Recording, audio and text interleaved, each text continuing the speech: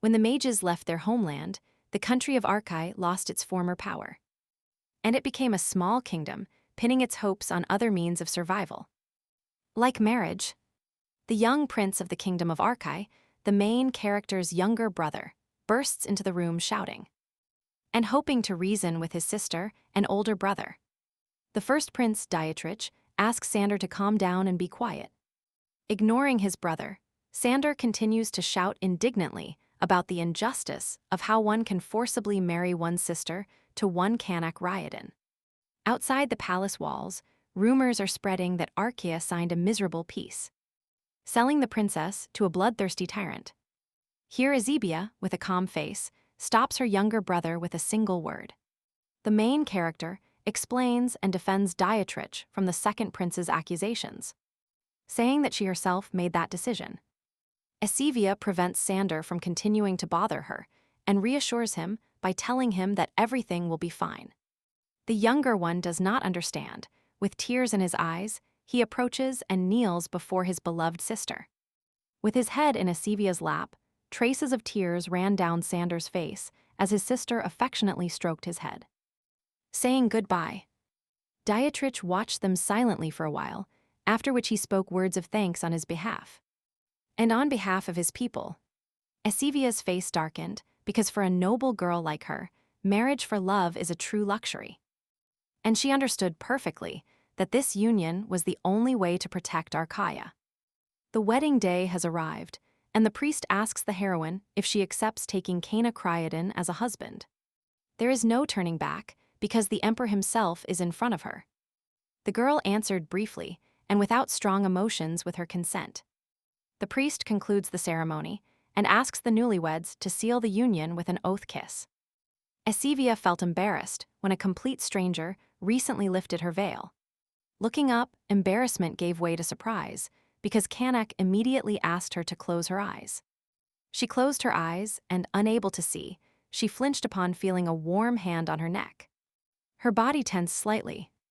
Ezebia's face blushed as the man in front of her gently touched her lips with his. Breaking the kiss, a flushed Ezebia touched her lips, which still held the warmth of another person. She met Kanak's gaze. Studying her from that day on, this man was her husband. Immediately after the ceremony, which was already rushed, Ezebia and the husbands of the guards headed to their new place of residence. Sitting alone in the carriage, rather depressing thoughts invaded her. Her husband is the emperor. Although there are rumors that he is a real tyrant, probably the country will always come first. Looking out of her carriage window, the heroine looked at Kanak. Up close he looks like a god and inspires respect in everyone around him, while Ezebia, in turn, is so inexperienced. The Kadaril family has received the blessing of the guardian of the Silver Forest, from which a mage awakens in every generation, destined to reveal the magic flowing in the depths of the subsoil and protect the country. In this generation, Ezebia became a mage, although she received only a small part of the magical powers. But the girl is not sure if she can handle the title of Empress, and what will happen when the emperor gets bored of her. She will probably just be expelled. Lost in her thoughts and blaming herself for her uselessness, she didn't even notice that someone was watching her from the forest they were passing through. Finally sensing someone's gaze on her, she looked out the window again. As she searched for the person, the girl only saw a magic arrow rapidly heading towards her. The entire crew heard the sound of the shot and rushed towards the attacked carriage, worried about the Empress's safety, not understanding what had just happened. Ezebia removed her hand from her mouth and was horrified. Her hand was covered in blood, and an arrow was sticking out of her chest. Blood flowed incessantly. Shock, horror, and pain mixed. Ezebia did not want to go to Ryodan, let alone marry the emperor. Big tears rolled down her face, because just thinking about it horrified her. Dietrich looked at his sister with pity, but he is powerless in this situation. Archaea, if it has no strength to fight, the army is exhausted, supplies have run out. And there is simply nowhere to retreat. Stroking Ezebia's crying cheek, he annoyedly recalled that there was no mage capable of protecting the state. So they had to do their best to survive. Currently, the protagonist was still on the floor of the carriage, and the arrow was still sticking out of her chest. which confirmed her older brother's words. If she had enough strength to protect Arkaya, this would not have happened. Esivia was covered by darkness, and only the growing noise gave her no peace. It became louder and clearer. Someone called the girl and begged her to open her eyes, after which she jumped up screaming. She didn't understand anything at all, because an arrow had just shot towards her. Behind her, she heard the same voice calling her. Esivia turned around and saw Kanak kneeling. The heroine's husband held her lifeless body in his arms, and Kanak still asked her to open her eyes. Esivia couldn't believe what she was seeing, if she had really become a ghost. At this moment, the guards call the emperor. His face could not be gloomier. Everyone understands that the empress will not open her eyes again. Kanak clutches the heroine's corpse and says that he is to blame and regrets trusting the northerners. He shouldn't have even agreed to these vile games. His face contorted with hatred and anger, turning around, Kanaka announced to his subordinates the destruction of the guild. With an angry smile, he craves blood retribution for such betrayal. Esivia is shocked by what is happening, screams and tries to reach her angry husband. But he doesn't hear her. The girl bursts into a scream, but suddenly stops, unable to make a sound. A sharp and unbearable pain arose in her chest, as if her body was about to be torn apart. It was impossible to move. When the pain gradually began to subside, Esivia heard a familiar voice. Ironically, he uttered words of regret for her death. Dietrich descended to the place where his sister was bleeding. The girl is happy to see someone close to her, and perhaps the imminent war can be prevented. While Esivia was cheerful, a stranger approached and shot an arrow at her, asking her brother if he was satisfied with the job done. Dietrich, not hiding his smile, and without the slightest sorrow for his sister's death, replies cheerfully that he has finally gotten rid of all interference. Esivia cannot believe what she sees or hears. Too many shocks have befallen her. The prince is worried that his sister might survive and regrets that there is no way to check, having to rely only on the word of the cloaked assassin. The heroine falls into even greater shock. Her feelings are contradictory. Her brother says all this. Dietrich recalls the terms of the agreement. The stranger promised to provide a force capable of destroying the Ryodan Empire. The prince plans to become famous across the continent thanks to Arkai's victory. As they were leaving, the men commented that it was a pity they took the mage's body, because it could have been useful to them. Esivia was left completely alone with her thoughts. Why was her brother doing this? Because he had taken care of her since she was little and seemed to love her. When did everything go wrong? As Dietrich said, the war soon resumed between Arkia and Ryodan, and Esivia became a ghost bound to the place where she was murdered. She couldn't find an explanation for the horrors she was forced to live through. All that remained was to watch because nothing could be changed now, and the war had no end. After accusing the Ryodan Empire of killing the princess, Dietrich planned to win by joining forces with a small northern state. But Kavana stood up to everyone. Winning victory after victory, she led Arkaya to despair. In the face of war, everything lost its meaning. The beautiful forests and fields of Arkai, the people Esivia loved so much, everything disappeared before our eyes.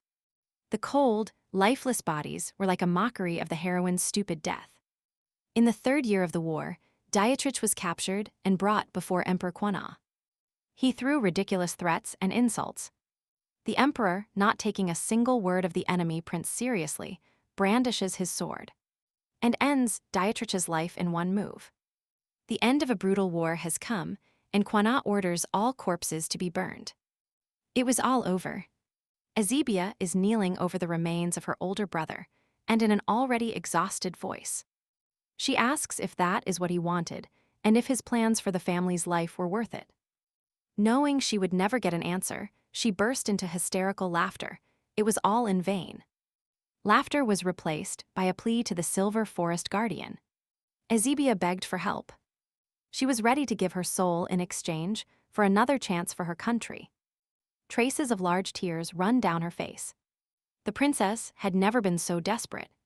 She screamed with all the strength she had left about the desire to go back in time. Finally, an answer to her cry for help was received. A glow appeared in the distance, and a voice affectionately addressed Esivia. But immediately afterwards, the girl was blinded by a bright light, and she could not hear what the voice was saying. Upon opening her eyes, she didn't immediately understand where she was, but right in front of her two beloved people were waiting for her to wake up. Father and Sander are very happy for her awakening. Esivia cannot believe what she sees. Tears spring from her eyes. She does not understand how this could have happened. Having calmed down a little, the heroine sits with her younger brother and tries to sort out her thoughts.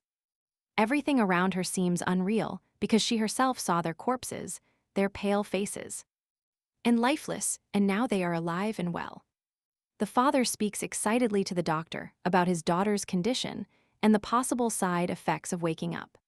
The doctor reassures him by saying that the change in the color of the princess's hair and eyes is characteristic of a mage. And it is not something dangerous. Although this happened for the first time in the last 100 years, so not all details may be known. Esivia's magic awakened when she was 10 years old. She really went back in time. It is hard to believe. She even thought she had gone crazy. The girl begins to tremble. The younger brother gets scared and cheers up his sister, because they must be together for as long as possible. Esivia, not believing what she sees, reaches out her hands to Sander's face. It is warm. Which means this is definitely not a dream. Unable to hold back any longer, she exhales in relief and gives way to tears. The silver forest fulfilled her prayers. The heroine hugs her beloved, and most importantly, her living brother tightly. And Sander, amazed, hugs his sister back. She is overwhelmed with gratitude for the second chance given to her. Her father and brother are nearby. The country is intact, and now she knows what will happen next.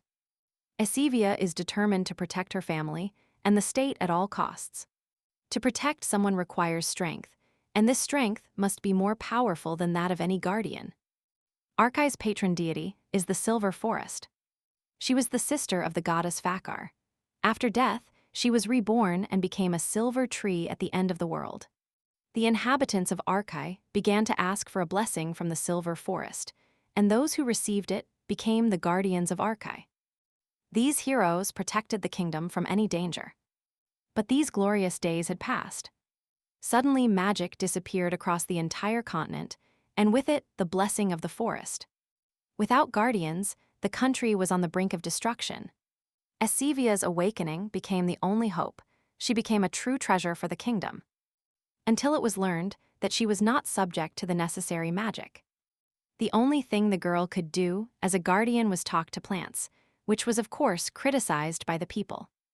The heroine is determined to practice her magic, even though in her past life she was weak. Now everything should be different, because if the Silver Forest really granted her wish, it must have given her the strength to protect the state. Esivia harnesses her power, and the soil in the pot emits an increasingly warm light. A flash illuminates the heroine. She is startled and screams involuntarily. The glow stopped, and Esivia only saw a small sprout. Surprise on her face quickly gave way to distrust and disappointment. The heroine believed that the Silver Forest, which gave her a second chance, would also give her strength worthy of protecting an entire state. Although she now has more strength than in the past, it is still insignificant to resist Quana. Footsteps were heard behind her, turning towards a painfully familiar voice. Esivia found Dietrich standing at the door. The princess looked at him and didn't know what to say. She stood up as her brother approached her. The older brother mentions her recent awakening and a painful night for the main character. Poison is now felt in every one of his words. Dietrich from a past life appears before her eyes, disappointed by the absence of the mage's corpse. His sister. With a loud slap, Esivia stopped her brother's moving and hypocritical sympathy. Having come to her senses, the girl justifies her behavior to her stunned brother, saying that she has not fully recovered yet and is very sensitive after waking up. Dietrich, offended by such rudeness, but not wanting to spoil the relationship, spoke words of support.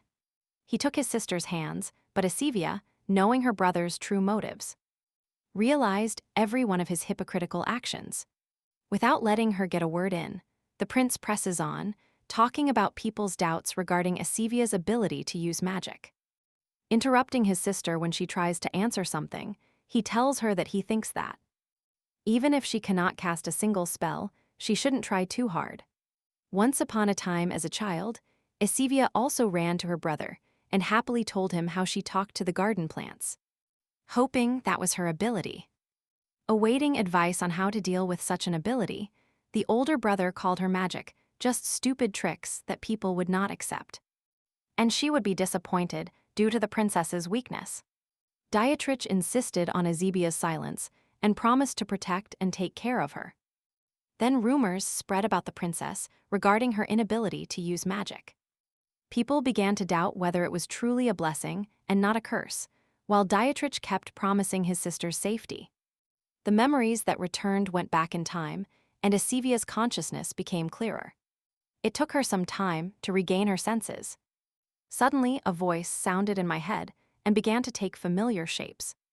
It spoke of the heroine's uselessness, her inability to protect Arke, and even more so to take revenge. Before my eyes stood another adult Esivia, with all the experience of the nightmare she had lived through. She kept pressing the girl. The princess convinces herself that what is happening is not real, that it is all just an illusion. The image keeps saying that the Silver Forest did not choose Esivia, but wanted her to go through all the hell again. A hurricane of contradictory emotions and feelings rages inside the heroine. And there is a real fight with herself. Finally, she overcomes her feelings, frees herself from the burden of doubt, and gains determination. Instead of torturing herself, Esivia decided to head directly to the Silver Forest and ask it what it wanted and why it saved her. Esivia and 2 guards reached the border of the world, where the northern forest is located. The intense cold and blizzard do not stop the heroine. She will not return until she speaks with the forest. Before leaving, the heroine spoke about her journey with her father. He, of course, was worried and tried to dissuade her. Because the forest is dangerous and does not allow anyone entry except the king of Arkai. Once upon a time, he himself fell to his knees, begging for the life of Esibia's mother to be returned. The forest ignored his desperate pleas, because the resurrection of the dead contradicts the principles of the goddess Fahar.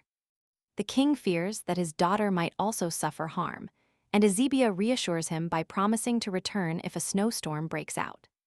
Apparently, the heroine's words had an effect, and the king, after hesitating a little, took something out of his clothes.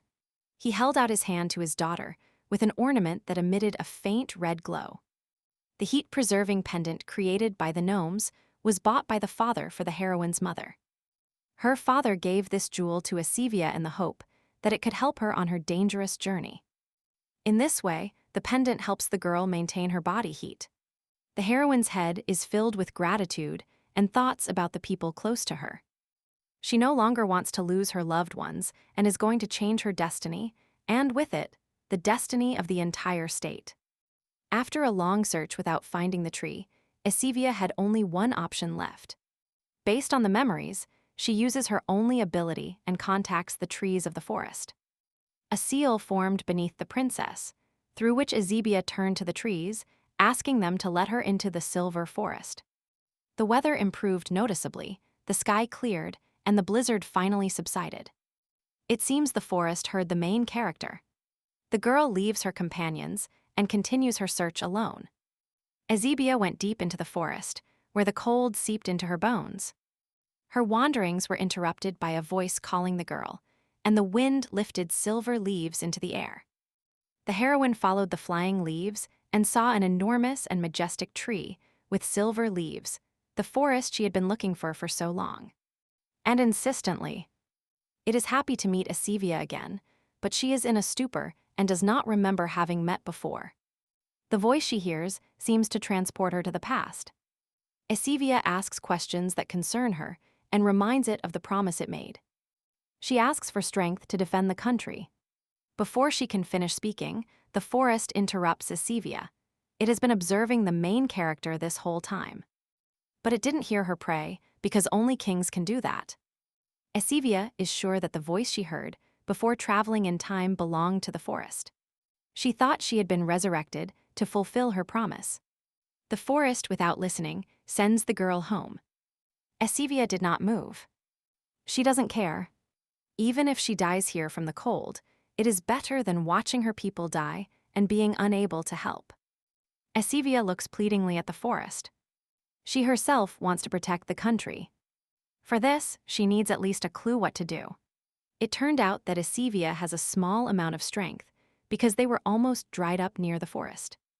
So the tree is partly to blame for the girl's difficult past. With no other option, the forest agrees to share its life force with Esivia. The voice of the past, Esivia, sounds behind her again and warns not to trust the forest. She presses the heroine's shoulders and knocks her down. She says that despite the new strength, Esivia is still destined for a tragic end. But the girl does not succumb to doubts. Even if this is her destiny, Esivia refuses to stop, as she hid enough in her past life. And that led her to a terrible end. She confidently raises her head and uses her new strength. From that moment on, she is the owner of her destiny. The heroine is tired of sitting around and being afraid. Time has passed, and at the border there are no traces of the brutal war that took place in a past life. Now mature, the 20-year-old princess, the famous guardian of Arkai, interrupted the quarrel between two guards. Esivia inquires about the situation at the border, and her subordinate respectfully informs her, thanking her for her help. The princess strengthened the wall with thorny vines and created arrows with shields that were effective against monsters. The subordinate shares his inexplicable feelings of closeness towards her with the heroine, as if they were comrades in arms and had gone through the entire war together. Esivia could not hide the sadness in her smile as memories of her experience resurfaced. Quickly gathering her thoughts, she turned around and continued walking. 10 years have passed since Esivia returned to the past. All this time, she has been diligently studying day and night. The silver forest made the heroine stronger and developed the ability to accelerate the growth of flowers and trees. She learned to create barriers from monsters and imbue arrows with magic. The princess sat reading her books until exhaustion. Time was worth its weight in gold. She could not let even a minute pass in vain. Even in this life, the girl heard terrible news about Emperor Raiden. Although the army has become stronger under Esivia's leadership, they still cannot resist Quana. But you cannot give up. The guardian of Arke will not allow her country to be destroyed. Suddenly, with her cry, the second guard interrupted the conversation with his subordinate. He arrived with the news of a letter from Emperor Quana. Just a few seconds ago, the heroine's good mood was replaced by tension. Even if she has to marry this person again, she is ready. In the letter, the emperor demanded that, in exchange for the country's safety, the princess be handed over to him. Those present are outraged by such an uncultured marriage proposal. They have no intention of giving her up. Esibia's thoughts were filled with something completely different. These very people easily got rid of her in a past life, and now they protect her, knowing that she might be useful. The only thing that hasn't changed at all is Vanek's demand. He is a slave who became emperor. Perhaps his past was even more difficult than Esibia's life, and that is why he became so cruel. The indignation was interrupted by Dietrich, who became emperor. And with feigned sadness in his voice, he said how painful it was to send his beloved sister to foreign lands. Having already decided everything, the brother gives a beautiful speech about how, as a king, he must put the country first. Esivia clearly sees Dietrich, but with a smile confirms his words and agrees. Then the princess was married again, but this time the situation is under her control. She has completely different goals and attitudes. A week later, the older brother came to Esibia, apparently to say goodbye before she left. She, of course, was not happy about such a meeting and hurried Dietrich. The king threw a worn blue pendant onto the table in front of her. The brother explained that this is not just an ornament, but a communication crystal. Thanks to the spell, a connection can be established through it remotely. Dietrich, taking advantage of this opportunity, wants Esibia to become his spy. The girl does not understand why this is necessary, because if the emperor finds out, a war could break out. The brother chuckled disdainfully. He was preparing for war which is why he approached her. The princess froze in shock, not believing what she heard. What kind of war were they talking about? Dietrich has already allied with the northern countries and is just waiting for the moment when the empire lets down its guard. And he also has a very strong ally, so if you are well prepared, killing Akbanak will be a piece of cake. Ezebia reproaches herself for not being able to understand everything sooner. Her brother probably contacted the people who killed her in her past life again. He is trying to create a northern alliance that will cause chaos across the continent. The elder is waiting for an answer from his sister. She cannot refuse him, because in that case, he will start a war by killing her, and the past will definitely not change. It is urgent to find a new way to prevent the war. Ezebia thought her efforts would be enough to stop Dietrich, but it seems the future cannot be changed. Dietrich is amazed by his sister's naivety and casually throws some papers in front of his sister. With an evil, snake-like smile, the brother explains that becoming a guardian inevitably carries the burden of serving the northern forest. Outside the kingdom, Ezebia will no longer be able to use her powers, and it is also impossible to pass magic to her descendants. The Silver Forest took away the princess's chance to have children. She cannot believe it. Once he became king, Dietrich gained access to the archives and found these documents in a secret library. The brother continues to pressure his sister, telling her how disappointed Juana will be when she finds out that the bride he has chosen cannot have children. She will probably get angry and burn Arkia to the ground. Dietrich approached and whispered this into her ear. Ezebia became enraged, jumped up, and pushed her brother, not wanting to hear anything more. By proving that there is no mention of guardians' children in any document, he managed to sow doubt in his sister. At that moment, Emperor Quana stopped near the river. His subordinates advised him to put his armor back on because it was not safe in the forest. The man tells the servant to be quiet and hand him his clothes. Quana, standing waist-deep in the water, pulls his hair back and says he cannot meet the princess like this. The maid found Ezebia on the balcony, alone in the wind. Today is her wedding day, and her face expressed absolutely nothing, and she was pale, as if she hadn't slept at all. That night, after her brother left, the heroine spent the whole night rummaging through the archives of Arkai, and found absolutely nothing related to guardians' children. All mages give birth to children with abilities, which is why the Ryodan Empire demanded so much for the princess to be handed over as a bride. They want to raise an heir with magical abilities, but guardians are different from common mages. Their magic is a blessing given by the Silver Forest. They are not born with it. The flow of gloomy thoughts was interrupted by the noise of the arrival of the Ryodan Emperor. Ezebia leaned over the railing, looking for her fiancé. The wind whipped her hair, and the scarf almost tore her shoulders off. The emperor and his retinue passed through the open gates. He was immediately visible in the crowd. Passing by the princess's balcony, they met each other's eyes. Ezebia sat nervously in the guest room and thought about her plan of action. Since the alliance would be short-lived, she couldn't prevent Quana's invasion. Last night Dietrich tried to use the heroine for his own ends. Instead of killing her, as he did in his previous life, he even told her the truth about the guardians. Now her brother considers her a necessary pawn. As long as the princess is useful, the king will not easily get rid of her. Now, putting aside frivolity, you must hide the secret of the guardians and prove your usefulness to Banak. The door opened, and interrupting her thoughts, the heroine's future husband entered. It seems both did not expect to meet now.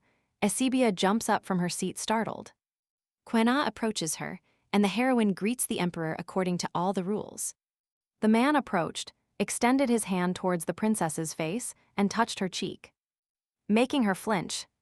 After a brief silence, the ruler of Ryodan concluded that Ezebia was not at all happy about her engagement.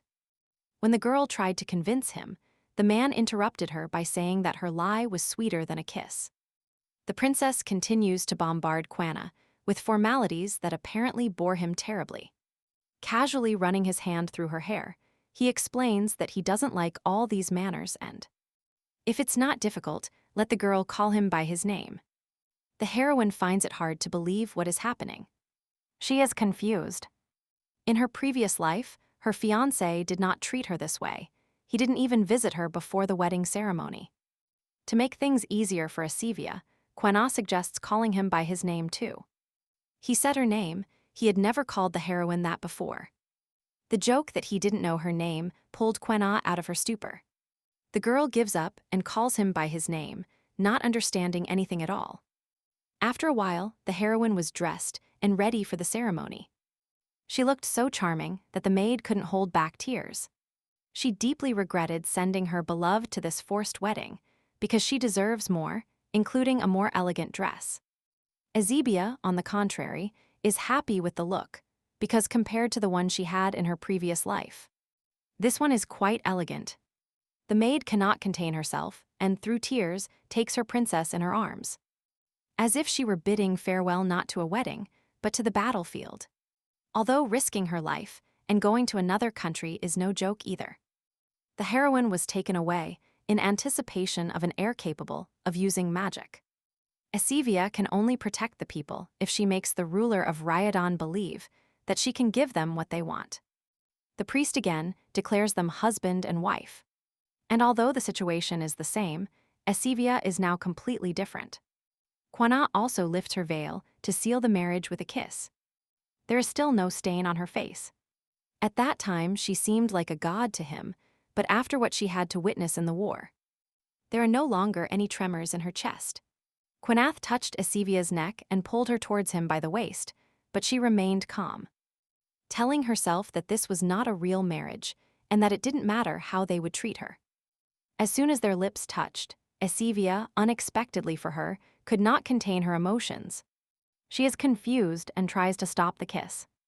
Not knowing what to do, the princess takes her husband's hand and asks him to stop.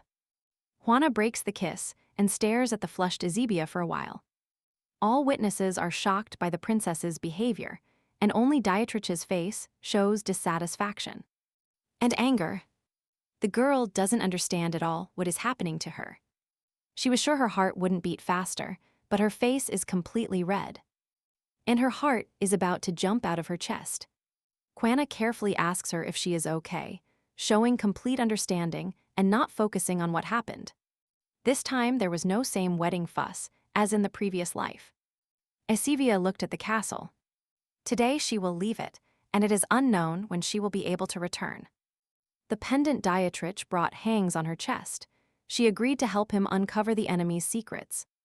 Quena snaps her out of her thoughts, understanding that it is not easy for the princess now. Leaving her hometown and going to an unknown country with unknown people takes time to get used to. Asivia thought that if they didn't have children in the next few years, her husband would realize she was infertile. And then her and Dietrich's plan would fail. Emperor Ryadan approached the princess and looked at her for a while, thinking about something. After which, he turned around and resolutely said that he would go with the heroine, since he was worried about her safety. Approaching the carriage, he knelt down, letting the lady go ahead, which left Asivia in complete shock. Having persuaded the embarrassed Asivia to get in, he offered her his hand. The steps to the carriage were served by the emperor's hand and knee. Burning with shame, Asivia got inside, even though Quena visited her before the wedding. And now he even knelt. She needs to remain indifferent, but a strange feeling does not leave her. On the way, the heroine remained silent and looked thoughtfully out the window. Quena interrupted the uncomfortable silence and drew attention to the bride's gloomy mood. He suspects she has thoughts of escaping an unwanted engagement. Asivia shouts indignantly about the absurdity of this assumption. From now on, she, as the emperor's wife, must fulfill her duties. To which the turned groom smiles disgustedly, not believing that princesses are so devoted.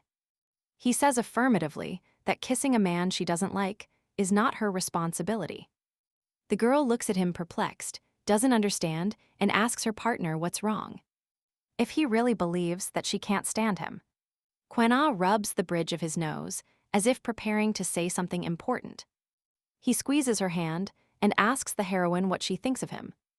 Asivia clutches the dress in her hands and selects the right words. Finally, she calls Emperor Ryadan a true hero. rumors about whom she heard long before the wedding. Quena ignores the princess. They say he doesn't care what they say behind his back. He is only interested in the heroine's own thoughts. Ezebia considers him a hero, along with everyone else. But having seen the bloodthirsty destroyer of her homeland in a past life, the heroine could not, so to speak. She did not answer, and only fear showed on her face. The man is clearly disappointed by this reaction, even though they are already married. The girl still treats him cautiously. Quena's assumption was confirmed even after the ceremony. Ezebia was pale as snow. The annoyed emperor turned to the window, and the princess was still sitting silently with her head bowed. Fearing that the marriage might collapse because of this, she jumped up from her seat and tried to explain herself to her fiancé. Kavana did not expect such a violent reaction and says to return quickly. Of course, the carriage hit an obstacle and stopped abruptly. The girl, from such a jerk, could not stay upright and began to fall. Ezebia closed her eyes, preparing for a hard fall. But there was no impact. Kavana called her, and she opened her eyes confusedly, with her hand on her chest. The fiancé asked if she was hurt. The heroine looked up and met an emotional gaze. The princess regained her senses and realized what had just happened. Her face darkened, and she did not utter a word. The emperor is worried and does not understand what happened. He touches Ezebia's grim face and asks how she feels, but receives no answer. They are unexpectedly interrupted by a subordinate interested in His Majesty's condition. Taking advantage of the moment, Kavana asks the reason for such a sudden stop. It turned out that the road was blocked by a fallen tree. The man was confused by this, because when they approached Arkaya, it was still standing. But his thoughts were interrupted by Ezebia. A strong tremor seized the heroine's entire body, and an unbearable pain appeared in her chest. One of the secrets Dietrich told her was that the power granted to guardians cannot be used outside of Arkay. Ezebia denied it until the end and hoped it was all a lie, but now she feels with her whole body how the forces are leaving her. Without magic, she will not be able to defend herself in case of an attack. Her brother deliberately sent her out of the country. He planned all this deliberately to get rid of her and start a war. The voice again mocks the heroine's uselessness and the bad end she cannot escape. Ezebia hysterically covers her ears and begs for all this to end. Quena pulls the heroine to him and hugs her, telling her to take a deep breath and reminding her that she is safe. And that everything is fine. The heroine breathes with difficulty, sweat and tears run down her face. But her breathing is slowly stabilizing. The emperor carefully holds Ezebia, allowing her to regain her senses, and tells her that no one here will harm her. The heroine, still without a word, clings to her fiancé, trusts him, and calms down. Kavana utters words of regret, to which the girl looks at him bewilderedly. Kuana regretted bothering her all day, making the journey even more painful. The man tried to get the bride's attention because she wasn't looking at him at all. Although Kuana was aware that the princess was against the marriage, reality was not so easy to accept. So no matter what she thought of him, he would not break the engagement. He promises Ezebia that from now on there will be peace between their countries, so she shouldn't look with such fear in her eyes again. The heroine is incredibly surprised. She needs a little time to digest what she heard. She now seems to understand why Quena is completely different from his past self, because then they didn't talk privately at all. That's why she never wanted to get to know him better. With a soft smile, Ezebia says that she did not lie about what she had heard about the emperor's exploits. She studied the reports about Quena to better understand the enemy's weaknesses. But the more she learned about him, the more she began to doubt if he was the same man she had known before. He is an ex-slave who fought for freedom under the despotic rules of the former emperor. Ezebia was visited by some doubts. The girl seriously declares that she is not afraid of Jivanak and is very happy about the engagement. She thanks her fiancé for helping her calm down and calls him by his name, causing a pleasant surprise. Ezebia blushed and did not look up out of embarrassment. Kavana was confused and didn't know what to say. Her thoughts were muddled in her head, and she only said the heroine's name out loud. Their awkward conversation was interrupted by a voice from outside when they finally reached the pier. The cheerful Asivia turned towards the window, wishing to see a new place. The girl is delighted. The future could change. She managed to arrive alive, and the war between empires ceased. Now the future is a mystery to her, and it is unclear what to do next. But Asivia, looking at the sky, assures herself that everything will be fine. Hurriedly straightening his tie, a man and his servant walk indignantly down the corridor, discussing the emperor's wedding ceremony and the fact that he had been talking about his wedding to the princess for a whole month. The subordinate informed his green-haired master of the emperor's location. The man smiled confidently and headed to meet the famous princess. The couple arrived at the location, and Asivia couldn't take her eyes off the huge ship. Kwana gave her hand so she could get out of the carriage. Asivia notices that the man is too worried because he closely watches the road. Luck would have it that her heels slipped off the step. Before she could touch the ground, the heroine lost her balance and almost fell. Fortunately, the attentive fiancé did not let her get hurt and took her in his arms. Kavana, with narrowed eyes, as if implying he was warning. He looks at the embarrassed heroine. She has no choice but to admit her carelessness. To avoid such an incident, the emperor takes Asivia by the shoulder with one hand and grips her hand tightly with the other. The couple argues, unaware that people are already waiting for them. The green-haired one signals his presence. Calling attention to himself, Kavana says her name. Asivia has already heard of him. Minister of the Interior of the Ryodan Empire, Baron Oslam Vainar, raised his impoverished family from their knees. Judging people not by their origin, but by their merits, he distinguished Kavanak, a former slave, and secured him in the position of emperor. She has seen his name in the archives more than once, and now feels as if she is looking at a fictional character. Aslan notices the princess's gaze on him. Kwana introduces Asivia to his best friend. The heroine smiles and introduces herself to the man. Correcting herself a second later, she is now Asivia Ryodan. The emperor did not expect such a sweet greeting from his fiancée. He became embarrassed and did not say a word. With eyes fixed on Asivia, Aslan interrupted them, urging them to board the ship. Juana tries to take Asivia's hand, but she does not give in, demonstrating her independence. Their argument at this moment is watched by the subordinates, commenting and discussing the newlyweds. Hearing someone say that the emperor was taking very good care of the new empress, Asivia froze in embarrassment. She stopped dead, thinking that calling the emperor by his name among low-class people was impolite. But Quanek thought differently. Interrupting the heroine, who had already started to justify herself, he declared in an orderly tone that his wife could call him by his name.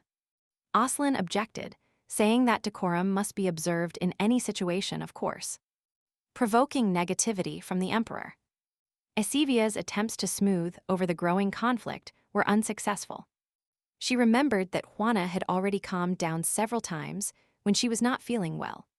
Perhaps he is one of those people who only shows his kindness in private. Clenching her fists and ordering her thoughts, Asivia screams her fiancé's name. Does she attract attention by pretending to feel unwell? Asivia's plan works instantly. Juana turns to her like lightning. He approaches her, regretting not paying attention to her condition earlier.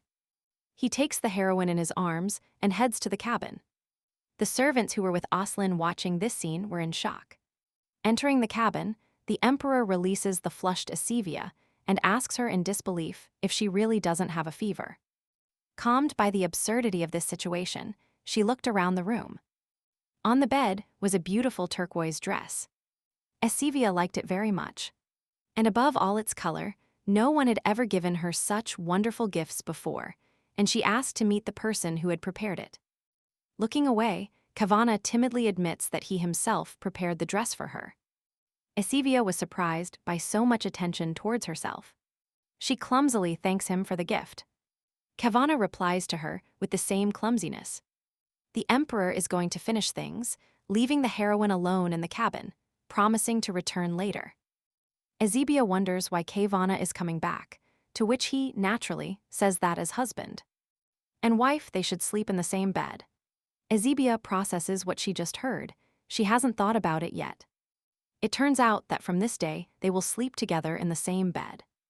Ezebia was lost in thought, since they married her for the sake of an heir. This is inevitable. But she hoped that Kayvana would at least wait until they arrived at the empire. Why the rush? Even if the princess is so desirable to him, no matter how attractive she is still sterile. Sooner or later, the emperor will realize that he will not be able to have an heir. Ezebia flinched and did not look up. The man with an incomprehensible expression on his face approached her. He took the annoyed princess's chin with his hand and turned her towards him. Juana moved closer to her face as if about to kiss her. Ezebia closed her eyes tightly, preparing for inappropriate intimacy with her fiancé. But surprisingly, there was no kiss. Kayvana assures the heroine that sleeping in the same bed does not mean a wedding night.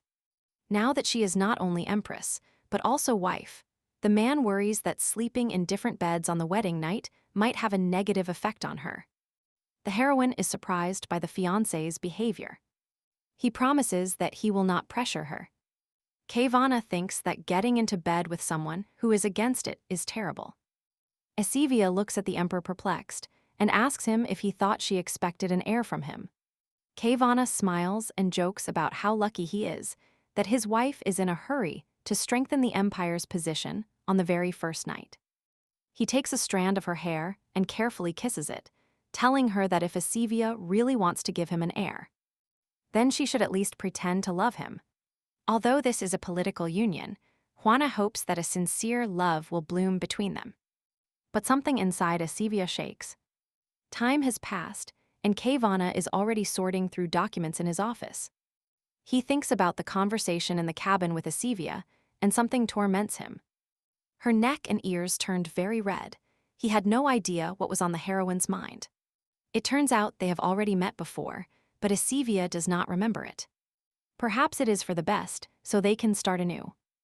The man's thoughts were interrupted by the male Oslin bursting into the office with a shout. He was indignant about the emperor's decision to send his people to defend the borders of Arkai. Kayvana calmly replies that the people of Arkai are left without a guardian, and they must compensate for this loss. Oslin criticizes the emperor's decision, calling this alliance complete nonsense and a useless sacrifice of soldiers for the sake of a spoiled princess. Kayvana became sad and severely ordered his comrade to be careful with his words. After all, for the sake of Princess Ezebia, he will give everything and even more. He feels no pity for her. Oslin does not stop shouting about the emperor's madness, but in response, he just shrugs. Kayvana kicks out his comrade because the office is already covered. The man begins to tear his hair out because it is very cold in the office. Ezebia wakes up in the middle of the night feeling terrible. She believes that the guardian powers are leaving her. The emperor must not find out about this. The heroine tries to reach the door and ask the servants for medicine, but everything becomes blurry before her eyes. And her body does not obey. Somehow she opens the door, leans against the wall, and asks someone for help. At the door, the princess meets Kayvana. He wonders why she needs medicine and asks her how she feels. Ezebia flinches and turns away in fear, saying that she is fine.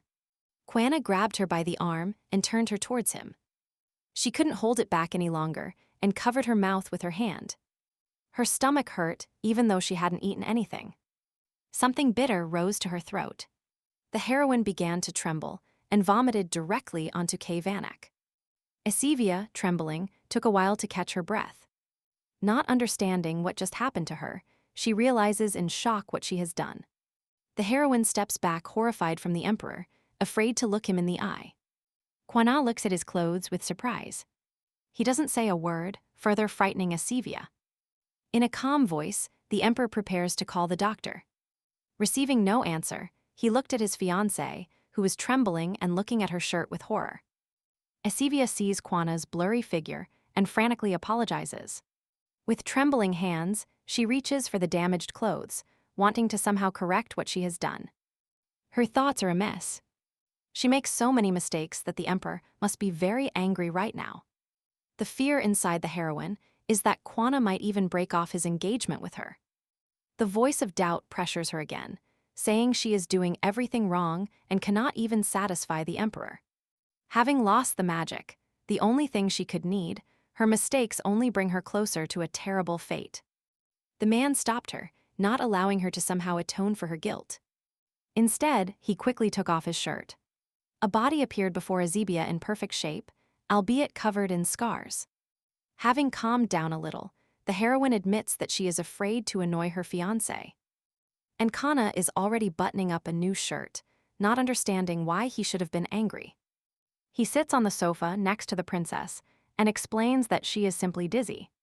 The heroine seems never to have heard of an illness before, so Juana lightly touches Azebia, as if checking her temperature. He carefully tucks her hair behind her ear, slightly embarrassing the princess, and asks if she was on the ship. So that Azebia wouldn't worry, the man decided to tell her a story from his days on the battlefield. Then he met a strange man who begged him to take him into the ranks of the revolutionaries, and promised to serve Vanek until the end of his days. One day they encountered the corpse of a dead soldier, and this guy, unable to bear what he saw, vomited right on the hero's back. Quan A, with a smile, gives the heroine the chance to guess who it was. But he himself answers, it was Oslin, his friend. Azebia cannot believe that Oslin Bainar, the Empire's Minister of the Interior, was like this as a child. Quan A feigns anger at young Oslin and punches the sofa with his fist. Instead of apologizing, his friend accused him that the hero deliberately led him down the path with corpses. Azebia cannot help but laugh. Who would have thought that Oslin was such a wimp? The man fell silent, blushing at the heroine's radiant smile. Confused, he turned to continue his story. Time passed and the male stopped being a crybaby, so after a couple of trips, more and similar misunderstandings like today's will be erased and become a drop in the ocean. Azebia listened to the fiancé's words and thoughtfully repeated his last sentence.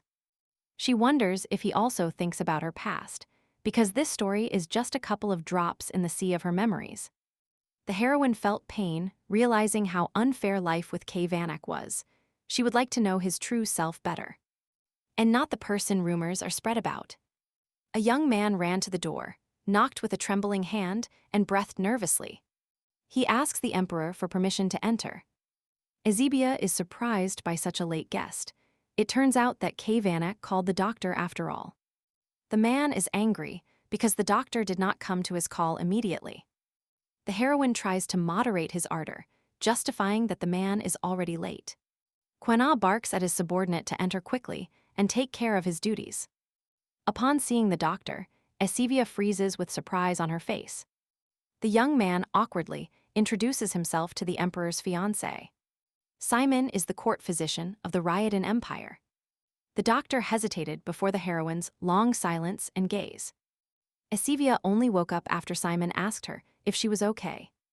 She introduced herself to the doctor with a friendly smile and thanked him for arriving so late. The young man felt embarrassed by such an official and polite greeting. Quena, angry, points out to Simon that while he was inactive, the princess suffered, and he should get to work immediately. The heroine tries in some way to calm the fiancé and cover for the frightened doctor. Simon, without raising his eyes, under the gaze of the evil emperor, flies to the patient. Azebia cannot help but notice how much the young man in front of her is trembling. He must be afraid of Kwanna. She places her hand on his and asks his age. He turns 18 this year. Joyfully, the heroine says that he is almost the same age as her brother, and drawing him even closer to her face. She praises him for his great achievements at such a young age. When praise is denied, Azebia turns to her fiancé and tells him that the emperor would never trust an inexperienced person. She smiles mischievously and asks Banek. He turns around clumsily, but replies that Simon is quick-witted and remembers information only once. People with such abilities are very rare and can be useful. The young doctor raised his head and looked at the emperor in surprise. Azebia exclaimed triumphantly that, as she thought, the emperor liked Simon. So there was no need to be so nervous. The doctor sighed with relief, but still said very modestly that he did not have many talents. but that he would do everything in his power. He took Esivia's hand, promising to help her and as a thank you. While they exchanged jokes, Kavana looked at them with disgust. After the inspection, the heroes were left alone in the cabin. Sitting on the bed, they talked about the young doctor. Kavanaugh believes that he managed to make a good impression. Esivia agreed with the man, which elicited a question from him. She replied that she was ready to meet the Emperor's inner circle soon. With slight resentment in her voice, Juana clarifies whether the fact that Esivia took Simon's hand is an acquaintance. The princess was surprised to sense these notes in her fiancé's voice, but this was to be expected. He must want his wife to stay away from other men. She apologizes, although Juana said it was not his intention to scold her. She justifies herself by saying that Simon reminded her of her brother, and she simply could not ignore his concerns. Esivia smiled tenderly, looking into her fiancé's eyes, and remembered how he hugged her in the carriage. She then showed how a gentle touch can help in moments of excitement, but in the future, she will try to be more careful with her actions. Kavana listened to her silently and didn't know what to answer. He said her name and rubbed his head. The girl waited for Kavana to continue speaking, but he seemed to have finished. Esivia was about to ask something when the man put something red in her mouth. He explained that this would help remove the bitter taste from the medicine. The heroine lit up with joy. She loves candied raspberries. Kavana gives her the sweet and tells her to eat as much as she wants. Satisfied, Esivia replies that she doesn't limit herself, but she herself hasn't swallowed the fence Kavana gave her yet. He approaches and compares her to a bunny timidly nibbling on a lettuce leaf. The Emperor gets up and bids Esivia good night, leaving her confused and bewildered. Kavanak still has some paperwork to complete. To the princess's question, he replies that he moved all the papers here because he couldn't leave her alone. Leave her to rest, and he will take care of her. Through sleep, the heroine vaguely sees Quanak working. It turns out he wasn't joking about staying behind to watch over her. He ignores her lack of manners and worries about her and her health. Esivia wonders if he really wants to love her like a real wife. If this marriage contract brings peace to the people, maybe she can love him too. But Dietrich and his plan were completely forgotten. Even in her sleep, she cannot afford to dream of happiness. Once the Emperor realizes that he cannot give her an heir, his generosity and kindness will instantly turn into cruelty. Esivia convinces herself that she is only here to protect Arkai and tries to stop thinking about unnecessary things. She turns away so as not to see the Emperor. Juana watches the heroine attentively and seems to sense an unpleasant atmosphere. Morning arrived, and Esivia woke up rubbing her eyes. After looking around, she did not find Kavanak in the cabin. Dressed in a new dress, the heroine goes out and assures the servants that she feels well after sleeping. Upon going out on deck, a strong gust of wind knocks her down. Her eyes open with surprise and delight. The endless expanses of the blue surface of the sea opened up before her eyes. The girl had never seen the sea before. She is greeted by several subordinates, to whom Esivia thanks them for their hard work with an affable smile. She realizes that Oslin had the same stern expression yesterday. Everyone is afraid of him. The heroine cannot blame them, because for them she is just a stranger. Her young empire does not need mages at all, but a wife from noble circles who can help them gain support and friendships. Instead, Juana decided to marry a foreign princess from a ruined kingdom. Consequently, they fear her if they do not hate her. Esivia had never had to deal with anything like this before. Mages are highly revered in Arkai. It is scary even to think about what awaits her in Ryodan. The cry of an alarmed young man pulls her out of her thoughts. The heroine turns around, and yesterday's doctor runs out onto the deck, almost crying. Esivia reassures Simon, telling him that his medicines have worked and she feels very well. The Emperor appears behind the already nervous doctor, scaring him to death. Cabana, having found his fiancée, took her in his arms and carried her to the cabin. Simon let out a sigh of relief because nothing had happened to the girl. Esivia points out to the man that his actions towards her would not please the servants much. As emperor, he is the main example to follow. Juana looks at the princess and brings her face close to hers. Ezebia blushed and Juana slowly, as if deliberately embarrassing the princess. Tried to tell her something. Chuckling, he lightly bumps foreheads with the heroine, finally saying that this is why he sought the throne. He wanted to change the order, create a country where people would feel free and not be limited by the chains of etiquette and hierarchy. Guana entered the room and left the heroine on the bed, explaining that his associates accept him as he is, and that there is no need to worry about them. Ezebia finds books next to her. She took one of them in her hands and examined it closely. Casually, Quena brought them while she was sleeping to brighten up the boring stay in the cabin. When asked if she liked reading, Ezebia tightly clutched the book to her chest. Showing her love, she sincerely says that she always reads books in her free time. Unfortunately, she has a lot to do lately. The emperor invited the heroine to read together. He carefully runs his hand over the page of such a rare book. It is said that the palace has the largest library, probably due to Quano's love for reading. Ezebia stealthily looks at the emperor. She is increasingly surprised. Before, she couldn't even imagine Quano sitting behind a book. The man, immersed in a book, frowned. Ezebia couldn't help but smile at this side of the emperor. In a past life, the girl filled her solitude with her favorite reading, immersing herself in the author's thoughts. But now everything has changed. She grabbed the book against herself and dropped onto the pillow. Now she has a person ready to share her interests with her. Dreaming of the same quiet life in the empire, her vision blurs and she falls asleep. Quenala wakes her up and informs her that they have just arrived at the port. This news instantly cheered up Ezebia. Very soon, they will step across the threshold of the palace together. Now their carriage is entering the palace territory. Ezebia invites the emperor to change clothes to present himself in the best light to his close ones. Kavana replies that he will present himself to his subjects in a couple of days in a public speech. She covers her face with her hand, burning with shame. The man would like to introduce Ezebia after the official wedding ceremony in the capital. Because what happened in Arke is just a formality. Ezebia nodded her head confused. This is the first time she has heard of the second wedding. Quena explains that the official ceremony will solidify her position as empress. In the palace, she was greeted by the head of the household, Marian, and her maids. They greet the new empress and offer to tour the palace. The heroine realizes how rich and luxurious the palace is. This cannot help but indicate the prosperity of the empire. They underestimated the enemy too much. No wonder Ryadan won in her past life. Ezebia's gaze turns to a building that stands out against the background of classical imperial architecture. Marian says that this estate is an annex to the palace and invites the heroine to inspect it. With slight sadness, she looks at it, sinking into her thoughts.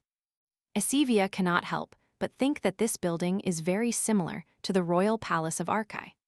But the girl refuses, wanting to stop visiting the palace altogether. Marian obediently agrees with the mistress, at the same time telling her that the left wing of the second floor is completely reserved for her future children. Which made the heroine stumble for a second. The head maid accompanied Ezebia to her new bedroom and opened the door for her. Luxurious quarters with many delicacies appeared before the princess. Ezebia felt embarrassed by the size of the bedroom. It was too big for her. Marian invites the heroine to take a warm, fragrant bath after a long journey. The princess settles into the room. The maid says she will check with the servants if everything is ready for tonight. The girl wonders what special thing will happen tonight. Marian, naturally, replies that the emperor and Ezebia will spend their first night in the palace today. As night fell, Quena approached the heroine and noticed obvious changes in the room's furnishings. The girl, burning with shame, explains that all the servants, including Marian, worked hard to make this night memorable. Quena blushed, glancing furtively at Ezebia, realizing why she was dressed in a nightgown. Ezebia was embarrassed by her appearance, worried that it was too much. Quena timidly compliments the bride. He remembered that not long ago, he promised that he would not take the first step until the heroine was ready. Kwanna interrupted in time, without continuing the embarrassing sentence. He headed towards the bed, inviting Asivia to lie down. She clumsily apologized and made excuses. She doesn't understand at all what needs to be done. The emperor calms her down and tells her that he himself is not a professional. Asivia is surprised, further confusing the man. He admits that he has never had intimacy with anyone. Asivia was surprised by this, because Hwana, as a ruler, must care about the continuation of the family. She sat on the bed, thinking that Asivia was annoyed, and looked at him with annoyance. She really wished for an experienced man so much. Asivia blushed, unable to answer. The man took her momentary silence as consent, but he cannot simply go and learn everything. The girl regained her senses and quickly explains that everything is wrong. The problem has not gone away. Both don't know what to do. Kwanna offers to practice. He takes Azibia's hand and offers to lie down next to her, and then observe the situation. The princess looks at her fiancé confusedly, wondering what to do. To begin with, she decided to take off her uncomfortable and embarrassing shirt. Azibia turned around and headed to the bathroom, but Hwana called her. He approached to help her unbutton the back of her dress. Getting closer, he carefully pushed her hair back, touching her neck and shoulders. The man asked her if he could help her with this.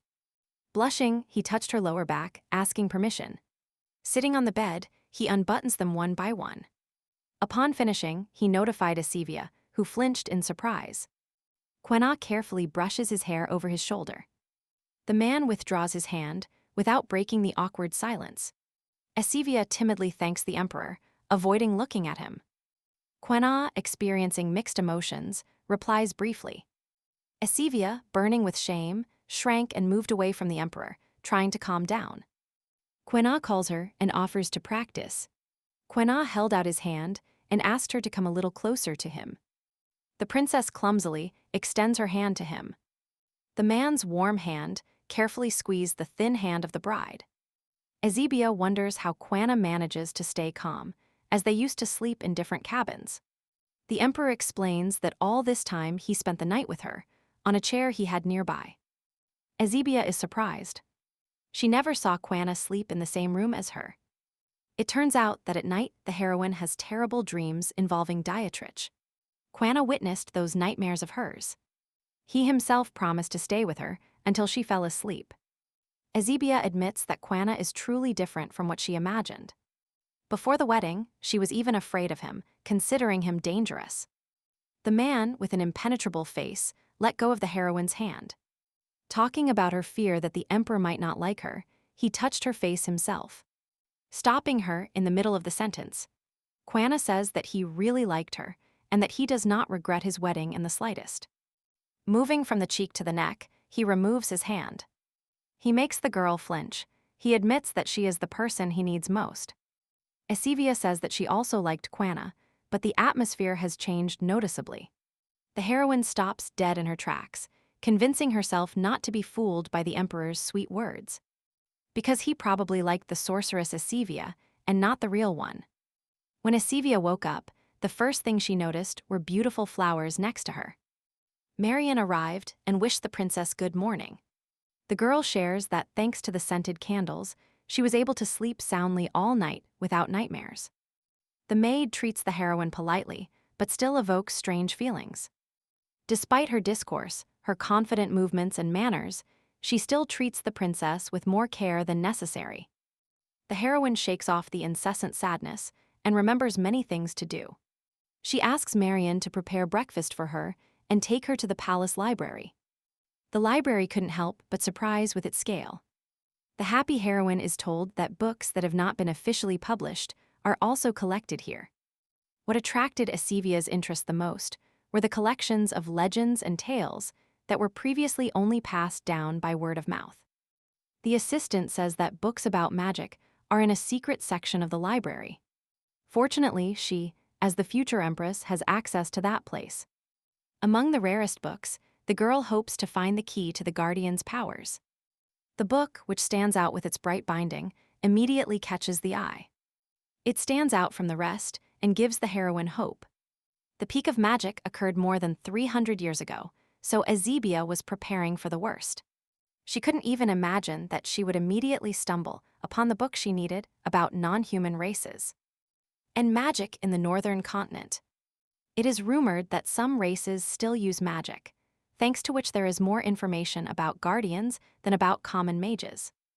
In currents, the story tells that more than 300 years ago, an evil army invaded the lands where humans lived, threatening even the deity of the forest and its silver forest.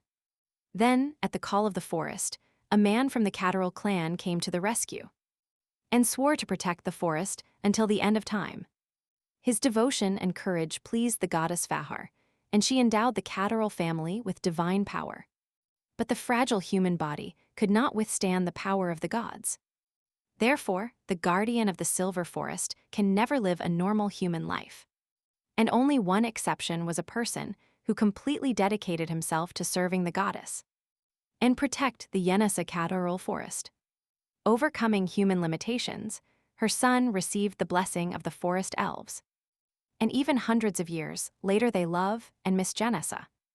Ezebia thought that because there were no such details in the history books, it is unclear how Yenasa managed to give birth to a child. The heroine is very interested in this eternal friend of the elves. Perhaps she will learn more about her if she meets them. A voice pulls her out of her stormy thoughts. She turns around and jumps up from her seat. At the entrance to the corridor at the door, Quanah was dissatisfied and asked why the girl was still there. Upon leaving the library, the emperor scolds the heroine like a child for not taking proper care of herself and her time. She apologizes to her fiancé and explains that she completely lost track of time while reading. The princess innocently looks at the man. Quanah was taken by surprise. He cannot insult Ezebia when she looks like this. He covers his eyes with his hand. He was very worried about the heroine. The girl worries that Quanah is angry with her, and he hurries to apologize. Quanah takes Ezebia's hand, calming both her and himself, and calmly explains that he is not angry. He is just worried that the girl will forget to take care of her health, being so weak. He expected something like this, but still didn't follow up. The heroes are dangerously close. Only a couple of centimeters separate him from a kiss.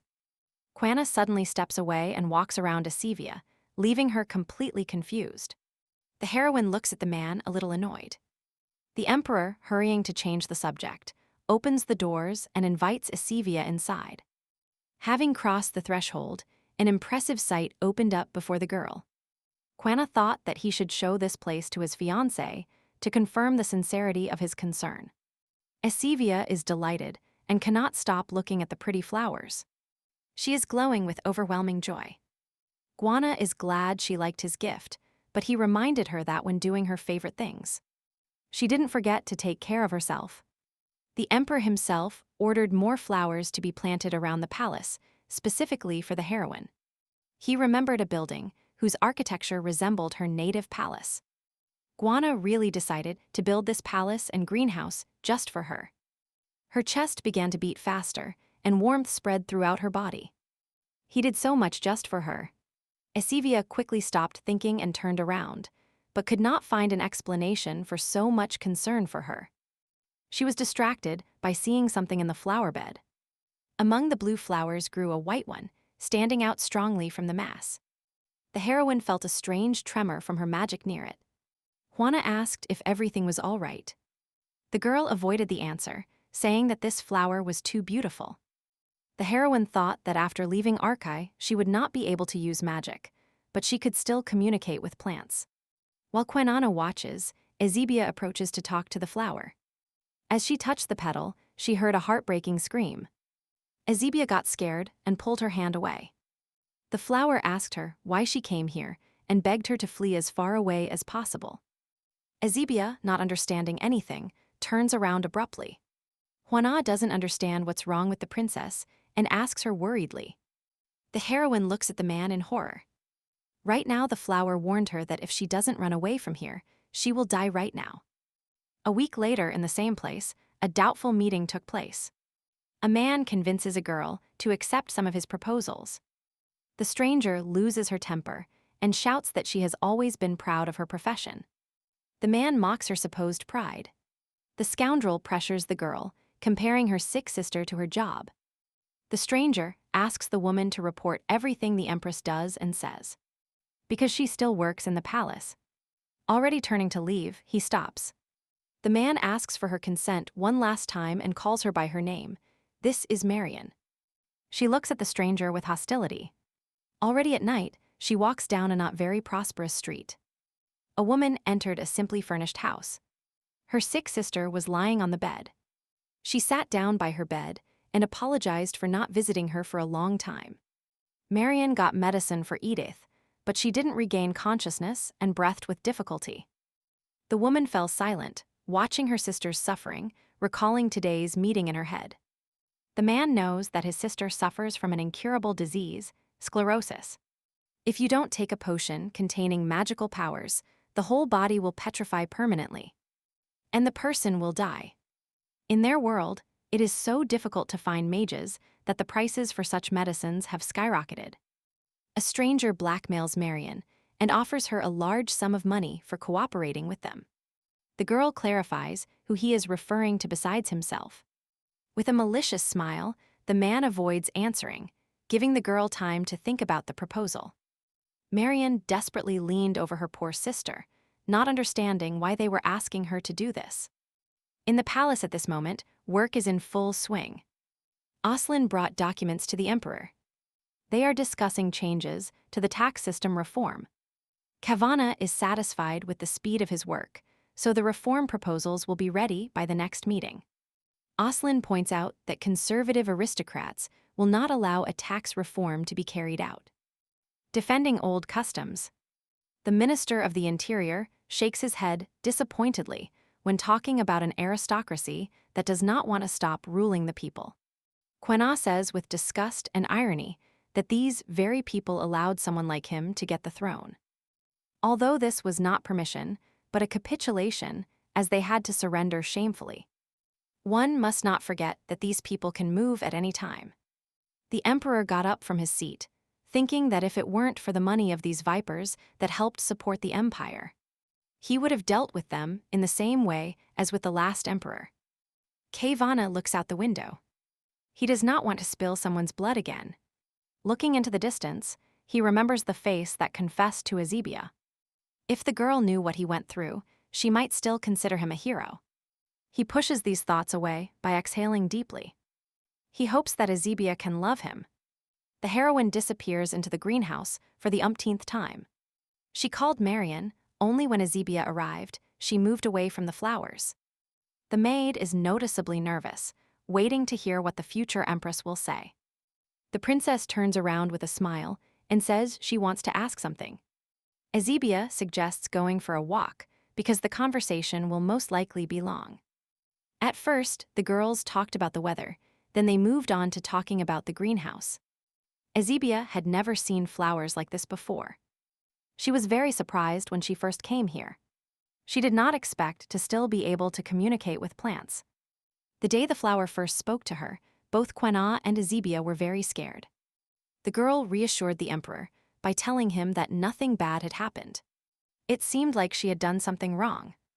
Did the flower tell her that a woman close to her was dangerous? She constantly meets strange people in this place, and with one of them she even argued about how to harm the heroine. Azebia immediately thought of Marian. She asked for permission to investigate the memories of the plants. They happily gave access to their memories to the guardian of the forest, saying they are always on her side. Azebia saw everything that happened in the greenhouse and what the two were talking about. The maid calls the girl and brings her back to the present. The princess apologizes for being distracted by the flowers. She asked if Marian liked flowers. She replied that they were beautiful and that she definitely didn't hate them, which made Sebia smile. Walking through the flower beds, the main housemaids stop in front of medium-sized red flowers. Looking at this flower, she remembers her dear sister. Sinking into herself, she says that they are such beautiful creatures and that they are so easy to lose that she is afraid. It's hard not to notice the sadness in her voice. She admits that she loves her younger sister more than any flower. Her sister is 10 years younger than her. Their parents died early, and Marian took care of her herself. But since she became a servant, her sister has been living outside the palace. She could also become a servant and come to live here, but she has a terminal illness. Marian clenched her fists and said bitterly that she was trying to get medicine for her sister. Having understood what she is saying and whom, she flinches and falls silent. She apologizes for her insolence. Esivia approaches the girl, grabs her, and tells her that everything is fine because she was the first to offer to talk. They see each other every day, but the princess didn't even try to get to know her better. The heroine called Marian to talk in order to improve their relationship, although it was already too late for that. Esivia thought that the maid treated her coldly because she didn't trust the stranger. But by trying to build a relationship with her and talking a little, they can become close friends. She wouldn't have been so distant if Esivia had tried to do this from the beginning. She is no longer a princess who died as a pathetic pawn in a game of big pieces, but an empress with many subjects. Esivia took Marian's hands and promised to find some way out. The maid said clumsily, "Madam, don't worry about the small things," but the heroine just squeezed her hands tighter. She smiled good-naturedly and called Marian her person from now on. The girl blushed and tears welled up in her eyes. Esivia will try to do everything in her power. She will no longer run away. The heroine arrived at the emperor's office, which of course surprised him. She asked him if he had any free time so she could ask him for something. Juana immediately handed his papers to Aslan when he wanted to talk about his business at that moment. The man slyly says that he was about to come to the heroine. Esivia shyly asks if Juana would like to have dinner with her tonight. The emperor is pleasantly surprised by such a sudden proposal. Already sitting at the table, the princess clumsily asks if she surprised the emperor too much with her sudden action. She was sure he would refuse. Quan A remains calm. It is time for dinner anyway. He confesses to his fiancée that he was very happy with the initiative she showed. The heroine blushed and looked away, blaming herself for causing trouble for the palace cooks with her request. The table was full of culinary delights, which could not help but confuse Esivia. The man did not understand her surprise, as everything was as usual. The princess realized that a hole was over, and she covered her mouth with her hand. She dines in the library almost every day. Quena looks at the girl disapprovingly, not knowing what to do with her. He exhales tiredly, closes his eyes, and touches his forehead with his hand, as if letting the situation pass. But still, the hero is glad to have had dinner together, so he found out how little Esivia eats. Juana interrupts the girl's thoughts about a large number of things to do with the proposal to have dinner together from now on. Despite her tight schedule, he is concerned about Esibia's health and eternal weakness. The man offers the heroine, who for a moment fell into a stupor, a raspberry dessert. Esivia silently accepts the gift, and Kavana reminds her of the reason why he called her. The emperor realized that she was about to tell him something important. The princess put the device aside and started talking about what she had heard from Marian. When asked if she knows her, Kavana says that he himself brought her to the palace. Marian studied for a long time to become an exemplary servant. The girl was distinguished by her manners and neatness, so the emperor immediately appointed her a servant in the palace. She left the palace periodically, and Quena suspected she had problems, but he did not know that her sister was suffering from such a serious illness. Esivia asks for permission to move the girl into her palace. It would be better and easier for Marian. The man offers an excellent alternative in the form of an imperial palace, simply because doctors wanted to study sclerosis. The heroine, not believing her ears, almost screams with joy.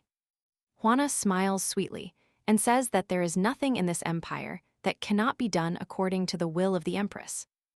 Esivia blushed. She didn't even think the emperor would go to the meeting. Juana called the frozen bride. The girl hurried to thank His Majesty for his generosity. The man, refusing, says that he only fulfilled her request. He gently touched her hand. Kavanak's gaze filled with tenderness. He believes that Sevia is the one to be thanked. The heroine cannot look up. Her cheeks and ears are burning. Standing firm, She insisted that her idea was only possible thanks to him and suggested they agree that they were both great. Quena agrees, laughing. Esivia, still not looking up, continued eating her cake without understanding why she was so excited. She is already thinking about how to escape as quickly as possible, as the Emperor calls her. The heroine finally turns to him. Quanag noticed that she had something on her face. Since she couldn't clean it herself, the man approached her to help. As he approached, he touched the girl's cheek and removed the crumb. The heroine, perplexed, touches the spot where Quanag's hand touched. She raises her head and faces the hero, not understanding what is happening to her again. They looked at each other without stopping for several seconds. Guana, restraining himself, tries to say something, moving closer to her face. But then Oslin bursts into the room shouting. Without looking up from his papers, he began his monotonous report. He felt a strange atmosphere, and not hearing anything in response, he looked up and saw absolutely red people hurrying away in different directions. The girl was just regaining her senses, wondering if Kvanna really wanted to kiss her.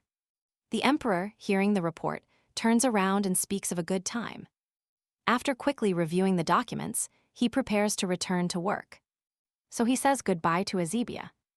The girl still hasn't fully regained her senses and doesn't know what to do. The princess looks at Quanna. She has felt strange around him for some time now. In the library, the heroine tells Marion about the conversation with His Majesty. The maid cannot believe it. Esibia smiles and assures her that everything she said is true. Getting up from her seat, she says that the hospital is already preparing a place, so soon Marion will be able to move her sister here. The girl still doesn't trust it because they are just commoners. According to the rules, only aristocrats and officials can visit all palace institutions. Esibia approached the maid, who continued to say that she was from a common family. And common. She was very lucky when the emperor gave her the opportunity to work in the palace. In another country, such a commoner would not have been allowed to even touch the hem of the empress's dress. The heroine interrupts her, reminding her that they are in the Ryodan Empire, where people are judged by their skills, not by their origin. Esivia took Marion's hands, supporting the girl, because she handles her tasks better than anyone. And deserves it. Moreover, as a good empress, she must help her loved ones despite the rules. It is Esivia's desire not to ignore the girl's problems, and she asks her to accept it. Marion's gaze drifts downwards. She falls silent. No one cared about her before, let alone helped her face her problems. Raising her sister, and now her treatment fell on her alone, no one took her hand. Tears fell onto my hands. Big tears streamed down the maid's face. She is ashamed that she could do this to a person like the Empress. Marion falls to her knees in front of Esibia and apologizes. The heroine tried to stop her, but she talks about the intrigues of some people against the Empress. While they tried to bribe her with a medicine for sclerosis, in order to obtain information about the heroine. The maid asks to punish her for the fact that she, even for a moment, thought about accepting this. Esivia disagreed. The girl only wanted to help her sister. The heroine believes that Marion, on the contrary, deserves praise for not agreeing to this even in such a situation. They get up from the floor. Esibia calms the maid and asks who offered this to her. The girl wipes the tears from her face and remembers the meeting in the greenhouse. This man is known as the honorable aristocrat of the empire, Baron Edwin. The heroine had never heard that name before, so she doesn't understand why he needs information about her. Marion warns that this man is very cunning. Due to disrespect for the former emperor, he went into hiding and supported the revolution, only to change position, so he was even called the founder of the empire. It turns out he supported the revolution only for his own well-being. Marion confirmed that even Baron Veinar Oslin, who made even greater contributions, refused the title. Other revolutionaries, like Baron Edwin, did not receive a high title. The emperor only gave him a large plot of land. Baron Edwin lost even this, so now he works as a minor official in the palace. Esivia reflects that during the revolution, high society should have lost its high position. So now she feels rejected. But she still doesn't understand why he would follow her now, when everything is calm in politics. Marian tells the princess to be careful, because more than one baron is involved in this matter. Ezebia asks about Edwin's location. It is located on the northeastern border of the empire. There are border settlements nearby, and they border the kingdom of Arkai. Ezebia flinched upon hearing this. The heroine's hands trembled. She remembered the pendant. Dietrich is really involved in the matter with Baron Edwin. The girl blames herself for not realizing this immediately. There is only one person interested in some movement in the empire. The older brother did not believe the heroine and placed her under surveillance. Ezebia clenched her fists. Lost in her thoughts, Marian called her fearfully. Ezebia, having regained her senses, thanked the maid for the information provided. The maid's gaze suddenly turned serious, but she still spoke in a hesitant voice. Marian asks permission to have another meeting with Baron Edwin. She knows that His Majesty will not ignore this, but in this case, they will lose the opportunity to find out who is behind Edwin. It is dangerous for Ezebia to take any action now. Therefore, Marian presents herself as a double agent. The heroine frowned slightly. She worried that the maid might get hurt. But the girl is determined. Ezebia saved her sister's life, and now she is ready to dedicate her life to the Empress. Marian fell to her knees in front of the heroine and asked for permission. The girl squeezed Ezebia's hands, as if showing her determination and devotion. The princess bitterly agrees. She thanks the maid. It is already getting dark, and Ezebia leaves the library. While walking in the garden, something catches her attention. She kneels in front of a flower bed along the path. The heroine gently touches the violet flower with her hand, repeating in her head the conversation with Marian. The way the maid swore to dedicate her life to Ezebia, the heroine was lost in thought. And she didn't even notice the footsteps approaching from behind until she was called. Kayvana stood behind her and asked what the bride was thinking about. He began to talk about the beautiful flowers growing throughout the empire. The girl pointed to a flower that caught her eye. They usually do not bloom for so long, but it is clear that the gardener takes very good care of them. The emperor seemed interested and agreed. He had not paid attention to them before. Ezebia reports that she told Marian that he allowed her sister to be transported to the palace. The maid was very happy and grateful to the heroine. She took his hand and squeezed it with all her might. Strangely enough, she said she wanted to be on the princess's side, but Ezebia believes she hasn't done anything. And she doesn't deserve his trust.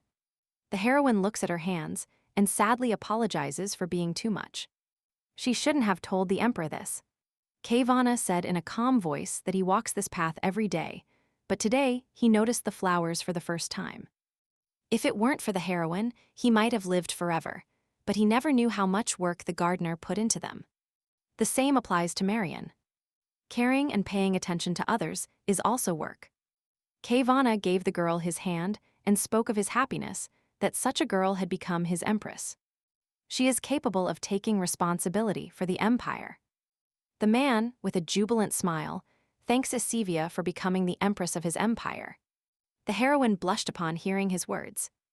Kayvana, following the atmosphere, kissed the girl's hand. But as romantic as it is, she is not enjoying herself at all. Every time the hero treats her this way, she remembers that he is hiding the secret of the guardians from her. And the agreement with her brother. These two facts will never allow her to become a true empress. But she will at least try, even if this relationship is not real. Just as Quena said, she must become the person who can take charge of the empire. Her gaze is fixed, she feels no fear or anxiety. She is determined. Taking the pendant in her hand, Dietrich's voice came out of it. The brother exclaims the heroine's name, clearly having waited for her for a long time. Ezebia greets him dryly. The elder says how worried he was about his sister, because she hadn't communicated for so long, which caused Ezebia to apologize. When asked how she lives in the empire, the girl replies that it is better than her brother might think. Thanks to Marian, they will quickly get information about those who are acting against the princess. But now she has to check if her brother is behind all this, so she must be as kind as possible to him. Asivia lies by saying that the emperor is afraid of her, to which Dietrich interrupts her, because he is aware that they are taking quite good care of his sister. The girl could not sit still. She clenched her fists and stood up from her seat, not understanding what her brother was talking about. Dietrich replies with a smile that from the beginning he sent a spy to the palace to watch his only sister. Of course, Asivia suspects that this spy is Baron Edwin. She grabbed the pendant with trembling hands, trying to keep her voice calm while continuing her sweet conversation. Discreetly, the girl wanted to know who this spy was, but Dietrich gave no answer. On the contrary, he asked her a counter-question. He is interested in the new and already sensational tax reform. His plan is too radical. But the conservative aristocrats react calmly to this. With a fox's smile, Dietrich asks to know what tricks the emperor used to win them over. To destroy the empire, it is necessary to understand the current relationship between the emperor and the aristocracy. Asivia, in an attempt to stop her brother, shouts not to interfere so quickly. Dietrich abruptly interrupts her and tells her to better find out Guana's weaknesses, instead of having sweet conversations with him in bed. Asivia received an electric shock. The brother sarcastically said that he hopes the heroine is still on Arke's side, and asks to contact him more often. He says goodbye kindly and ends the conversation. The hypocritical mask falls off in a second, and he is already shouting in anger and hitting the table with his hands. The man is trembling. He doesn't understand why Sivilla pretends not to know anything. Dietrich does not believe at all that his sister is worried about the fate of the country. In his opinion, she simply does not want to lose the world that made her a heroine.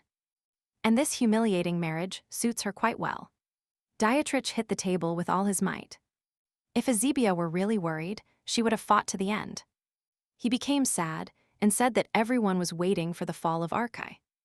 The king leaned back in his chair, mentally telling his little sister that she would never know what he did to protect this country. Dietrich became regent at only 14 years old. No one sincerely wanted to obey the young prince who took the place of the sick king. Little Asivia demanded her older brother's attention. For a small child, it was difficult to face the loss of his mother. So Dietrich promised that he would defend his family and his country, even if he had to dedicate his entire life to it. Having made this decision, he resigned himself to the fact that he would have to part with his sister. But when Asivia woke up, a great commotion arose of which Dietrich was a witness. The aristocrats believed that Arke was still blessed by the forest, but since the crown prince is not the guardian, then, by the will of heaven, the princess should inherit the throne. Dietrich, in shock, silently watched the heated discussions. In their first meeting after waking up, his sister moved away from him and pushed him.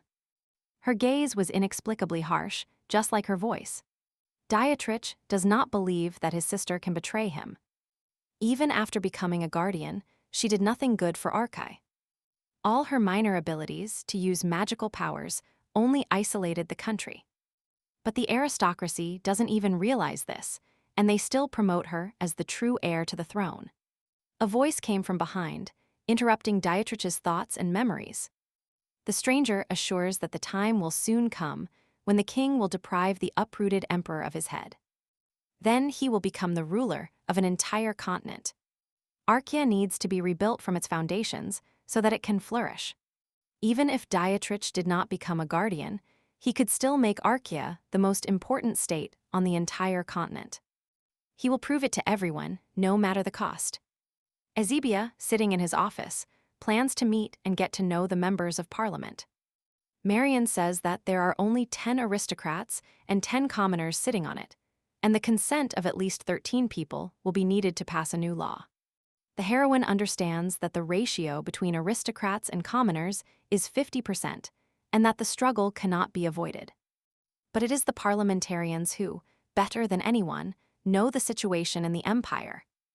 Baron Edwin is unlikely to have found out and informed Dietrich about the reform that had not yet been adopted.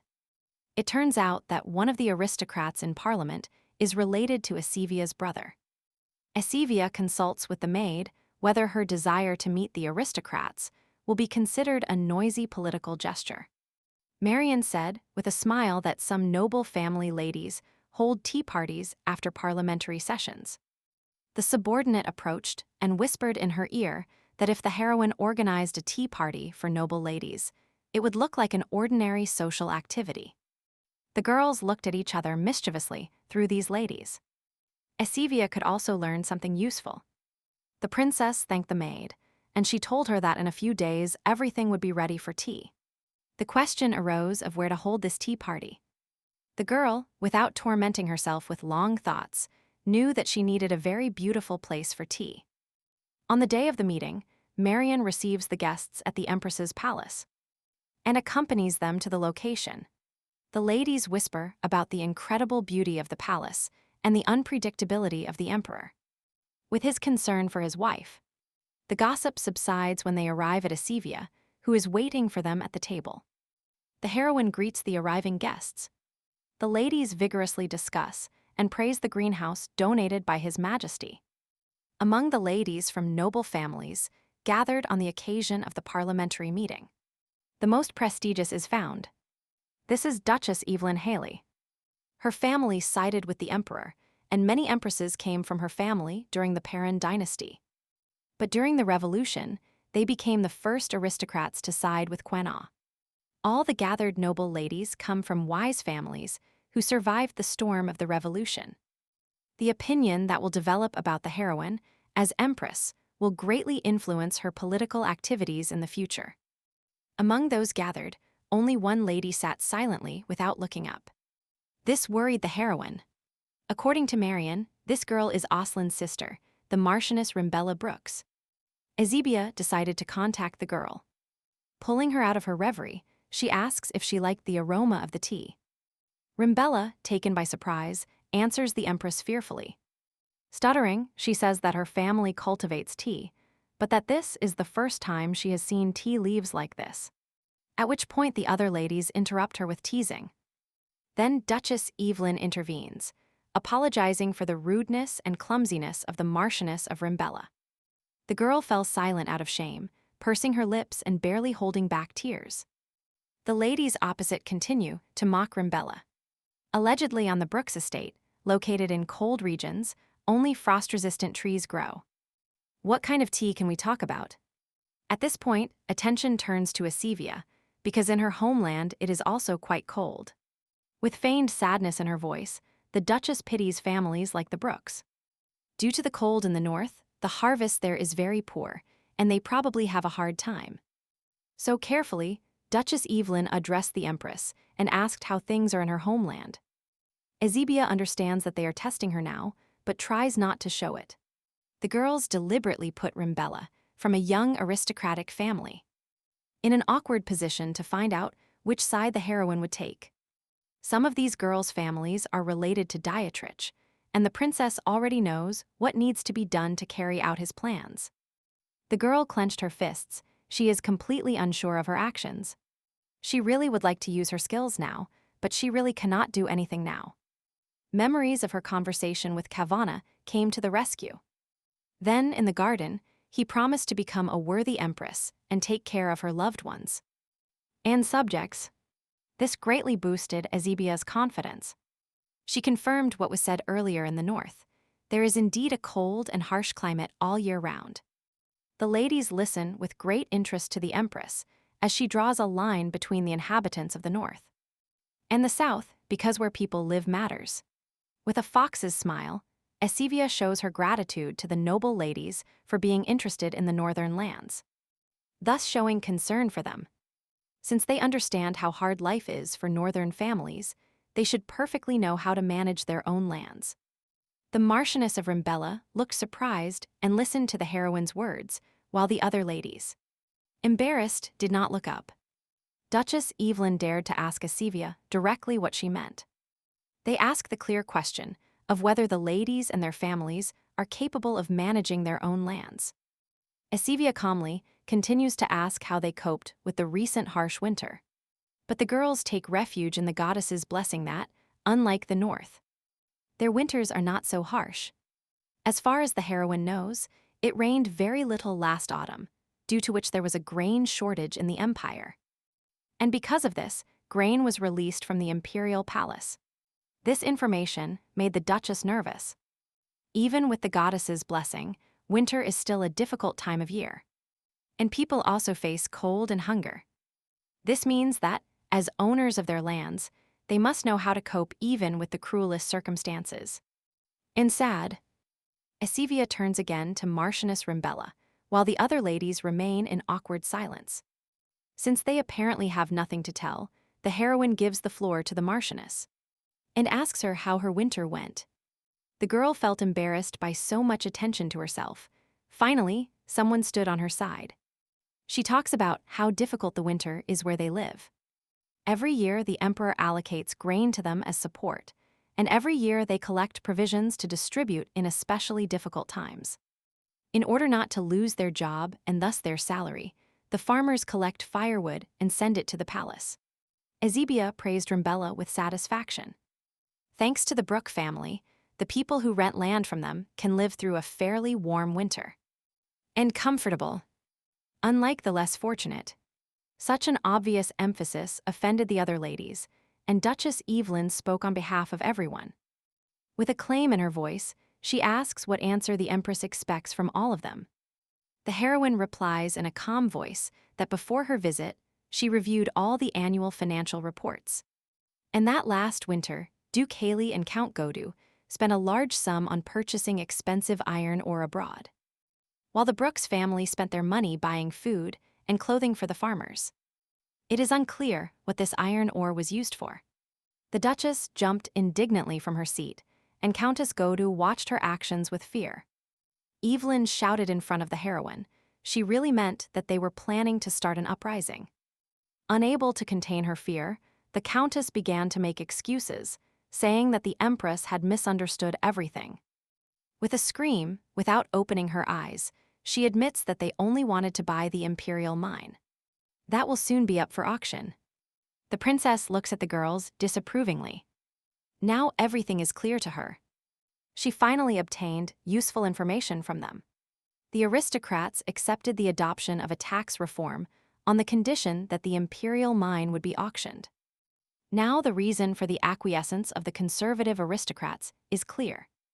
The Duchess smiles angrily and declares that even if the Empress doesn't think so, they also contribute to the creation of the empire. The lady attacks and says that she gave her life for the country's troubles, but in response, she only receives disdain that she cannot accept. The Duchess asks for permission to leave the tea party. The evening is over, and a week has already passed. The heroine sighs wearily. Throughout this week, she did not receive a single letter from any of the ladies. Apparently, she made a very bad impression on them. Esivia herself doubted her behavior. Her sadness was interrupted by a knock on the door. The door opened, and a green head appeared in the opening, asking for permission to enter.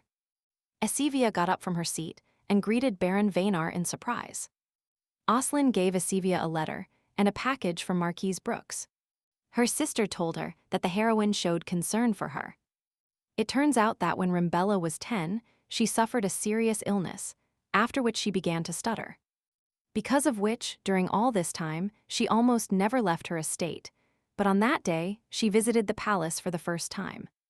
The sister first asked her to hand over a letter to Esivia in the bag.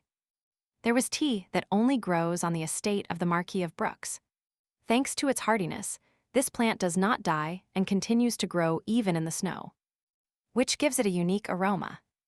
This tea is considered very rare, and even Oslin himself rarely receives it as a gift. Apparently, Rimbella really wanted to thank the heroine. Vaynar says that his sister would be a worthy servant. She is smart and knows much more than her brother. Oslin bows and thanks Esivia for her kindness towards him and his sister. The girl was embarrassed. As Guana said, she is convinced that she is a responsible person to whom the affairs of the empire can be entrusted. Even without using magic, she was able to help someone. The heroine carefully took the tea leaves of this rare plant in her hand, a symbol of her usefulness.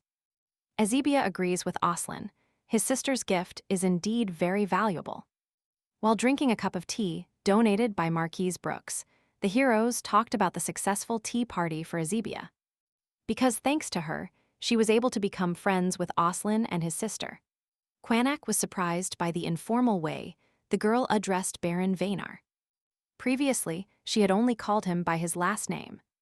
Last night, Oslin himself asked the heroine to address him by his first name, and not by his status. Esivia smiles. She thought the Baron didn't like her, but life is indeed full of surprises. Kayvana could not help but notice the bride's joy. The girl, smiling radiantly, says that, as the Emperor wanted, she was able to get along with his entourage. This makes her incredibly happy. Kayvana blushes and looks away, saying that the princess manages to worry him sometimes. Esivia did not understand what Kayvana meant, but he did not explain. She simply closed her eyes, discarding her thoughts. The Emperor changed the subject and told the girl to let him know if she was in a hurry. The heroine clapped, remembering that today was a very important day. Eddie's arrives at the palace. The Empress greets the young guest who has arrived and asks if she is tired after the journey. Marian looks peacefully at her little sister. Eddie's looks at her impatiently and happily. The girl runs out and rushes into her older sister's arms. She is already much better, thanks to His Majesty's medicine. Esivia, with a kind smile, tells the girl that she will recover very soon because the best court doctors will take care of her. The girl held out her hand to the baby, hoping to become good friends with her. The heroine's heart seems to break thinking that the child had to suffer so much. Eddie's timidly offered her hand to the Empress, and a large warm palm squeezed it tightly. Suddenly, everything went dark and spun before Ezibia's eyes. Only from the girl in front of her did the heroine experience a strange feeling. A young man's cry pulls Ezebia out of this incomprehensible state. Such a familiar sight, Simon again breathless apologizes to the heroine for being late. Ezebia assures the doctor and herself that what happened was just a dizzy spell. The heroine introduces Simon to Marian's sister Ides. The young man stood motionless, looking at the guest who had just arrived with embarrassment. Ezebia introduces the children and observes their amusing greeting. Simon, like a wooden man, offered to inspect the hospital to the heroine. It seemed to him that they would quickly become friends due to their age, but it seems this will take some time. Carefully examining the best doctor's refuge in the Empire, they reached Simon's desk. The guy apologizes for the mess on the table. Here he is researching sclerosis. Instead of condemning him, Ezebia praises him and says she is proud of the doctor because it is immediately clear that he is not sitting idle. The princess studies the research materials. Simon reports that the production and distribution of the medicine is controlled by the Giller Trade Guild. Imperial scientists tried to create their own formulas, but after studying the ingredients of the medicine, they reached a dead end. Probably magic is involved in the creation that no one here has, so they plan to develop a cure that does not depend on magic. Ezebia calmly offers her help if it involves magic. The girl got excited by this thought and, taking Simon's hands, offered to be an accomplice in this matter.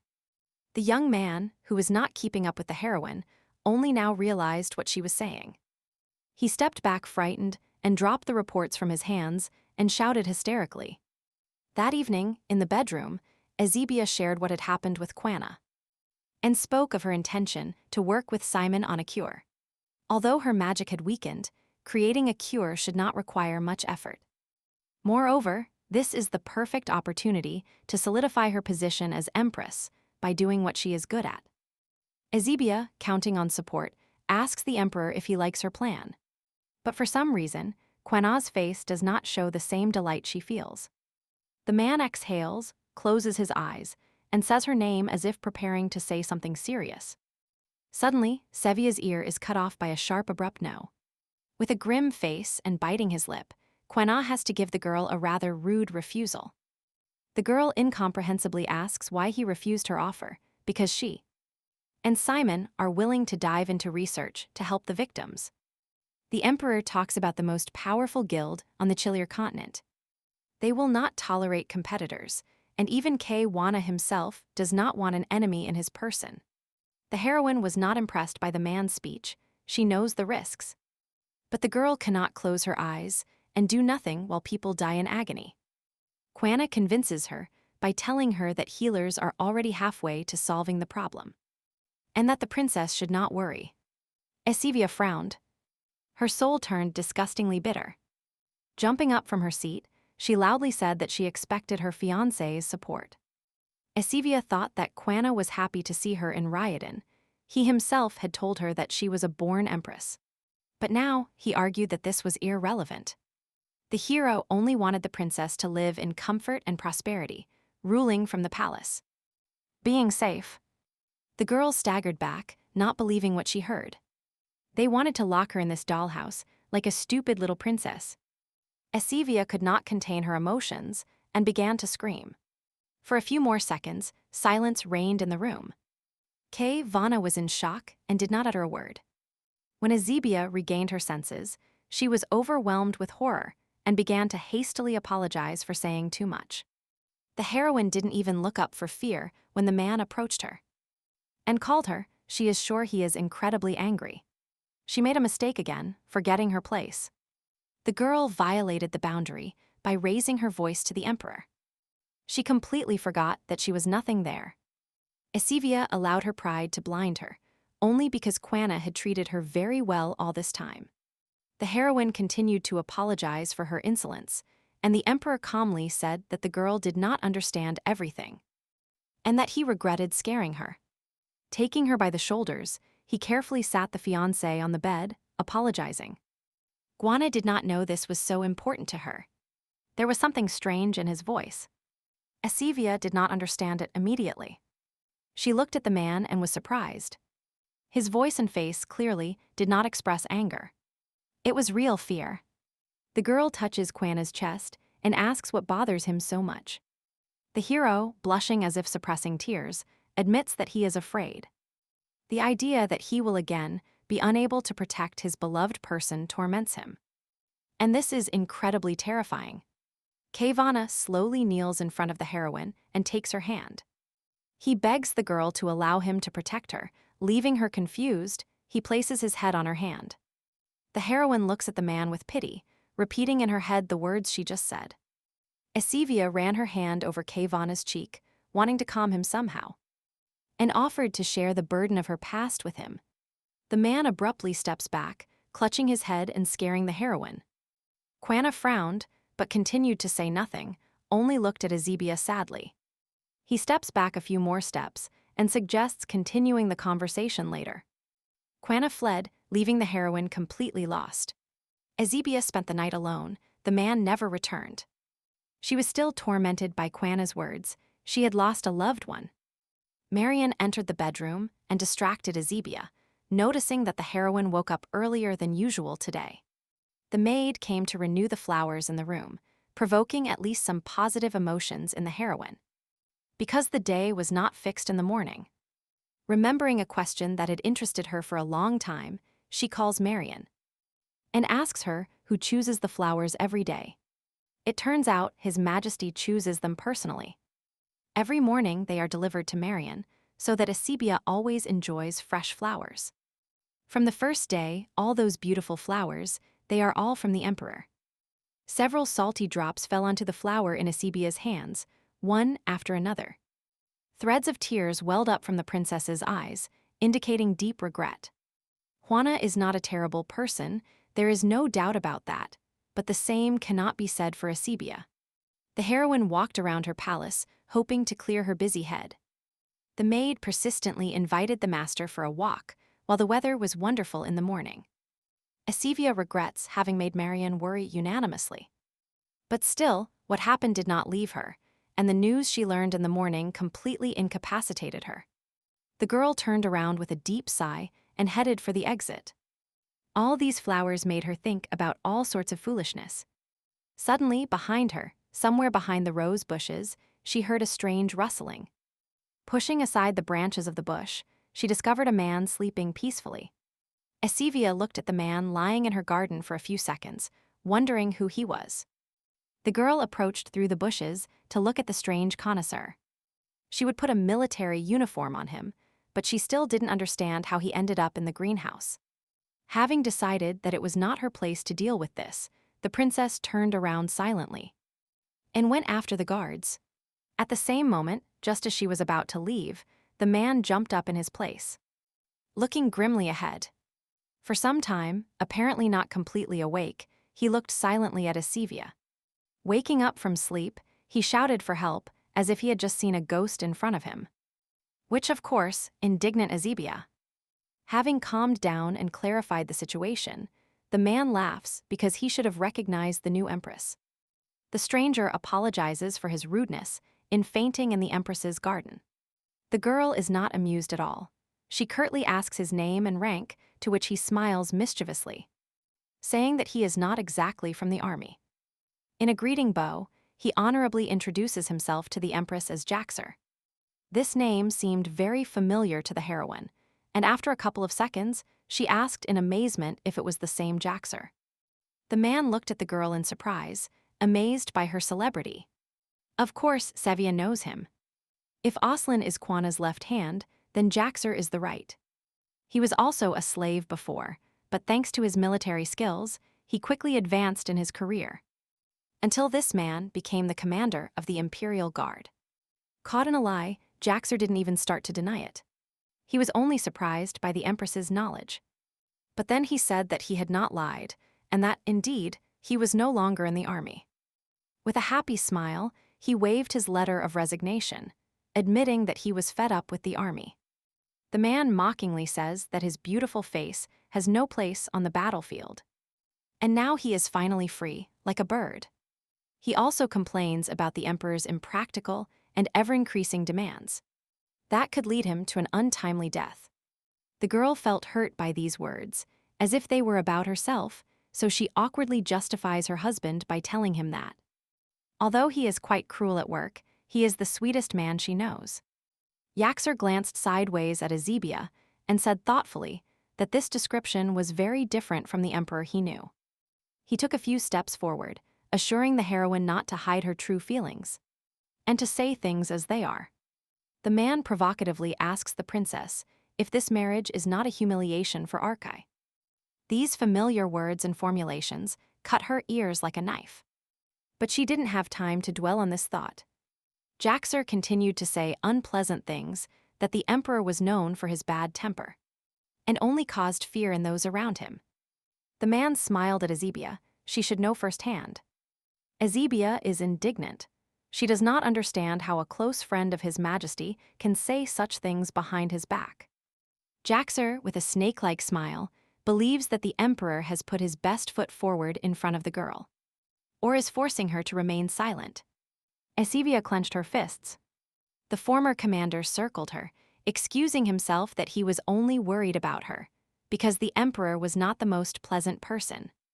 Asibia struggles to contain her anger, but quite moderately shows the man the limits of what is permissible. She will not allow her husband to be insulted in her presence, ordering him to put an end to these groundless accusations. Jaxer, unable to restrain himself, smiled disdainfully at how groundless this could be. As if ending the conversation, he turned around and said that he had known the emperor since childhood. Unable to contain herself, the heroine screams that, in that case, Jaxer never truly knew him, because he couldn't have asked for a better husband. She admits that she respects and loves Quanna, but only receives a sarcastic smile from the man opposite. It seems the empress is completely happy with her married life. How touching! An evil smile appears on his face. He warns her one last time, but he doesn't have time to finish. Jaxer asks the emperor, standing behind Asivia, if he agrees with him. Asivia immediately turns around bewildered, not believing who is behind her. She encountered an embarrassed K-Bannock, completely covered in paint. She is lost in shame and screams indignantly how long he has been there. The emperor is too shy to look at Asivia now. In fact, he was informed that the assistant was here and came just in case. Jaxer mocks the emperor, telling him that he was so scared by his encounter with the empress, and only receives a fierce look in response. While he had not yet received a reprimand from Quanna and Asivia, he quickly escaped. Wishing the couple the best, the girl burned with shame and anger when she realized that this man was mocking her because he knew Kavana was here. Kavana called the heroine and she, who was not yet ready to look him in the eye, reluctantly turned around. Still red, he awkwardly asked if she had a free minute. The hero asked how the girl spent the night, and she, clasping her arms, admitted that she had slept very poorly. Kvanna never returned to his chambers, and how could he sleep after everything that happened? Ezebia feared that her husband no longer wanted to see her. The princess says she understands that he is angry now, and Quenya quickly explains that everything is wrong, that it was all his fault. The man squeezed the heroine's hand, as if demonstrating that he was not angry at all. He brings his hand to his face and explains that he never intended to deprive her of her freedom or threaten her. But he knew he couldn't do anything if Ezebia hated him. Although Quenya knew what he had done, he felt powerless and could only flee like a coward. Ezebia does not understand why she would hate her husband, although she was perplexed by his reaction. But surely he was only trying to protect her. She took his palm with both hands and pressed it against her, sincerely saying that she trusted him. Kvanna calmed down and looked at the heroine with gratitude. Taking advantage of the moment, the girl thanks the man for the flowers he chose for her every morning. Kvanna ignores it, saying they are just trifles and that he has something more suitable. He pulls a kind of jewel out of his trouser pocket and asks Ezebia to hold it in the palm of her hand. The heroine does not understand what it is, but she extends her hand, and grasping the object, green sparks shoot out in all directions. The girl watches with astonishment as the glow envelops everything around her, and Quenya's gaze is directed only at her. Ezebia caught a light. This decoration is a magical artifact. Quenya asks if she likes it, and the girl enthusiastically replies how wonderful this gift is. Something like this is very difficult to obtain. The emperor says that he received this chain from the dwarves after one of his successful transactions and, judging by the heroine's smile, he was not mistaken with the gift.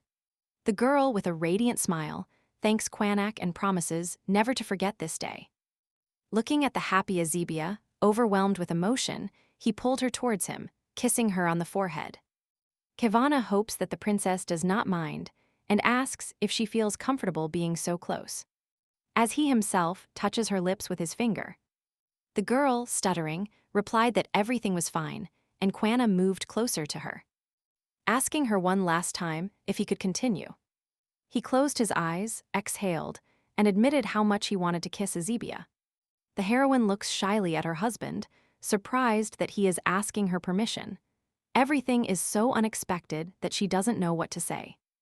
But she doesn't mind. Quenya presses his lips against hers, giving her a deep kiss, carefully holding the girl by the waist.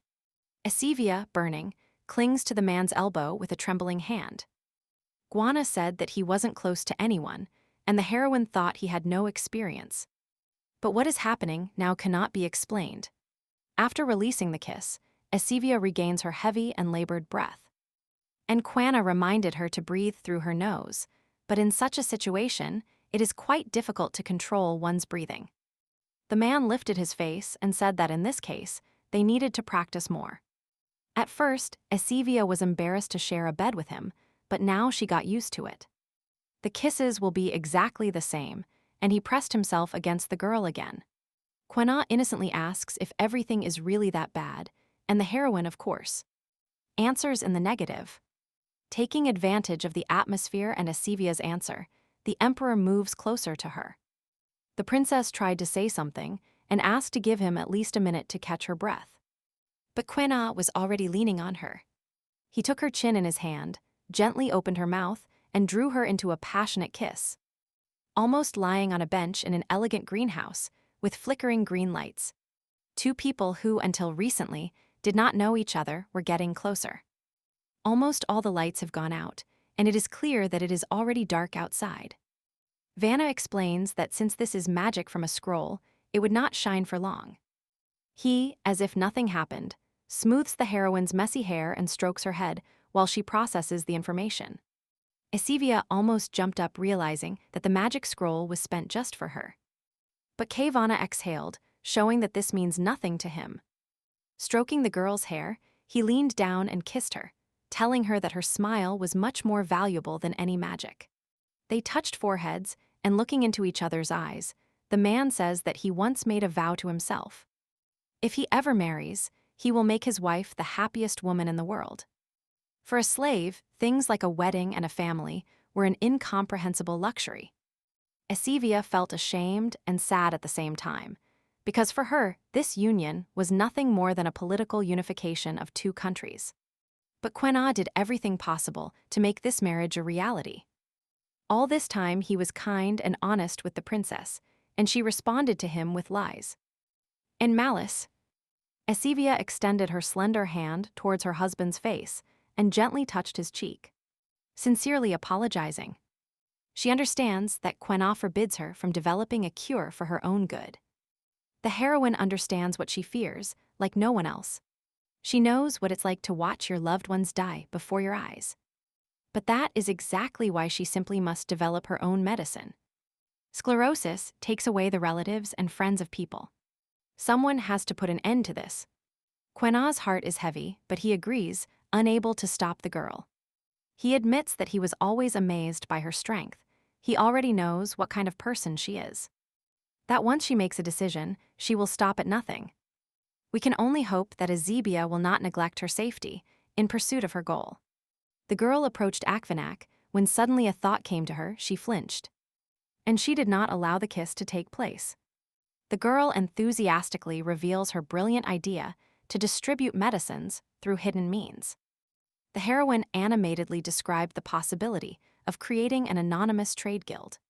Although this will not strengthen her position, as it will remain a secret. But this will guarantee the safety of those who sell and buy the medicine. Esivia regained her senses, and much calmer, she said clumsily that this was possible. Of course, provided that His Majesty allowed her and Simon to develop a cure. Juana wondered if his permission was the only thing stopping Esivia, but the girl did not understand what he meant. The man covered his face with his hands, and with a deep sigh told how it happened that the heroine needed his permission. Juana blushed and covered her face with her hand, afraid to meet Esivia's gaze now. If only he had known that it would make her so happy. The emperor stood up and promised to think about how to protect the heroine and her research. But Esivia did not let him escape. She grabbed Quanak by the sleeve and blushing, asked if he would sleep in her rooms tonight. The man was dumbfounded for several seconds. Turning around, he asked if she felt lonely. They made eye contact, both completely red. Esivia explains that everything here is new to her, and that she still needs to get to know everyone. Voice. She took Quena's hand and pressed her cheek against it, saying with a smile that while she was getting used to it, she needs him by her side. The man promises that he will always be with her, no matter what, but a completely different image appears before his eyes. How she ran to Esivia's broken carriage, her eyes full of fear. And tears. Behind the door, I found a girl in a pool of blood with an arrow sticking straight out of her heart. How he held her lifeless body with trembling hands, unable to fix anything. In the present, Kayvana promises that he will always be with Esivia and protect her. After a while, the emperor shows the heroine's secret underground tunnels that, in case of emergency, serve as escape routes. There are 16 such tunnels under the palace. Esivia asks how to find them. The doors to these tunnels are hidden from view and cannot be easily found. Kayvana called the heroine. He pointed to a golden figure of an angel holding a large white flower. The man pressed the flower bud, after which a click was heard. Nearby, right on the wall, a passage opened with a dark staircase leading into the unknown. Kayvana extended his hand to the excited Esivia, inviting her to follow him. He smiled reassuringly and called his dear wife behind him. Holding hands tightly, the couple walked up the steep spiral staircase in the gloom. Upon reaching the end, Kayvana apologized in advance that the room was not yet fully equipped. But Esivia was delighted at a glance. There is everything necessary for her research here. The girl cannot believe what she sees, that such a place exists in the palace. Everything is like some kind of magic. Kayvana disagrees with the heroine and says that she will perform magic, and who else would dare to create a cure for sclerosis? The girl, embarrassed, refused the compliments and said that everything was Simon's idea, that he did nothing special. And suddenly, she remembered that she definitely had to show this place to Simon.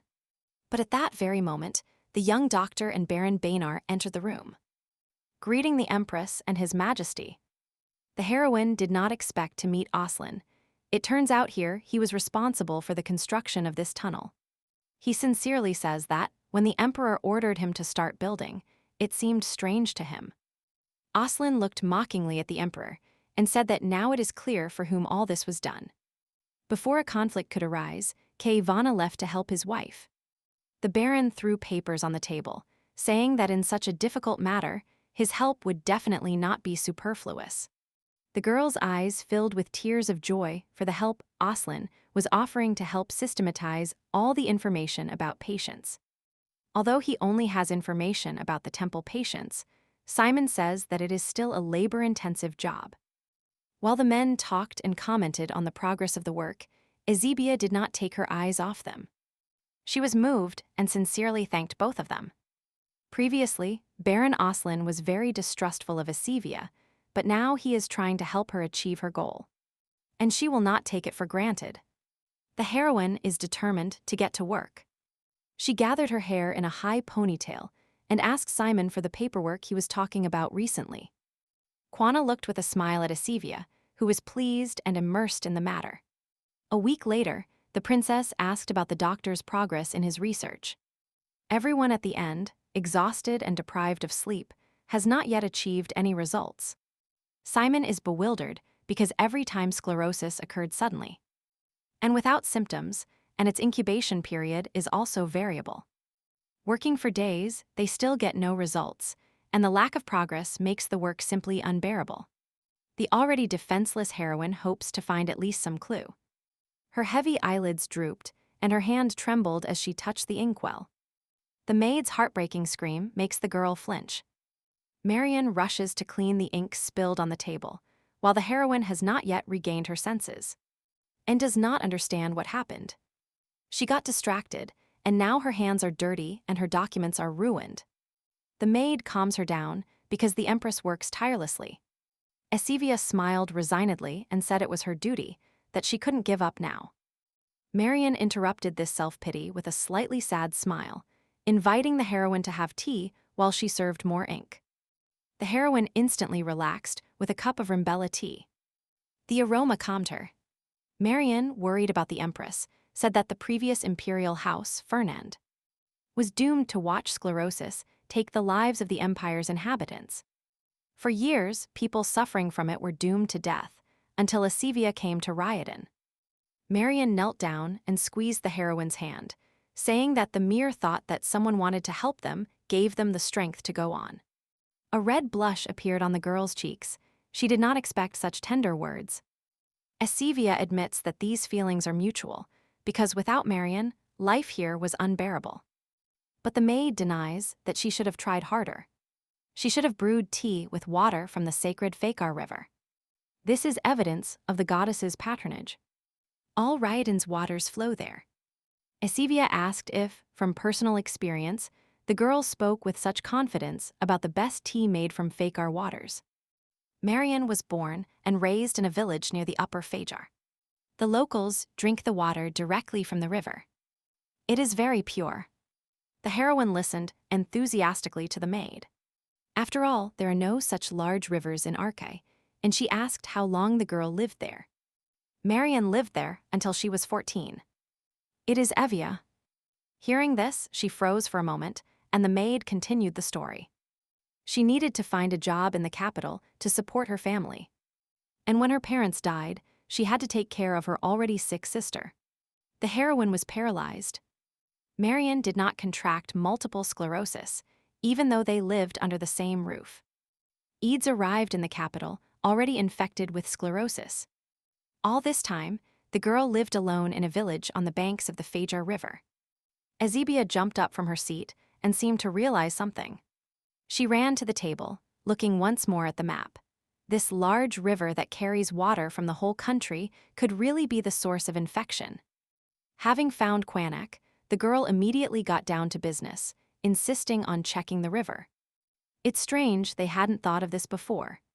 Sclerosis is spreading throughout the country, but in some regions, Quannak listened to the heroine less than he admired her. Azebia, paying no attention to the scorching gaze, continued her report, Regina. With less damage, it has recently flourished thanks to mining in the mines, and Fajar does not flow in those lands. It was these words that hooked the emperor, forcing him to focus his entire attention on one of the most serious problems in the country. He listened attentively to the empress as she explained that in these regions, only immigrants looking for work were infected. In conclusion, she states with near certainty that the disease can be transmitted through water. The two heroes went to the river to check their theory. A boy called them and offered to buy a beautiful flower. The young man praised the rose, assuring that grown in the waters of Fakara, it contained the grace of the goddess herself, which was an ideal gift for newlyweds. The couple asked the boy in embarrassment in unison. He thought there was a misunderstanding and began to apologize. The girl cut off his apology, almost snatching the flower from his hands. Asivia held the flower to her chest and said with a smile that the girl was right. Now she and Kavana are on their honeymoon. The princess had never been undercover before, but it seems the disguise is working, because no one has recognized her yet. The man admitted that he was not used to camouflaging during the day as a rule. These missions are carried out at night. Azebia found this very amusing. Ikvana hurried to stop her interest. After all, even in peacetime, it is impossible to predict what dangers might await. They have only come this far thanks to their research. The heroine didn't even think that the emperor was still so worried, because he had already given his consent. He admits that at first he hesitated when Azebia asked him to explore the river. But he still decided to listen. It's not in vain that she has become one of the leading experts in the field of sclerosis research. And Simon and Oslin admire her vision. The girl blushed and looked away, hiding behind the wide brim of her hat, saying that her husband was flattering her. Quena insists that Azebia is a born stateswoman, and this is slowly becoming a problem, because no disguise can hide her radiance. The heroine turned around, awkwardly denying that there was anything special about her. And the man asked in surprise who told her such nonsense. He touched her face and turned her towards him. Even now, he cannot stop admiring her beauty.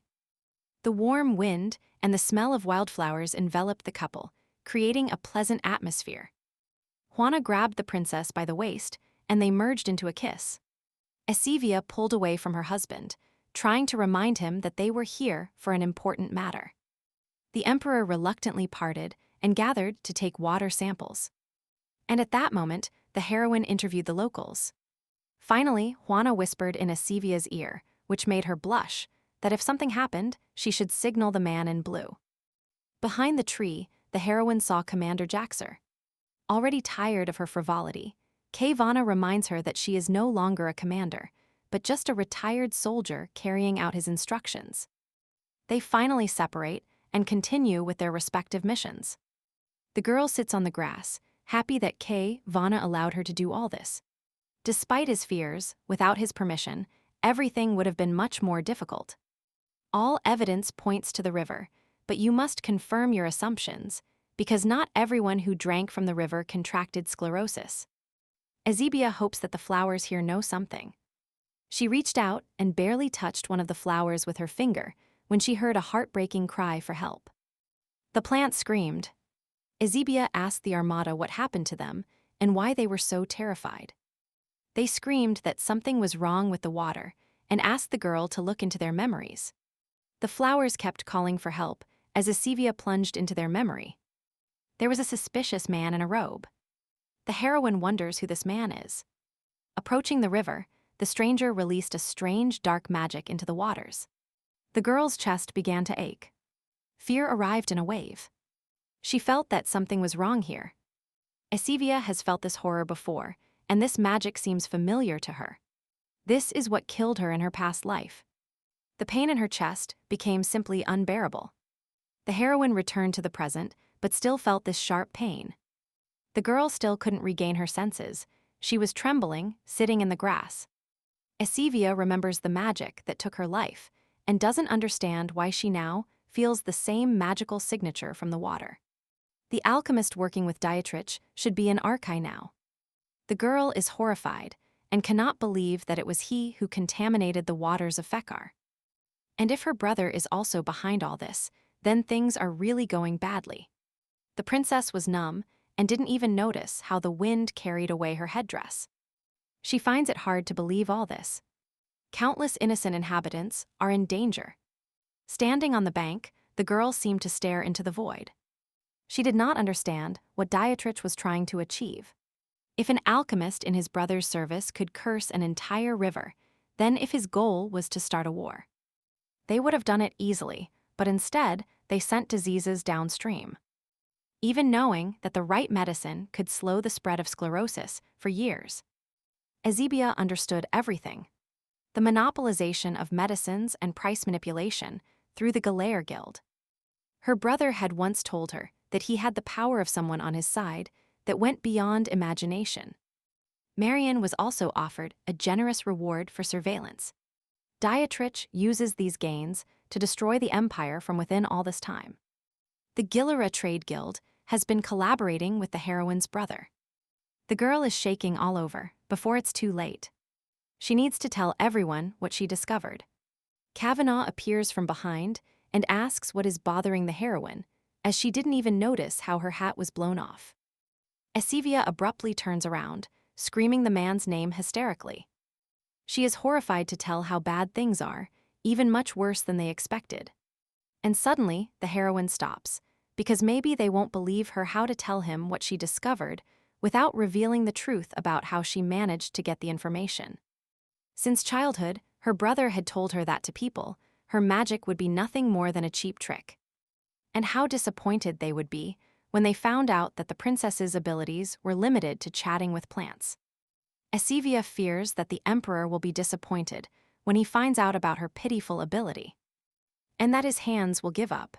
Kavanaugh noticed the girl's confusion and throwing away her hat and the water she had collected. He hugged her tightly, calming her down. The girl regains her senses, her eyes turn red, and her attention turns to her husband. Juana feels that for some reason Ezebia cannot tell him everything, although she doesn't know what it is. But she can say that she will not doubt a single word that comes out of his lips. The girl's hands were trembling. She couldn't believe that what was said was true, and the man said that he completely trusted her. Big tears welled up from her eyes and rolled down her cheeks. She really could trust Juana. The heroine, sobbing, falls into her husband's arms, telling him the whole truth about her ability and what she managed to find out today. The emperor could not even imagine that the heroine had such an ability. The girl, as if in her own defense, said that she would understand if he was disappointed in her, and that he would also not be happy if all her secrets were revealed to others. The man was very surprised by the heroine's opinion. Apparently, he didn't think so. After all, if it weren't for Ezebia's ability, they would never have known about the origin of the disease. The princess hid her eyes behind her hat. She was very grateful to her husband for his trust. She cannot help but be happy that she is finally doing something good, and the girl promises to end her sclerosis. Turning around, Ezebia said with all sincerity, hand on heart, that she was already close to a decision. Upon arriving at the palace, she told her assistants that she planned to carefully study the current medicine and the patient's condition after taking it. Now they know the origin of the diseases, so there is no point in looking for something in common among the sick. It is obvious that the Gilera medicine has a special component that can resist the disease. Simon remembers that patients who have improved have white spots and runs off to rummage through piles of documents. After pulling out a piece of paper, the young man ran to the Empress and reported that Ides also had white spots on her chest and stomach. Before her condition improved, all patients were in critical condition. Currently, sclerosis is incurable. They must have taken some medicine to relieve the pain. And one of the components caused this reaction. But magic could greatly change the structure of the medicine. It would be difficult to find it. The girl remembered that spots on the body are most often found among elves. The book from which Ezebia learned this said that it was related to their herbs. If the elven herb was used to create a medicine, it could be the key clue they have been looking for all this time. In a gloomy and dark forest, a meeting takes place between Her Highness and a strange Embada. Dietrich is annoyed by the delay and angrily pronounces the name of the mysterious magician. His name is Roman, who asks for forgiveness for being late. Roman reports that very soon the king will be satisfied with the results of his experiment. Dietrich asks if the mage has enough money. He admits that trade with other races turned out to be profitable, and that the medicine generates enough income. King Arkai regrets that his sister is not half as valuable as Roman. He calls Azebia stupid, because there is nothing difficult in collecting at least some information. The man in the cloak smiled bloodthirstily, reminding Dietrich of his advice to deal with the princess as soon as she becomes an obstacle for them. The king, with an incomprehensible expression on his face, rejected him and asked if his sister was a danger. Roman said that his spies reported the secret arrival of the emperor and empress in Fajar. This may or may not be a simple outing. Dietrich was worried that they might guess something, and the mage hurried to reassure him. For the heroine, he is just a faceless shadow in the darkness. Simon is surprised that he himself didn't think of checking all the components of the medicine, apparently. He really knows nothing about magic. The young man clenched his fists and even trembled. Azebia was even scared of being so upset. But the young doctor flew up to the empress and looked at her with admiration. He was eager to learn more about herbs. This could advance the research to a completely new level, but many scientists neglect herbology. Kayvana was at the door. Observing the researchers' exclamations, he already realized that the matter was progressing, and that their search could well be crowned with success. The girl approached the emperor and cheerfully told him that they had managed to recognize one of the components. Kayvana read the information from the book. This herb is widely used among elves, but there is no way to get it here. The man surprises the girl greatly, telling her that there is still a chance. Then Aslin joins the conversation. The emperor took several measures to counteract the monopoly of trade with non-human races.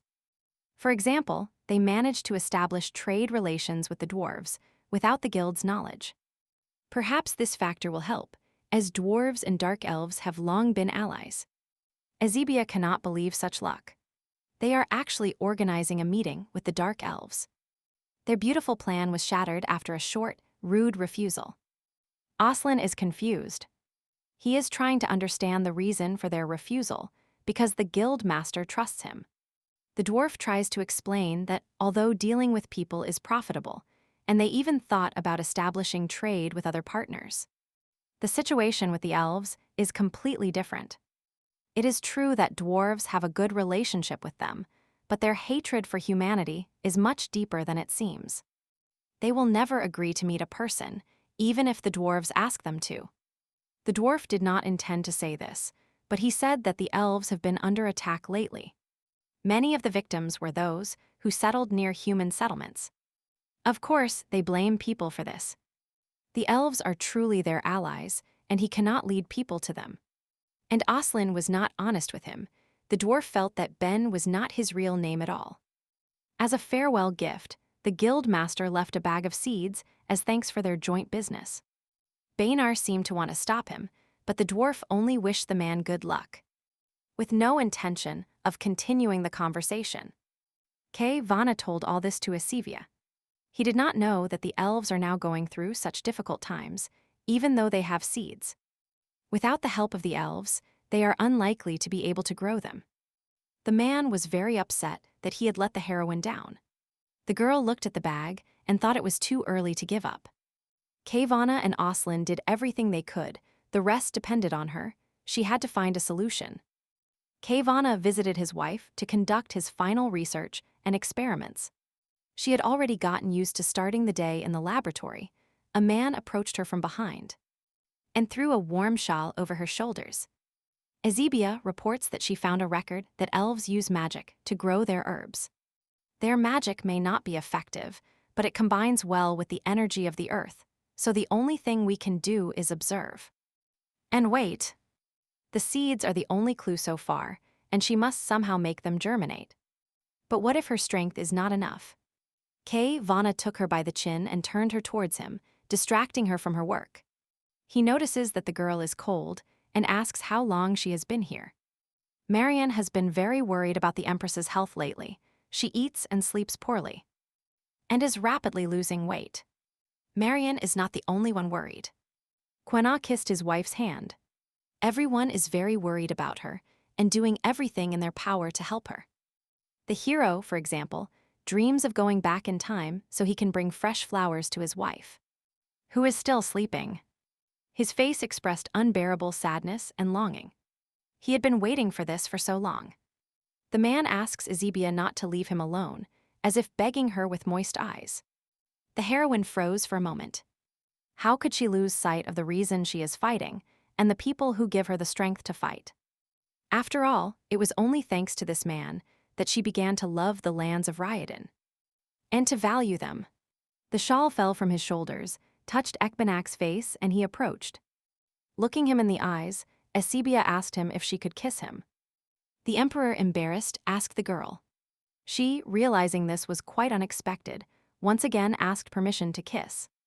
The man rubbed his nose against hers, saying it had been a long time since they did this. He put both hands on the table and moved closer to Ezebia, but she stopped him and asked him to wait. The heroine placed a hand on his neck and pulled him toward her. Barely touching him, she took his face and captured her husband with a tender kiss. This time, the initiative was hers. Kavana leaned on the girl. Almost falling onto the table, they embraced tightly, unable to contain the burst of passion. The hero descends further down, along the neck to the collarbone. Ezebia asks him to slow down, but not to stop. After a while, the couple was already sweetly sitting on the stairs. Quena did not want to let his wife go. Who knows when another opportunity to be together will arise? He promises that he will not stop her, because he perfectly understands that she has a lot of work. But he asks her to enjoy the moment for at least a little longer. Ezebia felt sorry for her husband, apologized to him, and decided to explain a large part of her actions. In Arkai, people who had not known protection for centuries called the princess their last hope. And they hoped that someday she would return the country to its former greatness. Everyone trusted the girl, and before she had time to realize everything, she had already taken on this unbearable burden. However, thanks to Banak, everything changed. He made her understand that she could truly be loved by someone and that people would believe her no matter what. Ezebia is simply obliged to reciprocate the support if she fights the disease. Only with Kavana, because there is no one the heroine trusts more than him.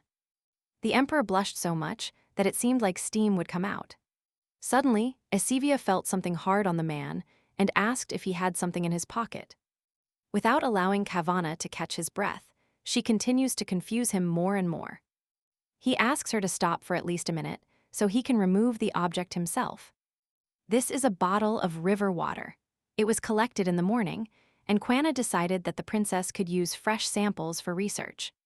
And then he realized how pathetic it sounded, even surprising. The emperor says it makes no sense to occupy the throne if he cannot even adequately help his wife. But if he were a sorcerer, he would bring more benefits. Ezebia laughed. Quena's words sounded as if he had become emperor just for her, which he immediately confirms himself. Standing up, he realizes that Aslin definitely wouldn't like this joke. Perhaps he would even hate the girl, but Quena seriously repeats that he was not joking. There was a time when he longed to wield magic powerful enough to bend the world to his will.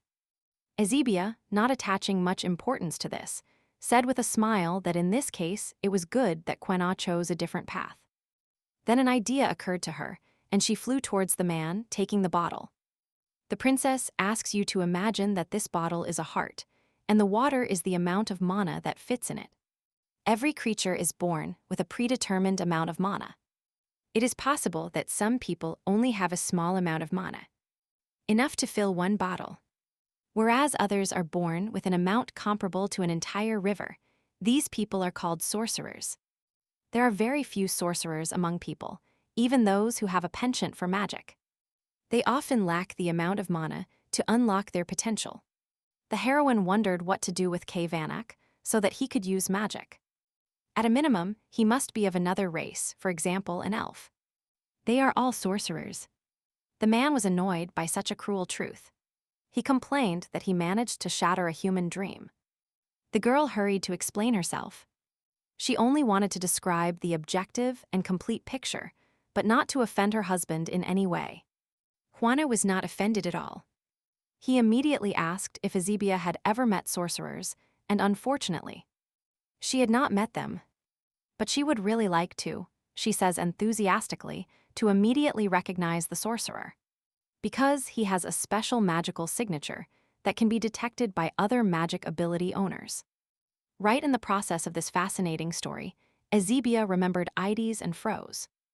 A second later, the girl quietly jumped from her seat, leaving Quanak with questions. The heroine remembered that at the first meeting she felt something, but apparently the signature was too weak for her to immediately understand it.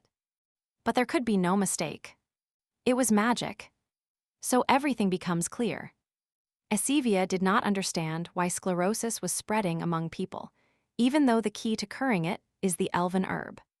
Skin spots are common among elves, as they all have a predisposition to magic and. However, somehow this symptom is transmitted through infected sclerosis. This disease is a weapon aimed at people with magical abilities. Not hearing anything around her, the heroine runs horrified to check her assumptions. The guild master, Guillermo Roman, is preparing a big banquet at this moment and asks how the preparations are going. There is one more invitation unsent.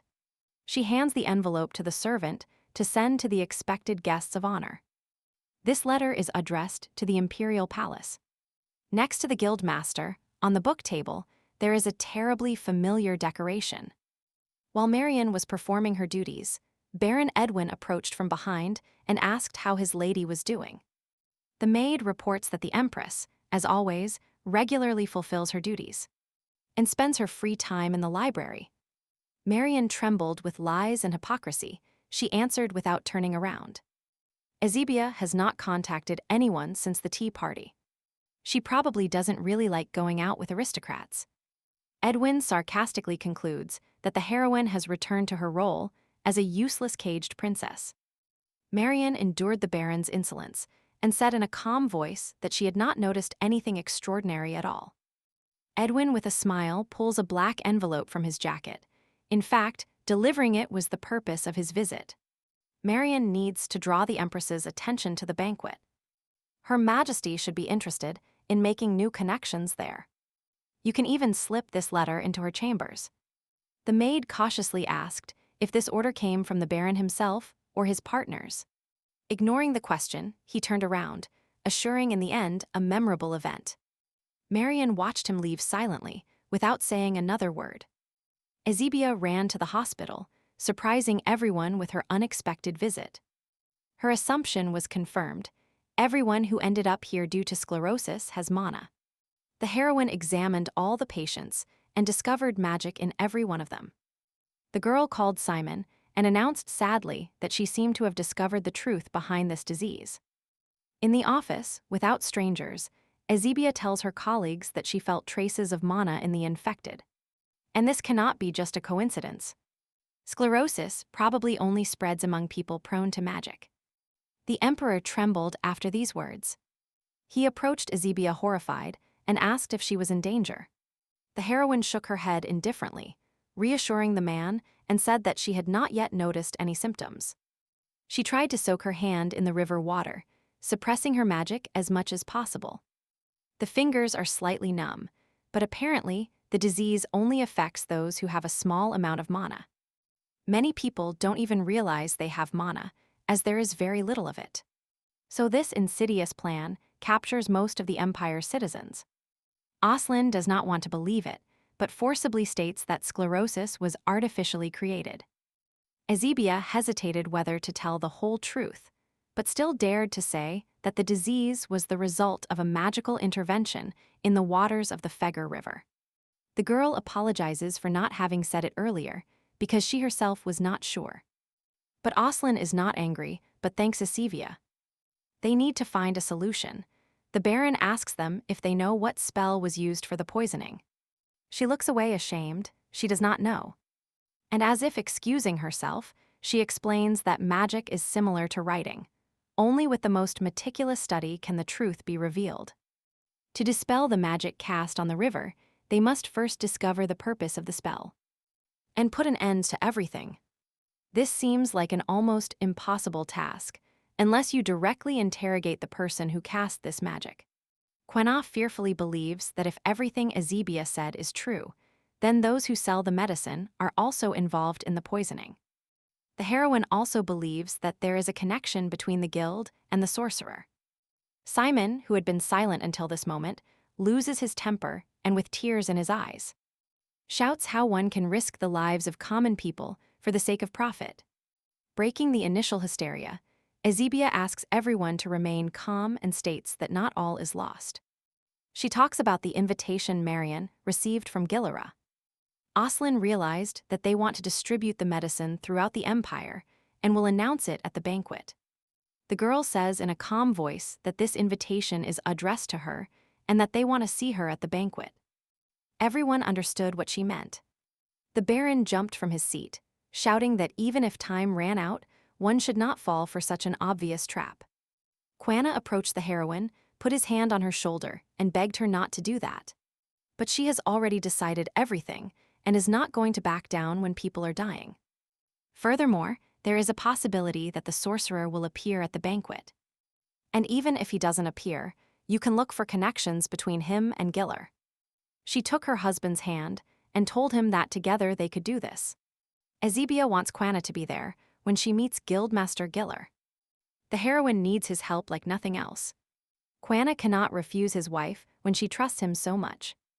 Despite Oslin's attempts to reason with the couple, the emperor had already made a decision and ordered that the answer be sent to the guild master. He stood behind Ezebia and declared that the emperor and empress of Ryodona would be delighted to attend the banquet. The arriving guests admire the grandeur of the banquet. Ezebia is surprised by the size of the territories owned by the guild.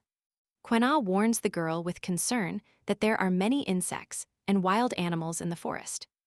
You never know when they might attack you. Ezebia replies that she is not so fragile, but her thoughts at that moment are filled with something completely different. Looking at her husband, she immediately remembers the words Marion said during the preparations. It turns out that every day the emperor visits the kitchen and personally tastes dishes for her. Ezebia does not understand why he goes to such lengths for her. The maid believes that His Majesty is very worried about her and her well-being. Everyone became very worried when the emperor expressed his desire to personally attend the banquet. But now that it is known how important the heroine is to him, you can be sure that Ezebia will return healthy and safe. Marion encourages Ezebia by telling her that as long as Quena is on her side, there is nothing to fear. Let her go and reclaim the future of this nation. The man had to call the heroine several times for her to regain her senses. He asks her what she was thinking about. Ezebia blushes, looks away, and wonders who she is to Quena. She wonders what she herself feels for him. The emperor suggests with concern leaving the banquet if the heroine changes her mind before it's too late. The girl takes her husband's hand, intertwines their fingers, and refuses to leave the event. What could go wrong if Quena is with her? Although she is not sure how she feels, she can say one thing for sure: she feels safe with him. Their warm conversation was interrupted by the loud sound of a bugle announcing the start. Kavana hugged the girl close to him, as if trying to protect her from danger. Roman came out with a broad smile, welcoming the guests to his banquet. Ezebia looked away and realized that this man was the guild master. The owner reminds everyone present that all creatures in this forest are under strict surveillance, and their safety is his top priority, after which he encourages everyone to enjoy the house. Kavana enters the forest and advises the heroine to stay close to the outskirts. And be careful. Mounting his horse, the emperor promises to do everything in his power to get the information Ezebia needs. The heroine, with a warm smile, wishes him a good house. In the south, there is a custom to boil a handkerchief for the knight with whom you want to be. Kavana brought the handkerchief to his lips and promised to become Ezebia's knight. Amidst the shouts of the crowd and thunderous applause, Roman announced the start of the hunt. The emperor and the rest of the participants rushed into the forest. The heroine and her companion went quite deep into the forest, which is one of Giller's operating areas. Looking for clues, Esivia seeks help from a tree. But he, realizing that there is a sorceress in front of him, rudely scares the girl away. The heroine tries to calm the tree, telling it that she will not harm it and only wants to ask questions about the owners of the forest. But the plant does not want to listen. It scares Ezebia away, calling her a traitor, a demon. Butcher whose place is only in hell. The girl had never had such conversations before, but suddenly her head, as if pierced by an arrow, filled with memories from the tree. From the forest, Ezebia observed a cart passing between the trees. Under a pile of fallen logs, a human hand was visible. The heroine watched in horror as a hooded man, in a calm voice, took this hand and commented that this batch was not ready yet, which would slow things down. Esivia was trembling all over. Although this was only a memory, she was afraid to make the slightest sound. The man took off his cloak, revealing Guildmaster Gillera under the black hood. The heroine does not understand why Roman would need the corpses. With terrible sounds, the man began to change bodies. Esivia could not look at him. Is this really magic that changes the body and appearance? Having completed the transformation, Roman looked at the corpses with a bloodthirsty smile, wondering what they would be used for. Esivia cannot believe that all this time, the sorcerer was hidden under the mask of the guild master. It is hard to believe that a person with such strong magical energy exists. Roman turned around and seemed to notice Esivia. Esivia met his gaze and was very frightened. How could this be? It was only a memory. She came out of the tree's memory, which said that this man had provoked the goddess's wrath. Here he got rid of failed experiments of their bodies. The heroine does not understand at all what is happening here. What kind of failed experiments are we talking about? After the hunt, everyone returned to the banquet. Kavana asked his wife why she returned so early if something happened to her. The event hostess didn't even let her begin. Up close, Ezebia immediately felt pressure. She had never encountered such power. His magic was beyond the limits of her imagination. At first, the heroine thought it was the same sorcerer who served her brother. But no, their magical signatures were different. But there is still a small possibility that it is the same person. Esivia wonders about those corpses, whether they managed to find a cure through experiments on people. Roman began his speech about the future of the empire. He smoothly touched upon a topic that was beneficial to sclerosis. The heroine was trembling. It took her great strength to take a deep breath and gather her strength. After all, she needed to find out his true motive behind the medicine monopoly. With an elegant mask of calmness, Ezebia explained that Gillera had built many pharmacies throughout the empire to facilitate access to medicines. This is certainly commendable, but I wonder if its affordability is the real reason why common people and ordinary cannot afford it. She asked what Roman thought about this. The guild master smiled and simply dismissed it, saying that he was not responsible for this. He was only responsible for obtaining permits to open pharmacies. Even ordinary people who do not know the guild are interested in buying medicines and receive the necessary treatment. He only hopes to help people return to a normal life and give them peace of mind. Ezebia wanted to object, but Roman interrupted her. He decides to explain to the Empress that Ryadan emerged quite recently, and that only military strength and capital matter for the survival of the nation. Without these two aspects, rulers are unable to maintain the loyalty of their subjects, and simply offer the emperor a way to ensure the continued loyalty of his subjects. From his words, Ezebia concluded that the welfare of the people is the last thing Roman cares about. He asks permission from the empire, and at the same time is not at all ashamed to admit that he only pursues profit. Saying all this, Ezebia grabbed the hem of her dress until she trembled. The girl does not understand why everything happens this way. She almost lost her life trying to deal with her brother, but every day brings her new enemies. The idea that she was alone and could do nothing began to choke her again. But before these thoughts had time to completely absorb the heroine, Vana intervened. The emperor takes Ezebia's side and rejects Gilara's proposal. It seems the empress is not pleased with his request, and he is just an obedient husband who wants to make his wife happy. Roman looks at the couple with contempt and hatred. After a second, he returns his broad smile and politely leaves, looking forward to a nice evening. Because today, they will have many more interesting things to do. Everyone went out to admire the magical fireworks. Juana asks what he wanted to tell Zevia, but there are too many ears around. She cannot tell everything here. The heroine looked at her husband. It seems strange to her that every time the situation seems desperate and what she wants to achieve is impossible, he always somehow manages to calm her down. As from the beginning of their relationship, just by being close, he managed to bring Ezebia to her senses. The girl calmed the already agitated man about what could go wrong with him being here next to her. The heroine touched his cheek. She is still trying to clarify her feelings and is not even sure if she can find the right words to describe their relationship. Their faces moved closer.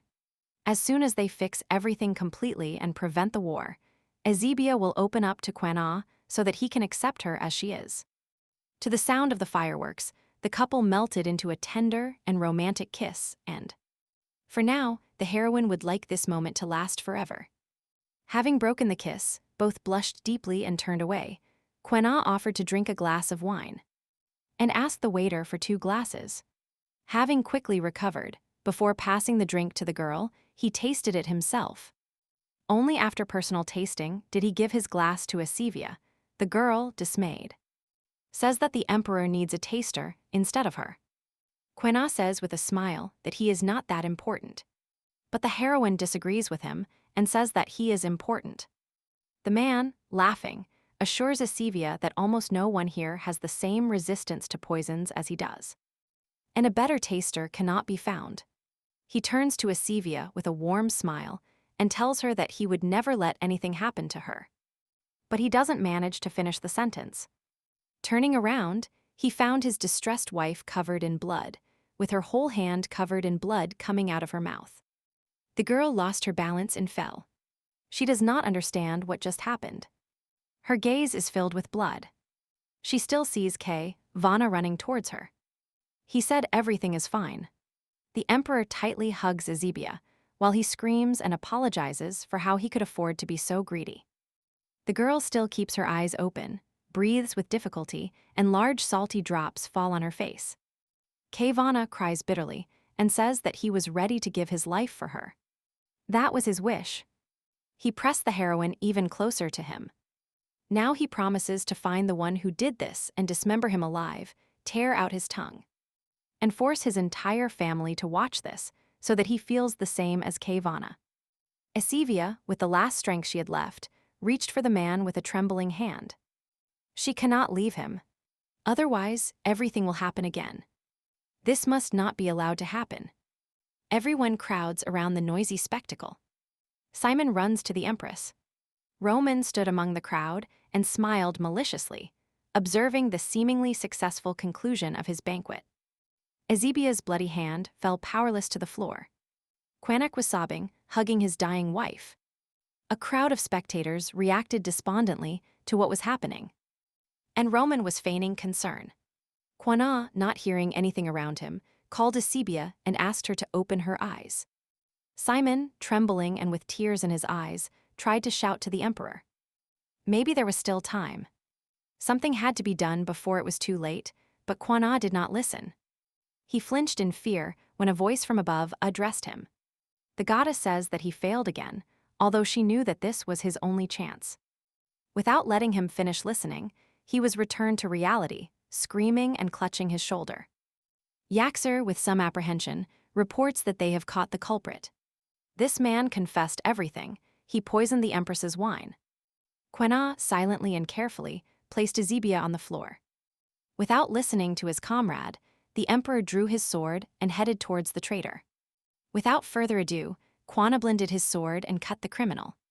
The man, trembling with pain, lay face down on the ground. The emperor, with all his hatred, kicked him in the head and driving it deeper into the ground. He asked where the antidote was.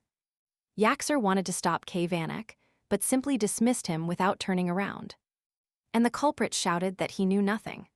Vanek, almost growling, said, "Since you admitted what you did, pretending to be a fool now is not convincing at all." He menacingly stabbed his sword next to the criminal's head, asking with clenched teeth, and angrily, who his master was. Asivia experienced incredible pain, as if her whole body was burning. Everything around was shrouded in darkness. She does not understand what is happening to her. Maybe she will die. But she heard how Quenala praised her, how he shed tears for her. She opens her eyes. If she dies like this, the future will repeat itself. Azibia calms down and thinks that it is probably about the wine. But Quenala was fine when he tasted it, so it's some kind of substance that affects certain victims. Something that affects magic users, just like sclerosis. The girl needs to remember how she managed to adjust her magic for that experiment. Now she will try to strengthen her magic so that the poison will not work. She must survive and fight alongside Hwana. Oslin and Jaxer are trying to reason with the emperor to let the aristocrat out of the palace. Even if they are in the guest wing, they will not remain silent without a good reason. They cannot be kept locked up. Hwana, without moving away from Asivia, replies that the murderer acted on the orders of an aristocrat. There is no other reason for the delay, and it is not necessary. Oslin shouts that this man is the palace cook, whom the emperor personally chose for this position. And his motive is clear. He did not change his testimony, not even under torture. The criminal claims that he did something right by killing a foreign bitch, and that he is ready to die for it. There was a completely crazy smile on this man's face. Hwana went crazy after his words. He became so enraged during the interrogation that only Jaxer could stop him from killing him. Evidently, he kept repeating what was stuck in his head, but a simple chef could not have planned everything alone. Quena heard the murder call, Azibia, clearly and loudly. He stood up from his seat, remembering the previous dynasty. Fernine was attracted by the purity of her blood. The emperor would not have been surprised if they had something to do with this. Oslin grabbed him by the shoulder, reminding him that Kavana himself had killed every one of them. The man rejected him, saying that one could not be completely sure of this. Someone could very well survive. This dialogue provoked a choked laugh from the hitherto silent Jaxor. Since the cook has already confessed, it is really necessary to recall the defeated ruling family. At best, Kavana will expose himself as a hopeless fool in the eyes of the court aristocrats. Yaxer approaches and says that the Quanaha Empire has barely risen from the ashes and, however, he does not seem willing to do everything possible for it as a ruler. They rebuilt Ryodan together, and they are responsible for it. The emperor strongly struck the hand reaching out to him, pushing his friend away. He shouts, sending away everything around him, this country, this responsibility, and these damned aristocrats. 5 days have passed, and Azibia still does not wake up. Nothing helps at all. Not wanting to listen to his comrades anymore, he begins to interrogate the aristocrats on his own. Quena, bringing his beloved's hand to his lips, promises to tear the truth out of them so that they will later beg for death. Jaxer lost his temper, curses, calling Azibia a useless girl and accusing her of driving the emperor crazy. Oslin asks you to watch your language. She is Quana's wife. Considering what he feels for her, he can be understood. Jaxer nervously disagrees with his comrade and says he has no idea what he is talking about. Oslin never saw him any other way. This is not the Quena they know. He has completely lost his mind. The emperor spends all his free time next to his wife's bed. The flowers by her bed were completely withered. No one had changed them since she was poisoned. Akfinak would love to help the heroine. Probably this scarf has a long, long history. Many years ago, in the Radan Mountains, a boy was brutally beat in the pouring rain. A man of noble blood approached him and told him that every year he met the same insolent slaves. and every time he taught them lessons in good manners. Hwana Ariadne, 14 years old, was captured and ordered to lock him in a stable without food or water. The beaten K. Banak was thrown into the stable, gloating about how long he could last there. The boy only saw the doors close.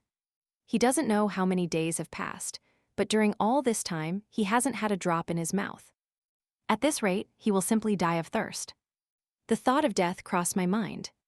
Maybe it would even be better, and at that moment, a man walked past the stables.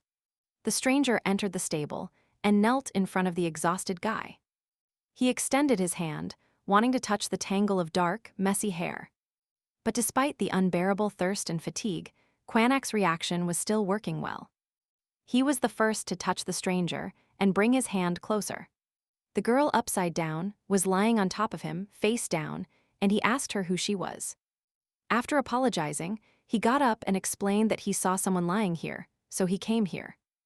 Kavana asked how he managed to escape the guards, but it turned out that he just wasn't there. The teenager realized that they didn't think it made sense to even guard him. Since he would die here anyway, he coughed. Young Ezebia became concerned and offered to call a doctor, but the guy had already closed, saying not to waste time here and to let him die. Offended by the nobility, he asks since when do they, the highborn, care about their lives. But the girl interrupts him mid-sentence, asking why Quana says that. How can he ask her to let herself die? Because she feels very bad for being able to take care of herself. The girl knelt in front of him, telling him to think that he wants. But she only wants to help. The girl has been visiting K. Vanak for a week, but they still don't know each other's names. She asks what such a rich girl is doing in such a remote place, Ezebia, without being distracted from the bandage. She wonders if they will finally introduce themselves. She says her name and says she comes from the kingdom of Arkai. North of here, K. Vanak is familiar with this kingdom. It was they who sent reinforcements for this monster hunt. He realized that she was not just a rich girl, she was a bored little princess who had found a toy. The sight of a dirty slave boy was apparently new too, who had never left the palace. Suddenly, his gaze is drawn to her bandaged leg. The girl hides it and says that yesterday she got her clothes dirty and her brother saw it. He is still looking for Ezebia's fiancé, a member of the Vannin imperial family. She paid no attention, although it should have impressed him. Dietrich apologized in tears and said that he should not have shouted at her. He swore that this would never happen again. Juana screams. Is he indignant because Vannin is a member of the imperial family? He is just a distant relative of the ruling house of Fernin, so his hair is not silver. And his eyes are not purple. If he were a prince, he wouldn't be hunting monsters in God's forgotten place. Quena knew him very well. He was torturing the slave just to pass the time, and he intervened thinking that the man would not get out of there alive. This Bannon is also evil. Ezebia should not impress someone like him, and there is no need to expose herself to danger for the sake of a useless slave. The boy asks the princess not to come here anymore, but the girl, as if not hearing, says she agrees because she really doesn't want to marry Bannon. Her leg hurt terribly all night, but the fear of showing it was even stronger. She convinced herself that she deserved it. It was easier for everyone. But now Ezebia realized that, until now, she had only closed her eyes to everyone, and had accepted this wedding without even recognizing the person. But Quan A is different. He did not close his eyes and did everything possible to protect others. Having calmed down a bit, the heroine says that origin does not define a person, confusing the boy with these words. Her brother's anger will not stop her from visiting Quena, and next time she will take him with her to Arkaya, where he will become her knight. According to Southern traditions, ladies give a handkerchief to the knight they prefer. Quanek felt a slight tremor. He was not a knight at all. Ezebia, indignant, disagrees with him. Turning around, she seemed blind. With the most radiant smile, she handed the boy a handkerchief and told him that for her, he was the most incomparable knight.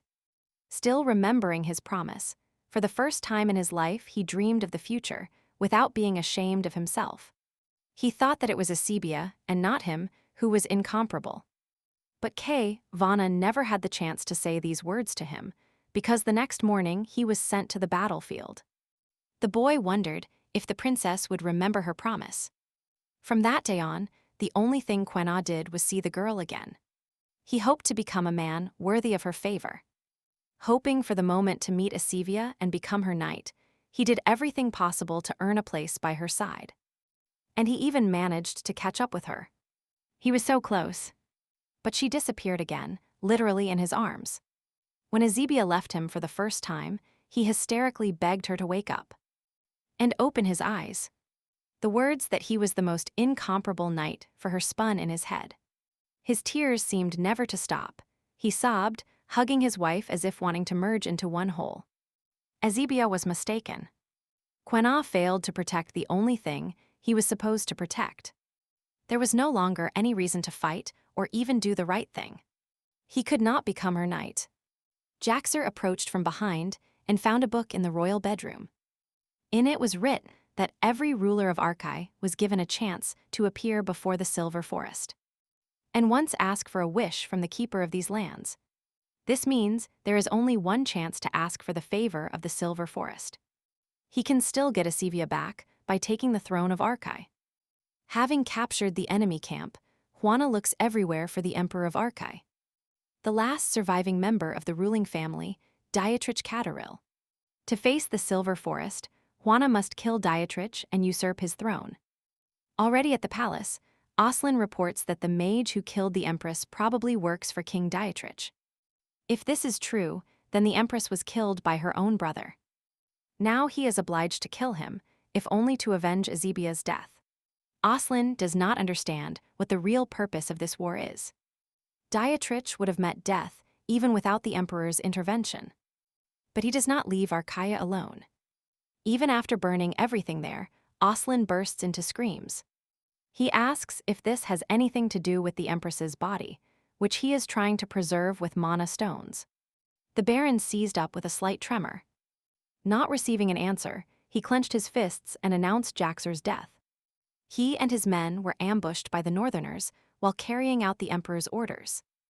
And they were following Dietrich's tracks. Boehner screams if Kayvana achieved his goal by building an empire on blood. Trembling, he said that it was not too late to fix everything, because the people needed an emperor. Kayvana did not answer. He simply hugged Asibia tightly with trembling hands. Oslin recalled with tears of despair the old days, when everything was normal. When Kayvana and Yaxer were still with him. Paths ran down his face without stopping, when he realized that he could expect nothing more from his old friend. Kayvana alone, in complete silence, hugged his wife's body, unable to reject her. Finally, the brutal war came to an end, and Dietrich was defeated. Kayvana is completely mad. As Oslin said, he only leaves a trail of blood behind him. His comrades, the soldiers, the sacrifices that could have been avoided. But in front of his goal, nothing mattered. Holding Asivia's body in his arms, he reaches the Silver Forest as the new owner of these lands. He asks the Archean Guardian to listen and grant his wish. The Emperor begs for the girl's life to be returned and hears her voice in response. The forest says how lonely the Emperor is, and although his path led him here, he is a stranger here. Kayvanak began to tremble. He could not utter a word. Silver Forest concludes that the new ruler's wish will never come true. Kayvanak, desperate, screams at the forest that he gave his word and promised to fulfill his wish. It is all so, but the forest cannot fulfill the wish, which is contrary to the laws of the gods. Azibia's death is already written in the history of the universe, and not even she can change that. The man seized up with a tremor. He pressed himself against the heroine, losing some sense. He thought he could finally bring her back, but in the end, he discovers that she has gone where not even the hands of the gods can reach. Azibia promised to take him with her to Archaea. With tears in his eyes, he says it's time to fulfill the promise. If he cannot bring her back, then he will go after her. In an attempt to get his sword, he was stopped by a voice. He assured that it was not yet time for despair to completely consume him. The creator of the Silver Forest, the resting place of her sister, appeared before the eyes of mortals Kayvanak. They call her Fehar. The hero is confused because the goddess herself has appeared before him. She says that Ezebia was destined to become a solitary liberator of the world. By her will, he was supposed to thrive and prosper again, but fire's power was not enough to save her life. Full of severe trials, so she wants to use Kwanaha to give him one last chance to test his fate. The forest intervenes in the story, shouting, saying that Ezebia's destiny cannot be changed. The goddess does not argue, but she can turn back time, returning to the world where the girl is still alive. Quena listened silently to her argument, praying that he would be given another chance. Fajar asks her sister for her opinion. Perhaps she also wants the girl to be alive. The forest, now calmer, says that Ezebia was chosen as its guardian long before Fajar was created. She might also regret the death of her guardian, but this world is no longer the refuge of balance it once was. Deities are gradually disappearing from the world, and the sisters are no exception. Even if they bring Ezebia back to life, she will not be able to save her from the trials that destroyed her. And her destiny, once fulfilled, cannot be changed. Fajar disagrees with the forest. Believing that this is why the couple deserves another chance, Kavana tested his fate and took what did not belong to him. The goddess asked him if he was ready to resist fate one more time and avoid the death of his beloved. The hero accepted without hesitation. He asked to be given this chance and promises to do everything possible to protect Ezebia. She points out that Kwanaha is very interesting. He brought the empire and Arche to their knees. He became the ruler of the people. So, why is he walking away from all this now? When they met, young Ezebia told him a lot about her homeland.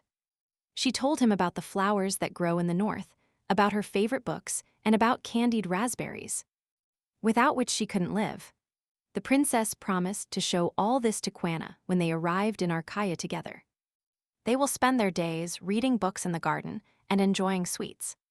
The girl asks with a smile if Quanak would like to spend time like this with her. He, laughing, agrees with the princess. He would be delighted. Remembering their meeting, Quanak simply cannot help it. He, with tears in his eyes, answers the forest, tightly hugging Ezebia. After all, he swore to be her knight. After returning, his first priority was finding the girl. He decided that this time, he would never lose sight of her. When they met again, the princess stood before Quana, who was stronger and wiser. Ezebia went at the urging of an old man to free the boy locked in the stall. She asked his name, and he, thoughtfully, gave her a false name, Marcus. He must be careful. The events of the previous timelines will happen again, and when the time comes, Dietrich will try to kill Ezebia. Juana must take back the throne of the empire and do everything possible to protect Ezebia. Because this is her last chance, and she will not waste it. Currently, the emperor is still sitting by his wife's bed. His hand trembles barely perceptibly. Ezebia is shrouded in darkness, but it is clear where and how long she has been here. Suddenly, she sees a man in the distance behind her. She approaches, wanting to touch him and examine him. She sees Kay, Vanak crying, but she doesn't have time to say anything and looks closer as the darkness disappears. The heroine opens her eyes and calmly calls her husband. Next to her, tightly squeezing her hand, sat Kay Vanak, bathed in tears of joy. He was incredibly happy that she had finally awakened. Simon examines and marvels that the poison has completely left the body, without consequences, although Ezebia has been unconscious for the last 5 days. Marian and Simon, barely holding back tears, the girl says how glad she is that the lady is finally healthy. Both could not restrain themselves, and tears burst from their eyes. They were very afraid of losing their dear empress. Ezebia hugged the young man and the girl, trying to calm them down. She promises them that she will be more careful in the future. The heroine feels a little guilty for making them worry so much about herself. She is sure that, although Quana does not show it, it was very difficult for him too. Ezebia assures herself that everything will be fine now and that everyone will be safe. Staying alone, Quana recounts how worried everyone was. Oslin and Jaxer were ready to drop everything they were doing to be able to visit her. He had to dissuade them. The heroine, seizing the moment, asks what happened to Guildmaster Gillera. But Kavanen looks away. He reluctantly replies that Roman is now under investigation and that Ezebia has just woken up. And there is no need for her to worry about it now. Most likely, Kavanen does not know that Roman was behind the assassination attempt. Who would have thought that he would risk his guild by trying to poison the Empress right at the banquet? Now the heroine is clear that she did not join the guild for business or money. His goal is to take Ezebia's life, and like Dietrich, he wants to take advantage of her death to start a war and wreak havoc on the empire. This is exactly what the sorcerer of a past life was looking for. Everything indicates that Roman and the sorcerer are the same person. She didn't recognize him immediately because of the difference in their magical signatures. If magic is involved in this matter, then perhaps he is collecting corpses to become stronger somehow. She grabbed Kavanek and asked for an urgent meeting with Roman. The man looks doubtfully at the heroine, wondering what to answer. He says he has no idea what she had to go through, but asks her to leave it to him. Ezebia, grabbing Kavanek's sleeve, shouts about the importance of this matter. She doesn't understand why he doesn't trust her. He explains that this is not the case, that he doesn't want anything to happen to her again because he almost died before his eyes. How can he remain calm after almost losing her? The girl asks what bothers him so much. She sees his fear and wonders what happened while she was asleep. Ezebia touched his face, forcing him to look up, if he didn't tell her himself. She would have no other choice and would find out everything on her own. He stops resisting and admits that Roman has disappeared. Ezebia doesn't believe what she heard. How could this have happened? Giller was detained, and Daily Oslin interrogated him about the assassination attempt. But when the Baron came to interrogate him yesterday, he disappeared disguised as the guard he had killed. By the time they found out everything, it was already too late. He could return at any moment to finish what he had started. So Vanna wanted to give the heroine at least a brief moment of peace, to protect her from the consequences of her decisions. Ezebia does not agree and says that she does not see Quanna's fault in what happened. The emperor explains to his wife that he spilled too much blood on his way to the throne. And now she has to suffer the consequences that he brought upon them. Kavana has long suspected that one of the Fernin managed to survive the revolution. Who else would dare to attempt the Empress's life? He knew that the deposed Fernines would strike back someday, but he decided to focus on liberating the slaves and restoring the empire instead of eradicating the dissidents. He thought he was ready to take that risk until he paid for his decision. And the reason for all this is his short-sightedness. The heroine wants to convince him and hurries to tell him the whole truth. Now she has no other choice. She will have to tell him that Roman works for her brother and not for the Fernin. But then, if the girl tells this, Dietrich's plan will fail. Doubts chained her whether to betray him. Juana would understand that she was a spy. The voice confuses her, and she speaks of her fear of pushing her husband away. She mocks Ezebia, how many lives she has lived and never had the courage. This time, too, she did not disappoint. The war is still nipping at her heels. Juana will definitely feel deceived when he finds out that the girl did not tell him everything. The emperor took Ezebia's trembling hand and assured her that nothing mattered. The only thing he wants is for the heroine to stay by his side. He asks her to promise him that she will always be there for him. Tears appeared in Ezebia's eyes. She was suffering, and she would never let Quenna experience this hell alone. She has seen firsthand how much damage self-doubt can do when accompanied by loneliness. The heroine will not allow him to go through this torture. She bumps into Quenna and admits in a trembling voice that she has been lying all this time. Roman is a mage, and he probably escaped prison by using her. The Fernin house has nothing to do with this case. Roman works for Dietrich and was sent here as a pawn whose death would serve as a convincing reason to start a war. Quenna hugged Ezebia. He does not understand why she did not ask him for help, since she knew everything. The thing is, she didn't want to leave him. Quenala's kindness made her so happy that she wanted to stay by his side for as long as possible, even fully aware that she cannot give anything in return. The heroine acted selfishly and allowed herself to fall in love with the emperor.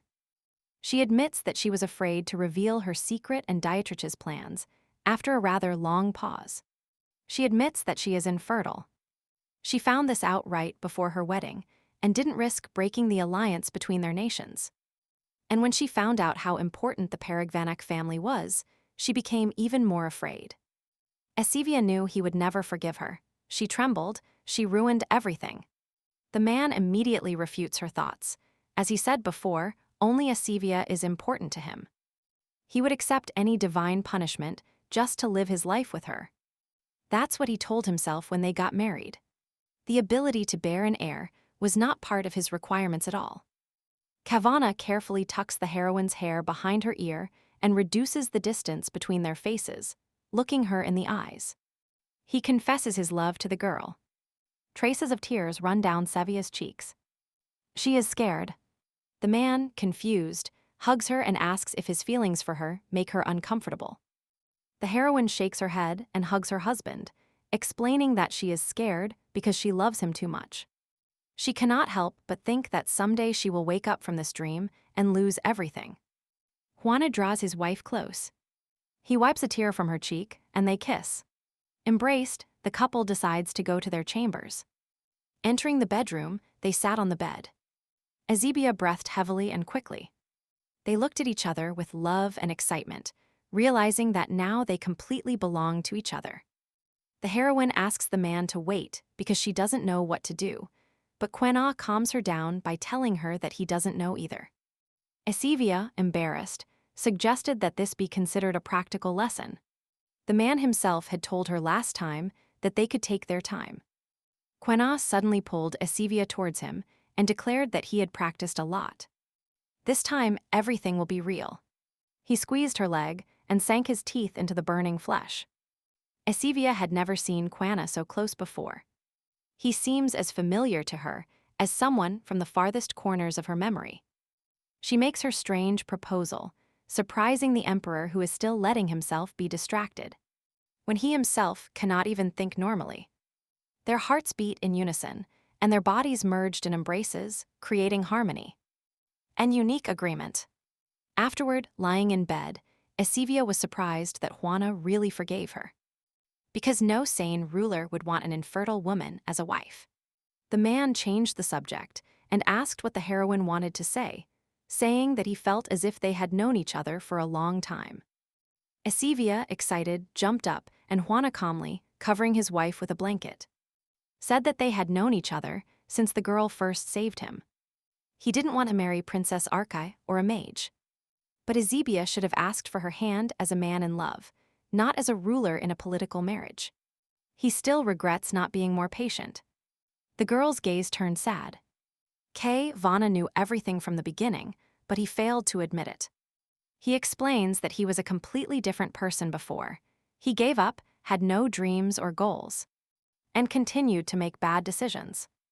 Esivia would definitely be disappointed in him, so she is glad she didn't recognize him immediately.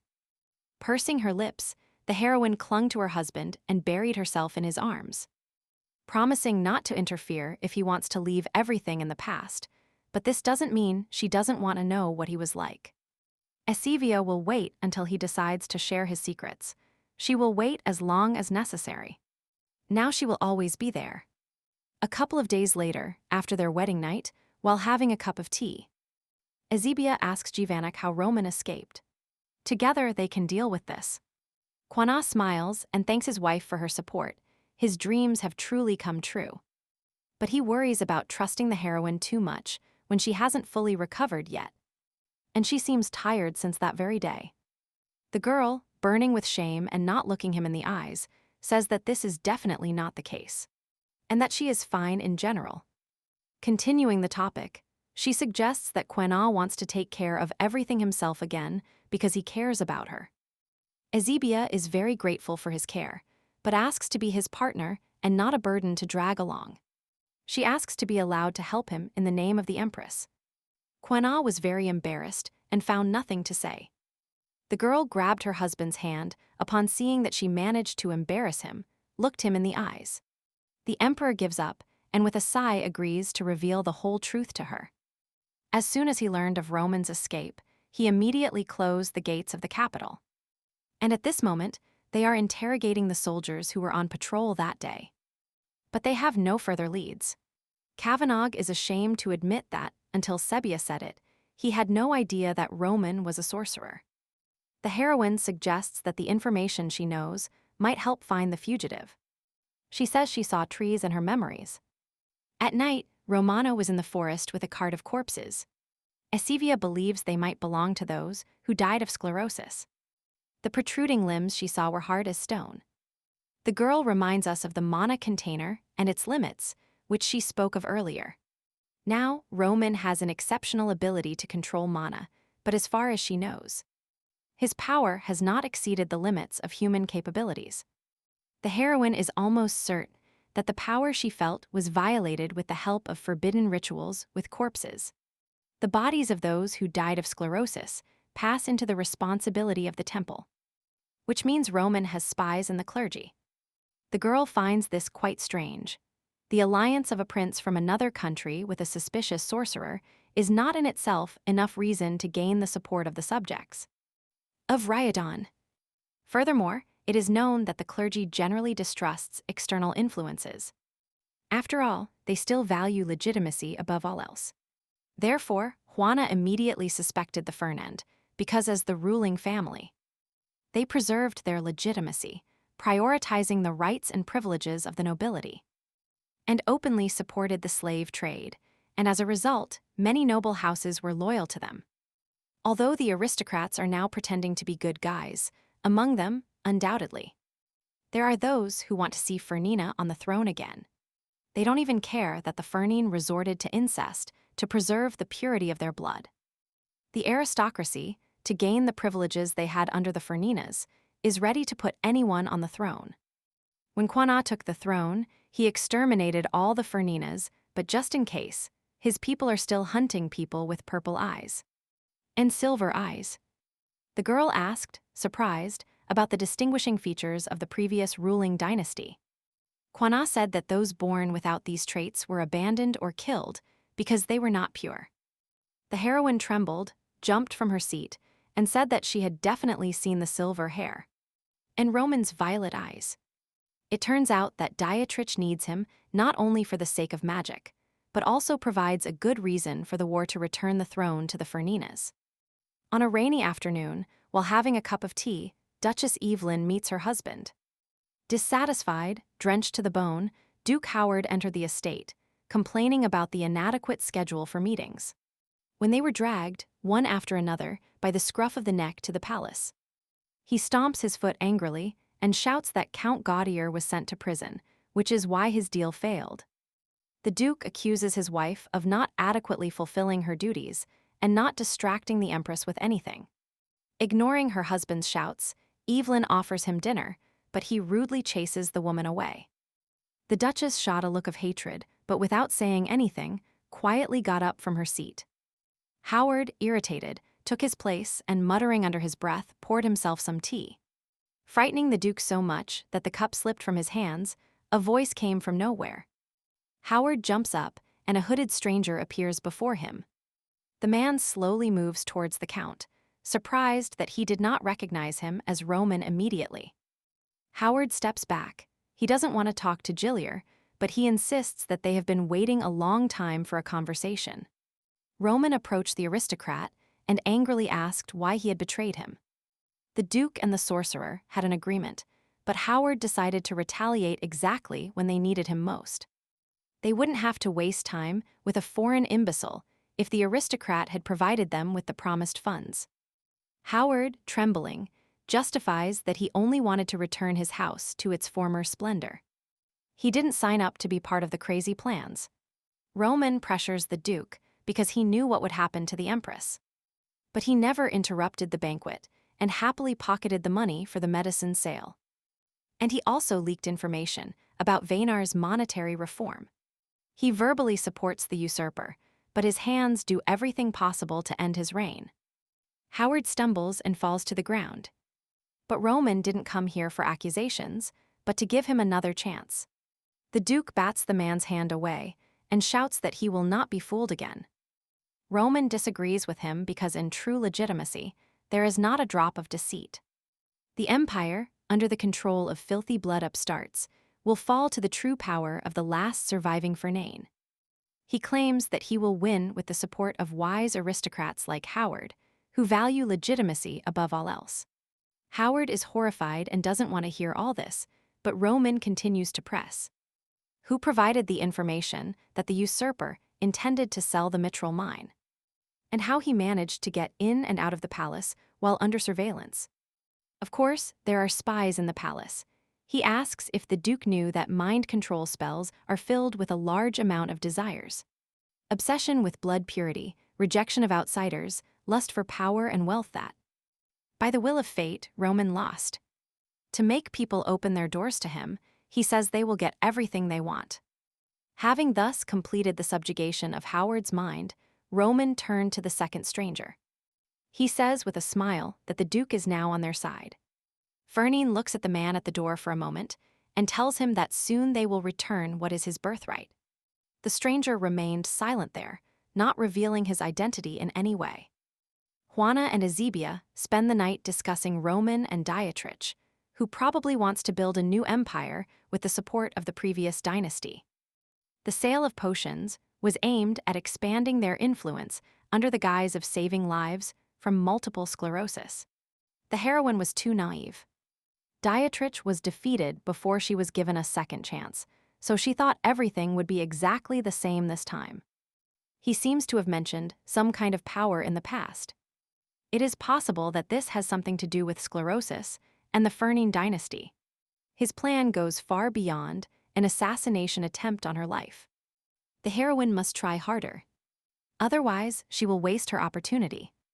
It is difficult and painful for Kay Vanak to contemplate the mental torment of his wife. He doesn't know how to help her. The girl is confused. She doesn't know what to do to avoid a bad ending. To the sound of the rain, Quena and Ezebia sleep peacefully in their bedroom. The heroine, as if in a dream, is called by a familiar voice. She wakes up in a snowy forest, and a voice asks her if she was dreaming.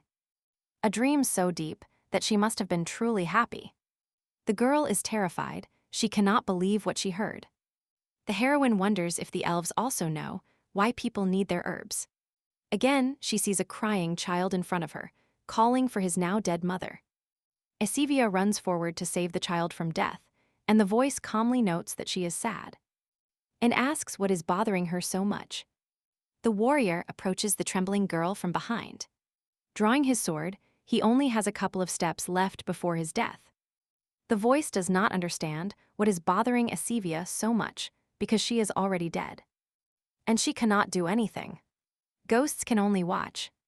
Ignoring what she just said, the heroine runs to save the child. But halfway there, she is chained by fetters that do not allow her to interfere in the world of the living.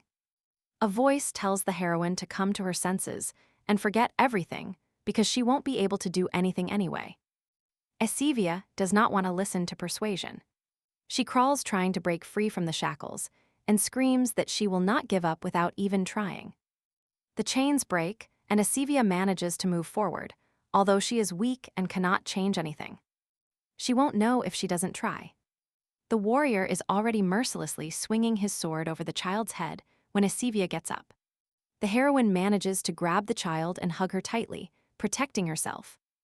Ezebia will try, even if she has to go through this again and again. The sword seems to dissolve without even touching the child's head, and the voice seems to summarize that Ezebia has chosen the path of suffering.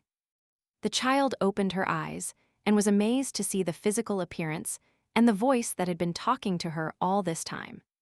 She said that this is why they entrusted their fate to the heroine. Ezebia recognizes this. This is the Silver Forest, and she tells him not to be afraid of Roman.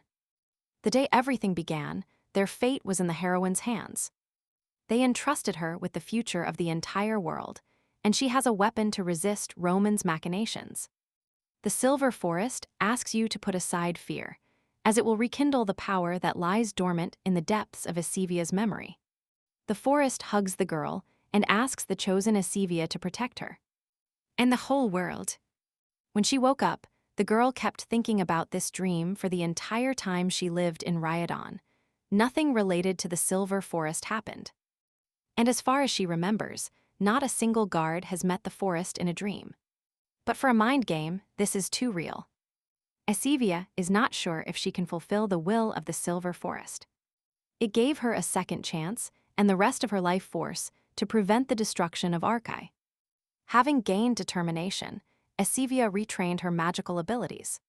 And she must find a way to stop Roman's plans. The girl's eyes darkened, and she slumped weakly onto the sofa behind her. Quanah woke her up, who thought Esivia was already gone, and was surprised to find her sleeping on the sofa. The girl explains that she didn't plan to sleep here, and the man suggests that she used too much magic. The heroine does not understand what he is talking about, and the man steps aside, showing a sprout that has come out of the shell. Esivia immediately wakes up and jumps off the sofa onto the potty, because it was empty a short time ago. She wonders how it grew so fast since, when she entered the room, there was nothing. But suddenly, in a second, a small stalk sharply rose into a huge trunk. Quanah grabbed the stunned girl and pulled her back. Quanah stares up in shock, watching what the small sprout is turning into recently. A large tree spread many of its branches, covering the entire room. Having regained her senses, Esivia, sitting on the bed, tells Quanah about her dream and her first encounter with the Silver Forest. Now there is no doubt that the awakening the forest spoke of was indeed an awakening. And seeing such a miracle in person makes Esivia shine.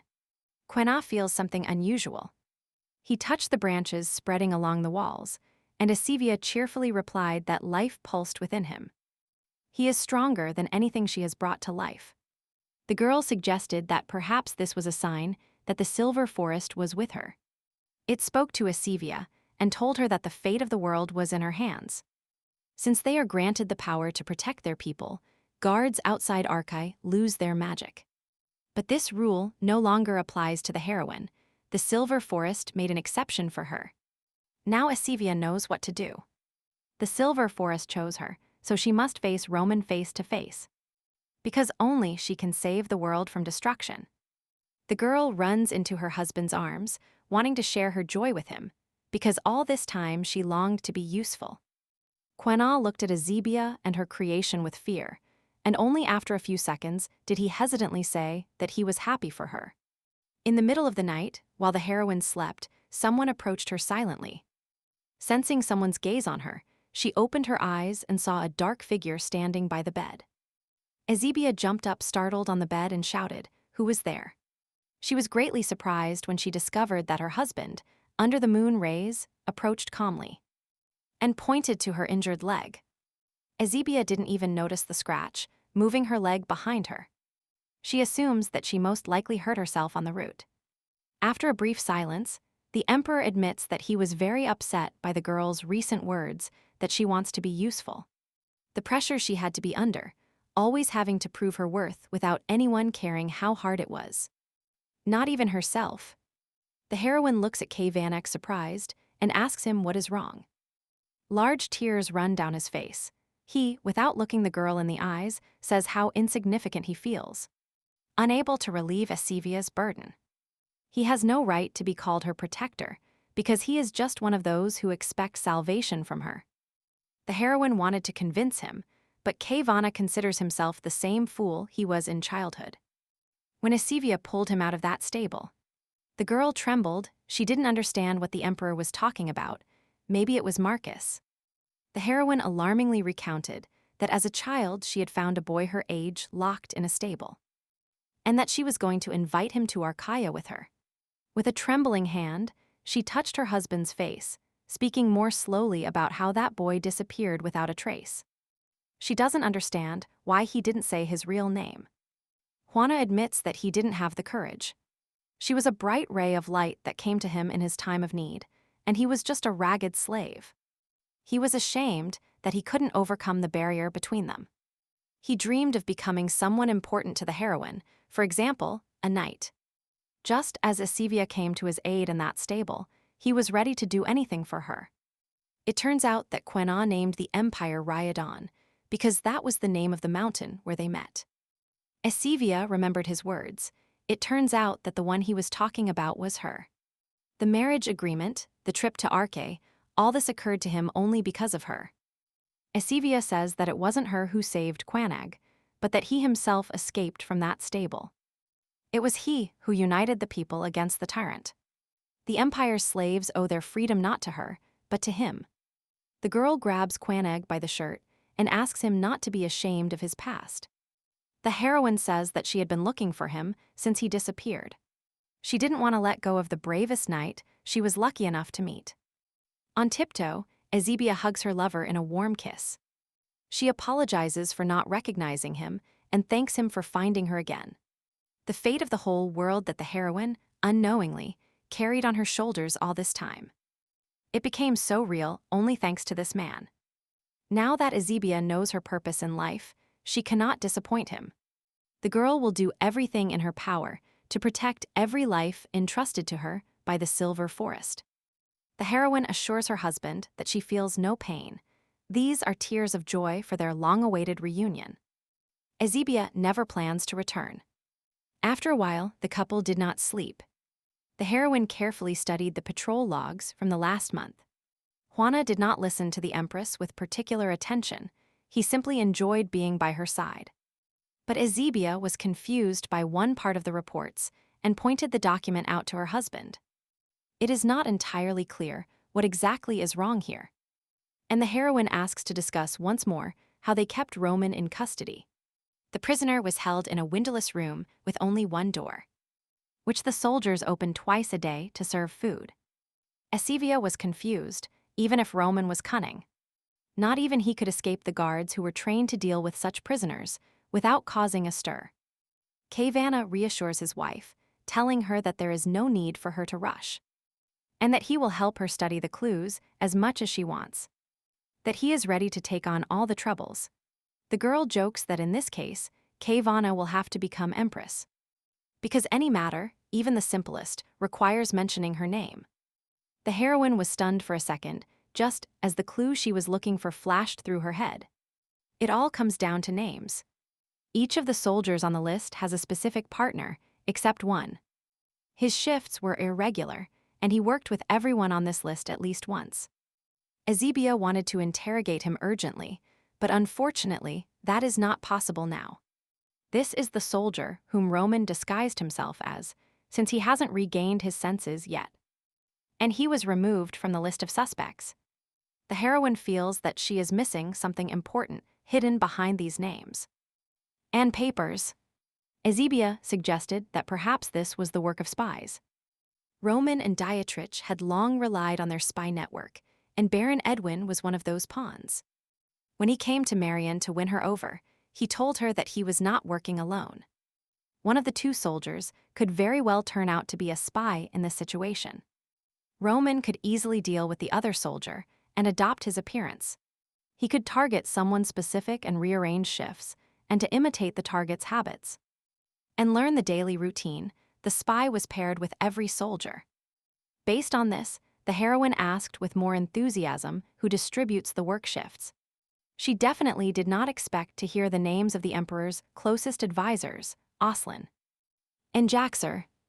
Kayvanna explains that he entrusted the supervision of the convict for the assassination attempt on the Empress to his most loyal advisors. Apart from the Emperor himself, only Jaxer and Oslin have the right to change the guard. Esivia decided not to panic and explained that she had only expressed a hypothesis, not supported by facts. These two are Quanna's loyal advisors, and they definitely have no reason to betray him. But the seed of doubt has already been sown, and the man regrets not having controlled them from the beginning. The heroine is trying to draw him away from these thoughts and restore trust in his friends. But Kayvanna doesn't listen because it's not the first time. Something similar happened in the past. And sooner or later, it had to happen again. He blames himself for everything again, and Esivia hugs him, pulling him out of the darkness. She pats him on the head conspiratorially and tells him that she also trusted no one when she discovered that her brother wanted her dead. That she saw the enemy in every person like a child thrown into a cave of monsters. But the encounter with Kayvanna taught the heroine to trust others. No matter what happens, she asks not to repeat his mistake and not to blame herself. The girl promises that the truth will soon be revealed to them. She will deal with Roman and the spy. And she asks Vanek not to turn his back on his friends. After talking to her husband, Ezebia thought of a way to find Roman without interrogating Jaxer. And Aslin, remembering that night, the heroine noticed that the topic of sclerosis moved her quite a bit. Furthermore, he came just when she began to study the connection between the disease and the river, which means he might appear again if the girl starts researching the disease. Ezebia understands that her plan is quite reckless, but if this guarantees Kavanaha's safety, then she is ready. You can lure Roman out of hiding by doing something that interests him. With determination, Ezebia released her mana, and the seed behind her burst. Simon, tired, descends to the underground laboratory, carrying another stack of books there. Out of fear, his heart almost burst out of his chest upon seeing the Empress and the eerie atmosphere surrounding her. The girl, as if nothing had happened, turns around at the young man's last gasp, saying that he scared her. Coming to his senses, the boy asks what the lady is doing at the laboratory at night, and what kind of pot she has in her hands. In the heroine's hands is a seed she received from the gnome Simon. She couldn't hold back her cry of surprise at how quickly the flower bloomed. With trembling hands, she took the pot in her hands. They had already tried everything, but the seed didn't even sprout. Ezebia explains that before this they were wasting time, and the answer was in the amount of mana. She pointed out to the boy that the flower that had sprouted looked completely different from what she expected. It seems the dwarf gave them the wrong seeds, and they will have to pay him another visit. The gnome excuses himself by saying that he is not an elf to understand the forest herbs. And that's where the mistake occurred. Surprised by such irresponsibility, Aslin shouts how important these seeds were to their empire. The interlocutor interrupted the shouts. He knows perfectly well why mortals needed samples of elven herbs. The gnome arranges a meeting, and Ezebia hurries, wanting to ask something. La heroína si pregunta si los elfos también saben por qué la gente necesita sus hierbas. And if they said anything when they were given the seeds.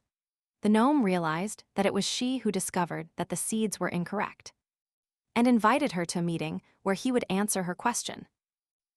Vana pulled the girl towards him. He didn't want her to fall into such an obvious trap. The dwarf replies that both sides risk falling into a trap and being stabbed in the back, and that if Ezebia doesn't come, there will be no agreement.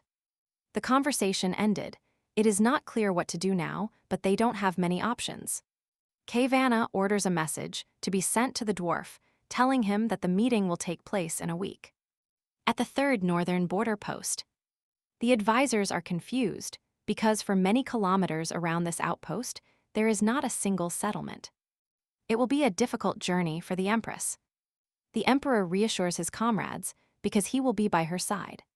After a serious conversation, Ezebia catches up with her husband and asks if they will really go together. Vanna tells the girl that the meeting place he designated is the closest point to Arkai in Ryadan. Ezebia realized that the man was eager to test his friends because whoever the spy was, whether Jaxer or Aslin, he would take this opportunity to send Roman to Arkaya. The heroine is upset that Juana still doesn't trust his comrades and apologizes for not sharing it with her sooner. She really has doubts. That is why he chose the 3rd outpost as the meeting place. Ezebia told him not to turn his back on his friends, but that was the only way to maintain faith in them. The hero intends to reveal the truth without interrogating them and will not run away, no matter what it turns out to be. At that moment, through the reflective light of the moon, Fajar observed the heroes. Roman broke contact with the river and concluded that the princess had finally poked her head out of the sand. The Duke informs him that a certain object was moved to the mithril mines. This news caused a strong reaction from the sorcerer. Very soon the show will begin, where the usurper and his wife will fall into the abyss of despair, while the hope they cherished so much will shine upon them. All this, still in silence, was watched by a stranger, hiding his face. The emperor tells his subordinates that the Northern Trade Guild will supply magical goods to the imperial palace. And since this operation involves magic, the empress will accompany them. The advisors are worried. Juana has always been more concerned about the safety of His Majesty than anyone. And they do not understand how he could have accepted this. That night, Ezebia realized that her husband hadn't intended to take her with him from the beginning. He lied so that everyone would think they had fooled him, and on the day of the deal, he would say the heroine was not feeling well. Ezebia opposes it because then everyone will understand that it is a trap, and Roman will become even more careful. And it will be difficult to catch him when he escapes to Archaea. But if she goes to Quanahum, they will release his guards, and if they try to kill, they will catch them red-handed. The emperor remains firm and refuses to put the girl in danger, so she offers to make everyone believe that she will go with him. Then they concluded that they dress the unfortunate Simon as the empress. The young man almost cries. Suddenly people recognize him because he is a completely useless actor. Quana lets out a last sigh. He doesn't understand what is going through his wife's head, but he still trusted her. At that moment, Ezebia, dressed in the clothes of a simple servant girl, leads Marion through a secret underground passage that opens into the northern forest. The heroine reassures her friend and tells her about her trust in her. Who voluntarily goes to meet danger, Ezebia regrets that because of her, Simon and Marion have to go through this. The girl, blushing, extends her hand to the empress and replies that it is an honor for them to serve her. It would not occur to anyone that the empress is posing as a servant girl. Not even Roman knows that she can communicate with plants.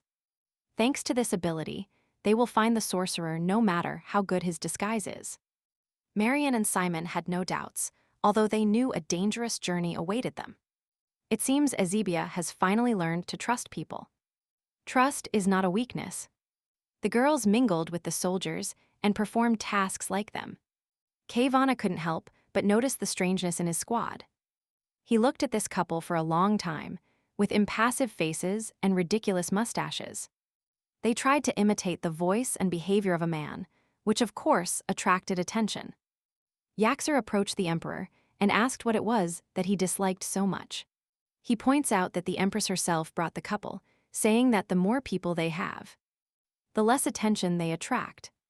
The former commander invites Jivanak to arrange a fight. Once upon a time, fights helped him clear his thoughts. Marion worries about the empress, but Ezebia stops her and reminds her to call her Lucas. The girl's attention is drawn by the noise and the clash of swords. The men crossing their swords recognize the strength and power of each other. Kavanaugh points out that for a retired soldier, Jaxer is very good. And flying aside, he replies with a smile that for many years he was the shield and sword of His Majesty. But because of this, the emperor becomes careless and now exposes his left side for an attack. A deafening sound was heard, and the sword flew several meters behind the owner's back.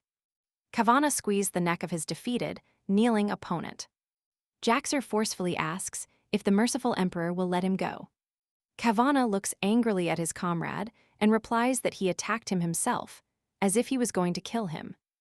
After breaking free from the grip, Jaxer immediately jumped a few meters away from Kavanak, saying that he had always defended his left side poorly. Clenching his sword until it trembled, the hero believes that this has become a habit, because Jaxer was always there to cover him. At the end of this spontaneous duel, an angry Oslin appeared. One-Eye Mox Weiner missed the whole show, but Oslin examined the surroundings during the fight.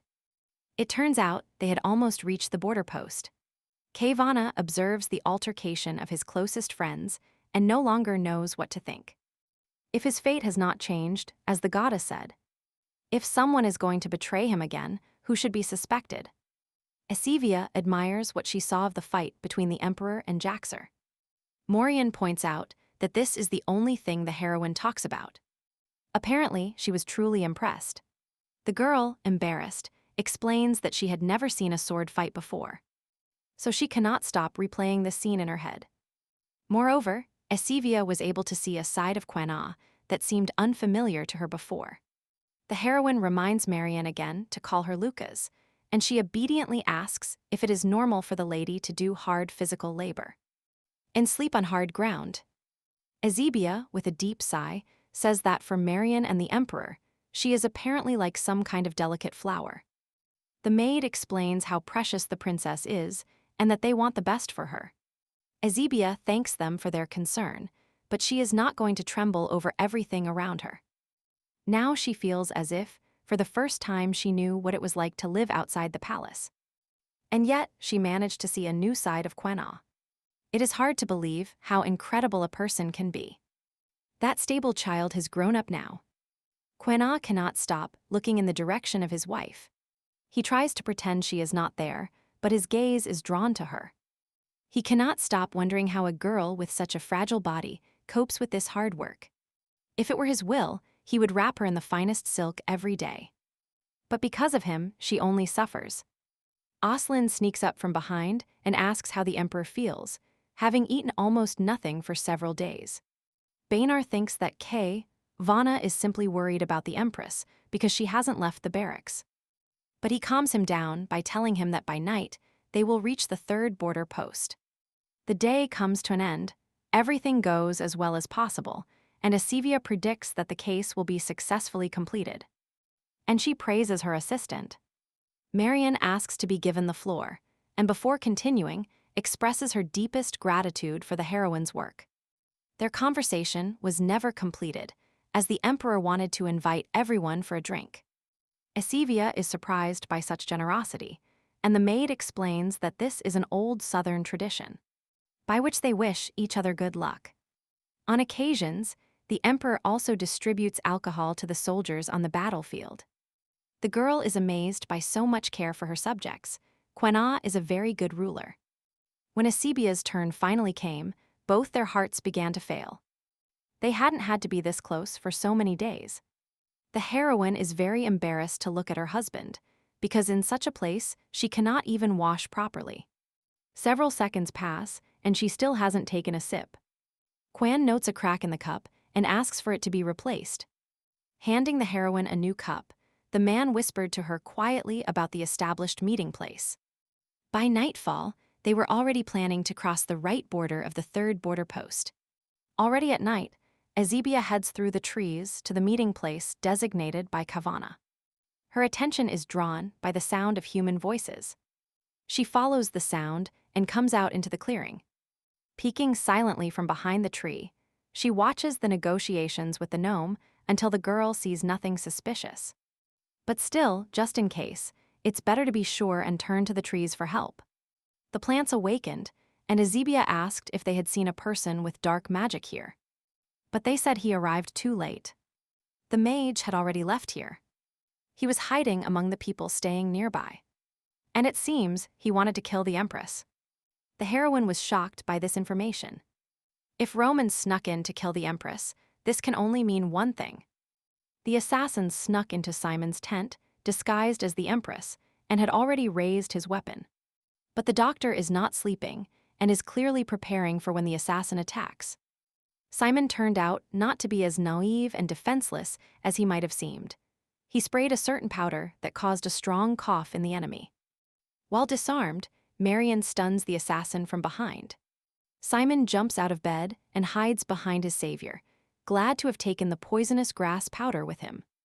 The guy stooped to examine the attacker. For some reason, his face did not change.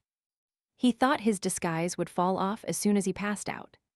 Simon and Marion were horrified, and if what was in front of them was not Roman at all. But where was the real one? At this moment, Ezebia discovers exactly where and who is posing as the sorcerer. The heroine didn't think he would immediately start looking for her. The tree calms the girl because no matter who this person is, he still won't be able to change the nature of his magic. Ezebia just needs to imagine his magic and transfer this memory to the forest. This way they will find Roman. The girl didn't even know that she herself could transmit memories. The tree says she is the goddess's chosen one. With them, she can do anything. The heroine crossed her hands and recalled what Roman's magic is, what sensations it evokes, and what form it has. Having discovered everything and presented all this, the forest found this man. He used sinister magic. The trees thank the heroine for sharing her memories with them and, in return, show them their own. Roman arrived at the outpost and subdued the man to kill the empress. And then himself. After the order was given, he went with a new face to meet the gnome. Upon leaving the forest's memories, the girl hears an argument between the gnome and the people who threaten to break the deal. Jaxer tries to calm his interlocutor and convinces him to let them look at the seeds. First, she noticed Roman behind the advisor's back. The gnome does not calm down and does not yield to persuasion, since the people did not keep their word and did not bring the empress. He intends to leave. Kavana lost his temper. Firstly, the gnome must fulfill his part of the deal, because they need seeds from him. And he needs a person. It is obvious that the risk from the people is greater. The emperor menacingly approached the interlocutor, asking him to bring the seeds. And only after that would they bring the empress. The dissatisfied gnome made concessions and agreed with Kavanak, but the seeds are in the forest. And he asks to wait a little. With a victorious sneer in his voice, Jaxer shouts that he will send an escort because the night is full of dangers. Ezebia watched this whole scene until Roman made a move and followed the peasant. The sorcerer's face changed, and a dark mana clot formed in his hand. But the gnome, muttering at the insolent people, did not turn around and did not sense the danger behind him. Before Roman could do any harm, the plants rose from the ground and tied him up, not allowing him to move. The gnome stepped back frightened, not understanding what had happened. And the sorcerer shouted to release him immediately.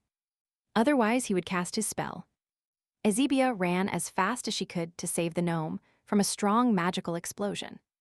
No matter how much Roman tries to break free, even undermining it with magic, he will not be able to break free. It is a vine, and the more he tries to break free, the more it grows and tightens. The gnome looks at the mage with horror. He remembered this man. Ezebia is surprised to learn about the Fernine Empire, but how could she not know her? And their crazy emperor. In a trembling voice, the gnome forcefully says that the former emperor apparently succeeded in the experiment. He created a monster. Many years ago, the emperor asked him to get a book on necromancy. The gnome categorically opposed the resurrection of the dead. This witchcraft is forbidden because it contradicts the will of the goddess. But the man bared his teeth, saying that he had already resurrected many corpses, but none of them retained their minds. The emperor not only wants to control corpses, but also to create a modern being, not limited by the laws of the goddess, a life born from death. The gnome had never heard such terrible words. He doesn't even remember how he got out of that place. He was driven by the desire to get out of there as quickly as possible because now, knowing the emperor's secret, the gnome was unlikely to remain alive. Because of this, he broke all ties with people for some time and only left the forest when news arrived about the fall of the imperial family.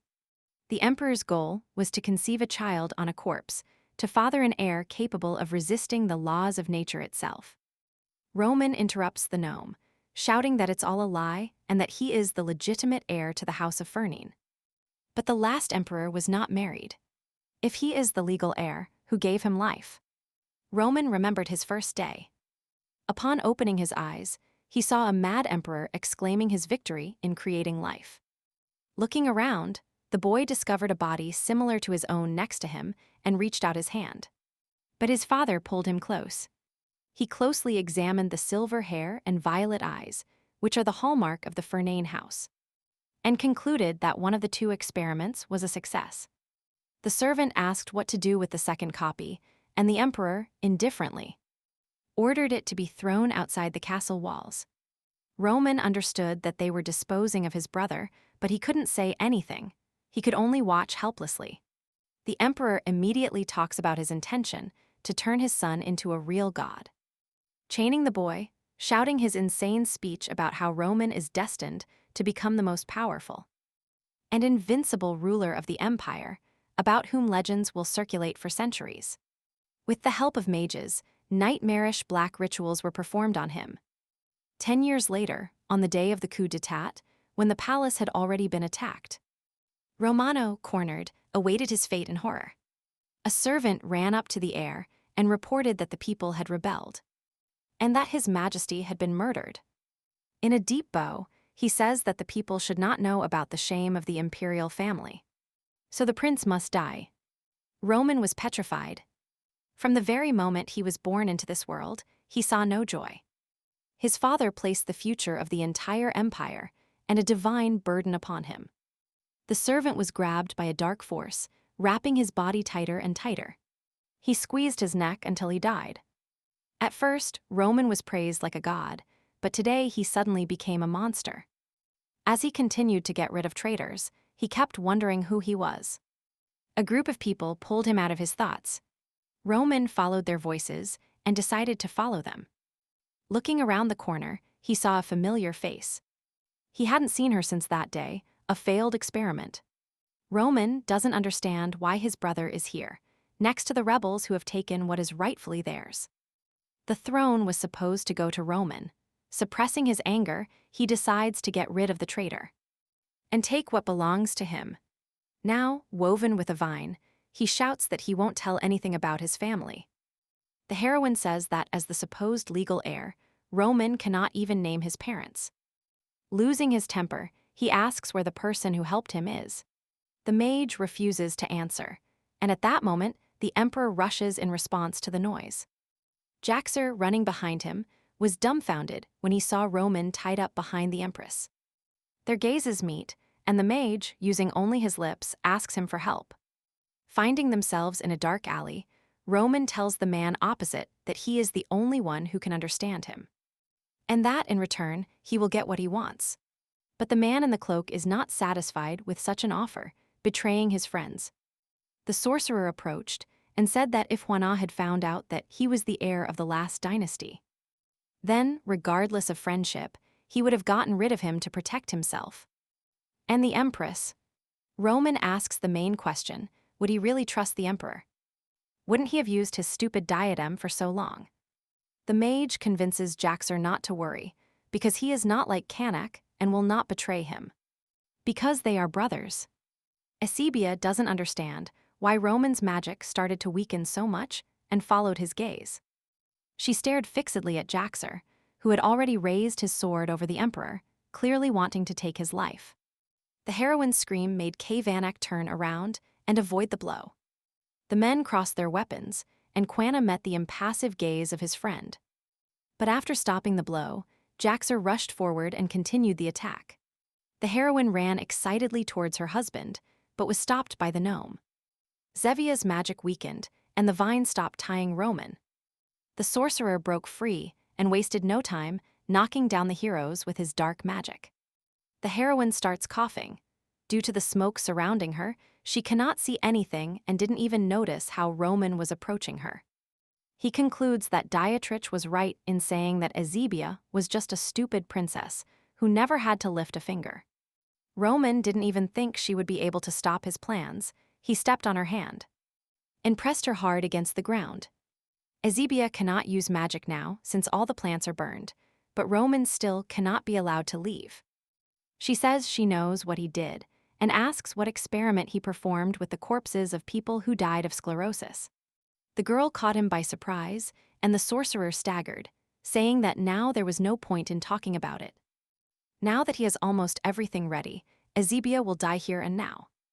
He even regrets that she won't see his dreams come true. But the heroine disagrees with him. She shouts that he will never achieve anything. In his past life, even if Guildmaster Guillermo's identity was not revealed, they still didn't win the war. Roman will die, leaving behind nothing but terrible consequences.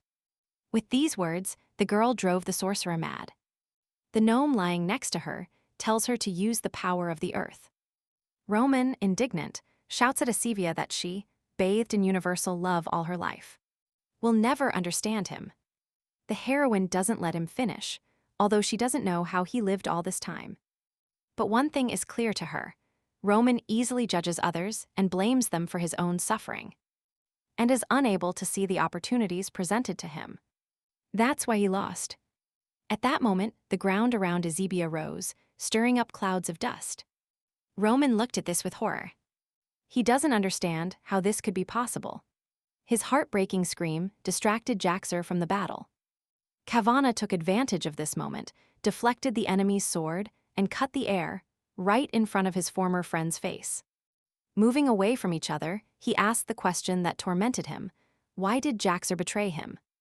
He smiled at the absurdity of the question the Emperor asked in such a situation, and called him a fool.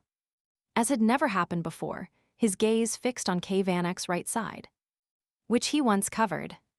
He ran towards the Emperor, aiming for that weak spot.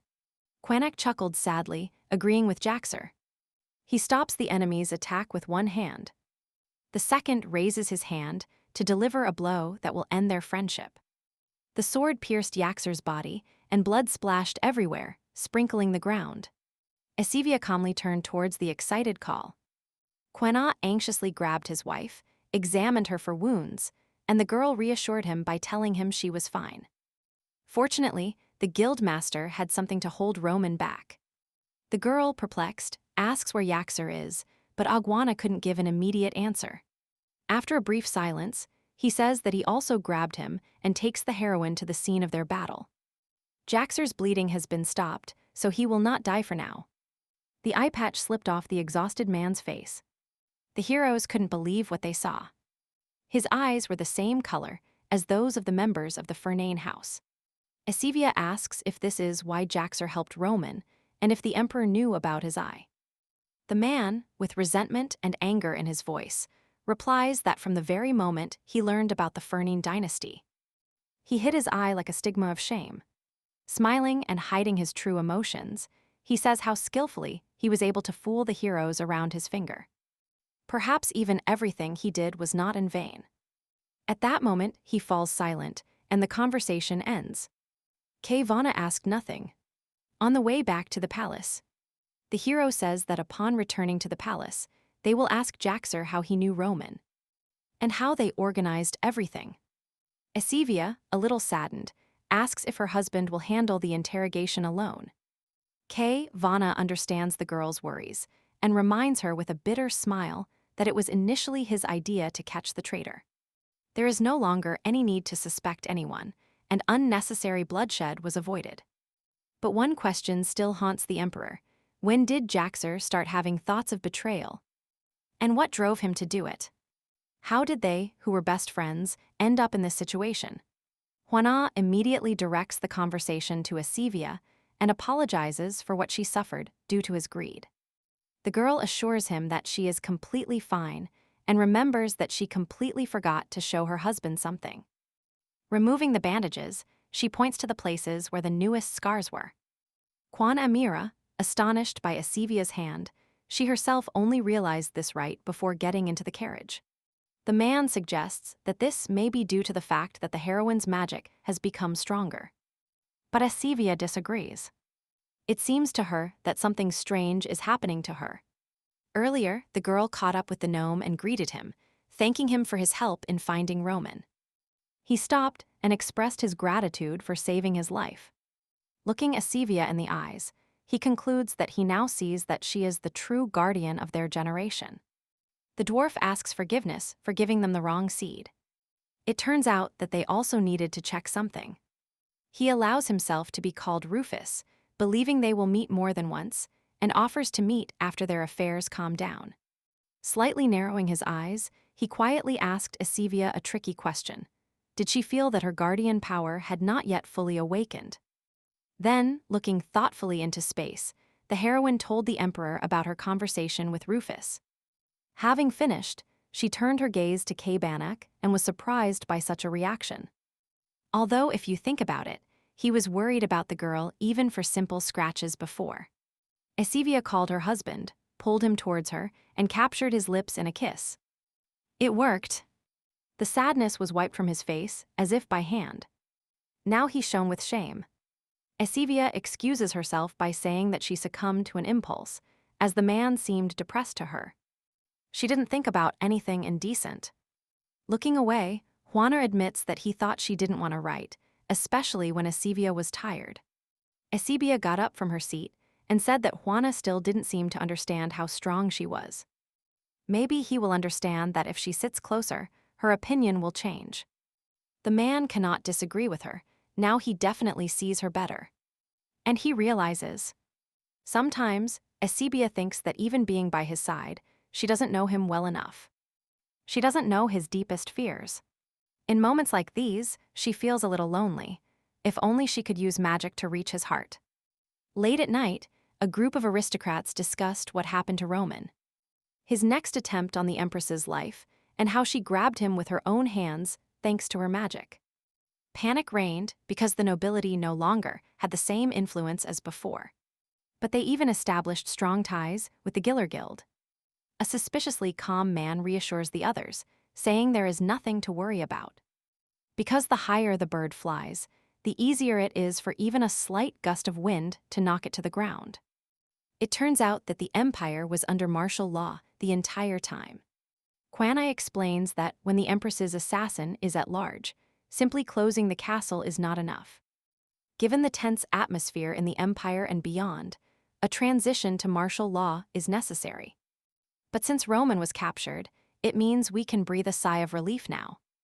Aslin arrived in Ryadan earlier, so he had probably already lifted martial law by order of the emperor. And the people had already learned about Ezebia's feat. Burning with shame, the girl denies it, but Kay Vana insists on her uniqueness. Everyone was impressed by how she literally blew the ground away and saw through Roman's disguise. They praised Ezebia as if she were a legend come to life.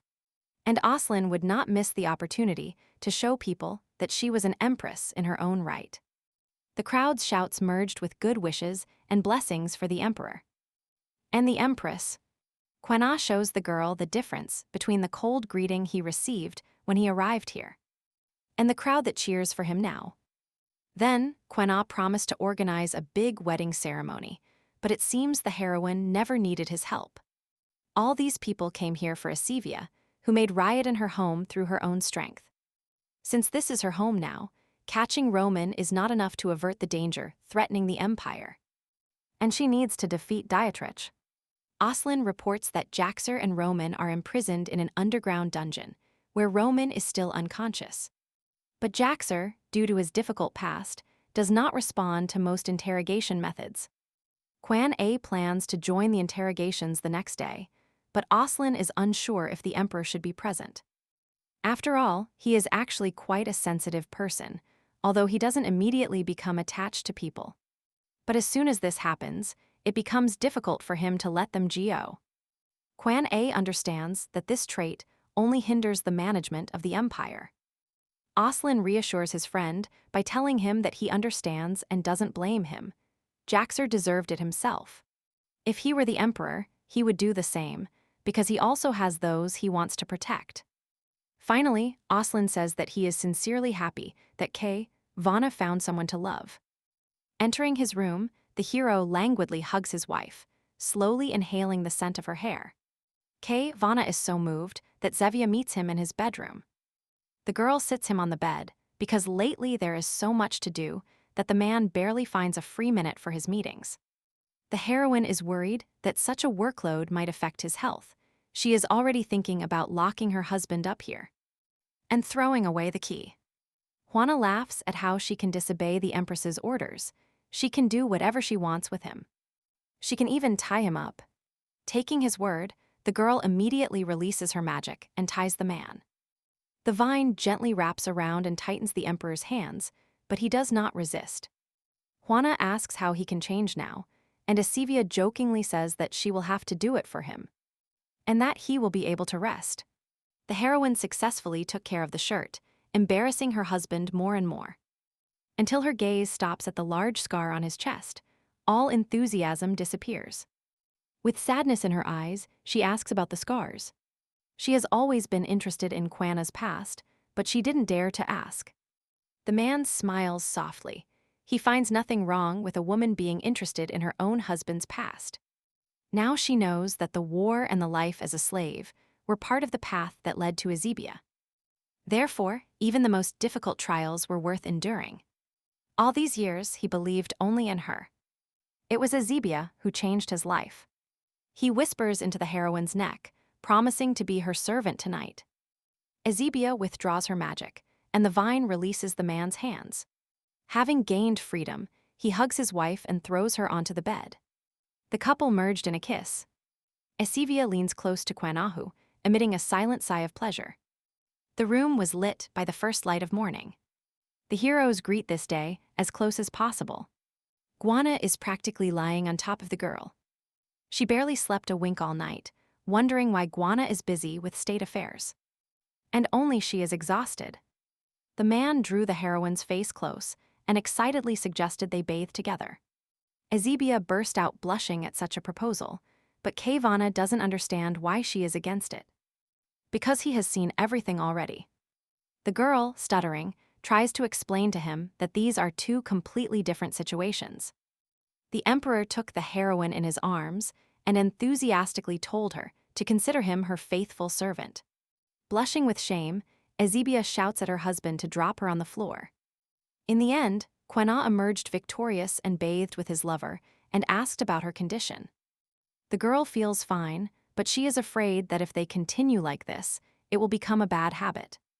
But Quena is not at all against this habit and placed his hand on the inner thigh of the girl. The heroine, embarrassed, tries to remove her husband's hand, forbidding him from going where he doesn't need to go. But Quena keeps pressing, not understanding what confuses Ezebia so much. Because he is her servant. The girl says that servants don't behave like that, and generally, she doesn't understand what her husband likes so much about her bony body.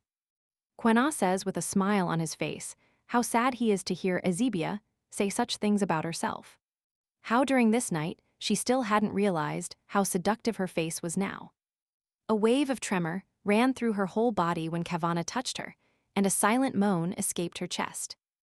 Rubbing her eyes, Kavana admits that the girl cannot even imagine how seductive her face is now. She instinctively leaned in for the kiss, feeling a passionate mix of warmth and desire. The emperor can barely restrain himself, and Esivia also asks him why he is so attracted to her. The girl tries to deny it, but Quena says she will have to get used to it because now they will do this every day. Esivia sat exhausted on the bed, trying to remember how long they spent in the bath, and why Quena is so cheerful when she is dead tired and cannot move. The emperor got up from the table, covering himself with a robe, imagining all his scars like the heroine. The question of justice disappeared from her mind in a second. She got up and hugged her husband. She cannot stop thinking about how all the difficulties Juana faced were part of the path that led him to her. She never thought about his past in that way. The heroine believed that the scars would remain scars forever, and that she would have to live with this pain her whole life. But the man was able to accept his pain. This shows how strong he is. Ezebia squeezed closer to him.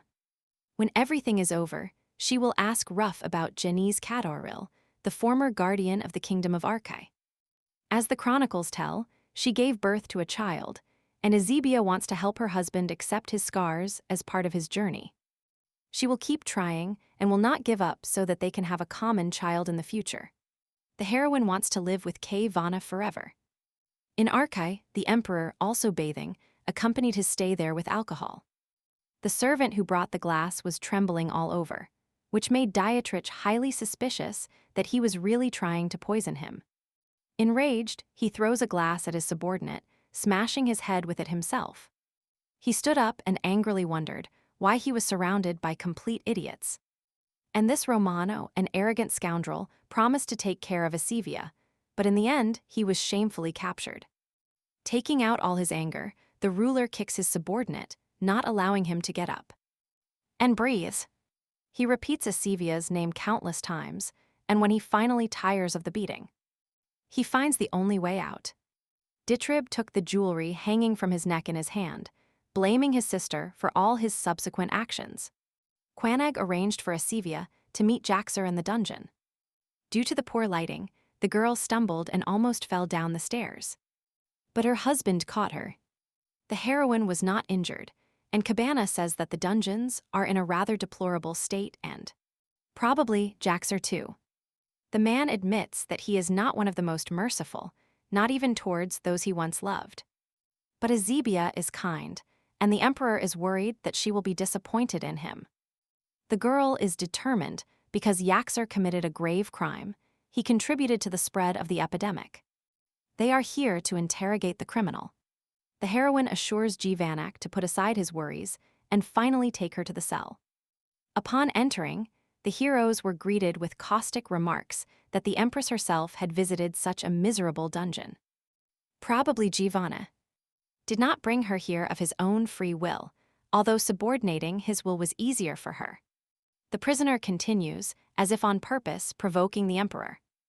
Apparently, he was hiding under the Empress's heel, completely forgetting about the empire. While people were dying left and right, and he only worried about his beloved Empress.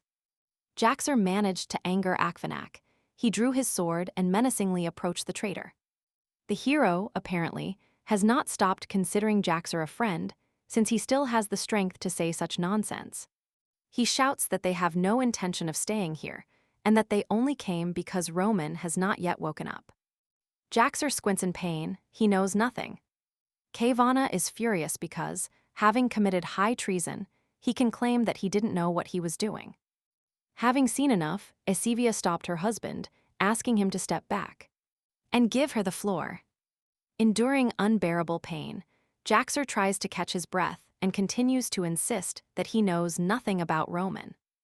Esivia interrupts him and tells him that she doesn't care who he is. She only wants to check if he knew that Roman was experimenting with the corpses of people who died of sclerosis. As the heroine thought, Jaxer did not seem to have heard anything like that. He thought that Quana was neglecting his duties because of her, which meant that, unlike his brother, he had no intention of destroying the empire. So the question remains, why did he side with Roman? If Jaxer really knew nothing, then I have no choice but to wake Roman up with my magic and interrogate him. Jaxer's violent reaction showed the girl his attitude towards his brother better than any words. The novel means a lot to him. It is probably his only weakness. It is a mystery to Esivia how Jaxer became close to Roman and how, through the eyes of the Fernane dynasty, he became a slave. But it is clear to her that he wants to protect his brother. The prisoner mocks with disdain how a princess who has lived in luxury all her life should know how he feels. The heroine says that she understands more than he thinks, because she once also blindly trusted one person, until she finally found out the truth in the most pathetic way possible. She asked if Jaxer knew that Roman had poisoned the Fajar River with a spell, and that if they didn't stop him, everyone in Ryadan would die. The man lost his temper. His brother is capable of this. Esivia has no proof, so he won't believe it. The girl calmly says that she will provide him with proof if he needs it so much. But no matter how much Jaxer trusts Roman, his guilt will not simply disappear. And no matter what he sacrifices for his brother, he will never appreciate it. Esivia hopes that Jaxer will stop deceiving himself and avoid the same fate that befell her. She wants to help him protect himself from the pain of betrayal. Jaxer saw sincerity in the heroine's words and genuine bitterness on his face after a few seconds of internal struggle. He says that Roman often went to the forest belonging to the Giller Trade Guild. If the heroes are really going to look for evidence, they should check this forest first. Almost immediately, they entered the forest. Quana deployed troops around the forest. It turned out to be much larger than expected. Still, it shouldn't take long to find the evidence, because if it's somewhere in the forest, Esivia will find it. The girl made a request to the forest, and it gave her access to its memory. Esivia discovered a disturbing, ruined building in the heart of the forest. Surely this is what they are looking for.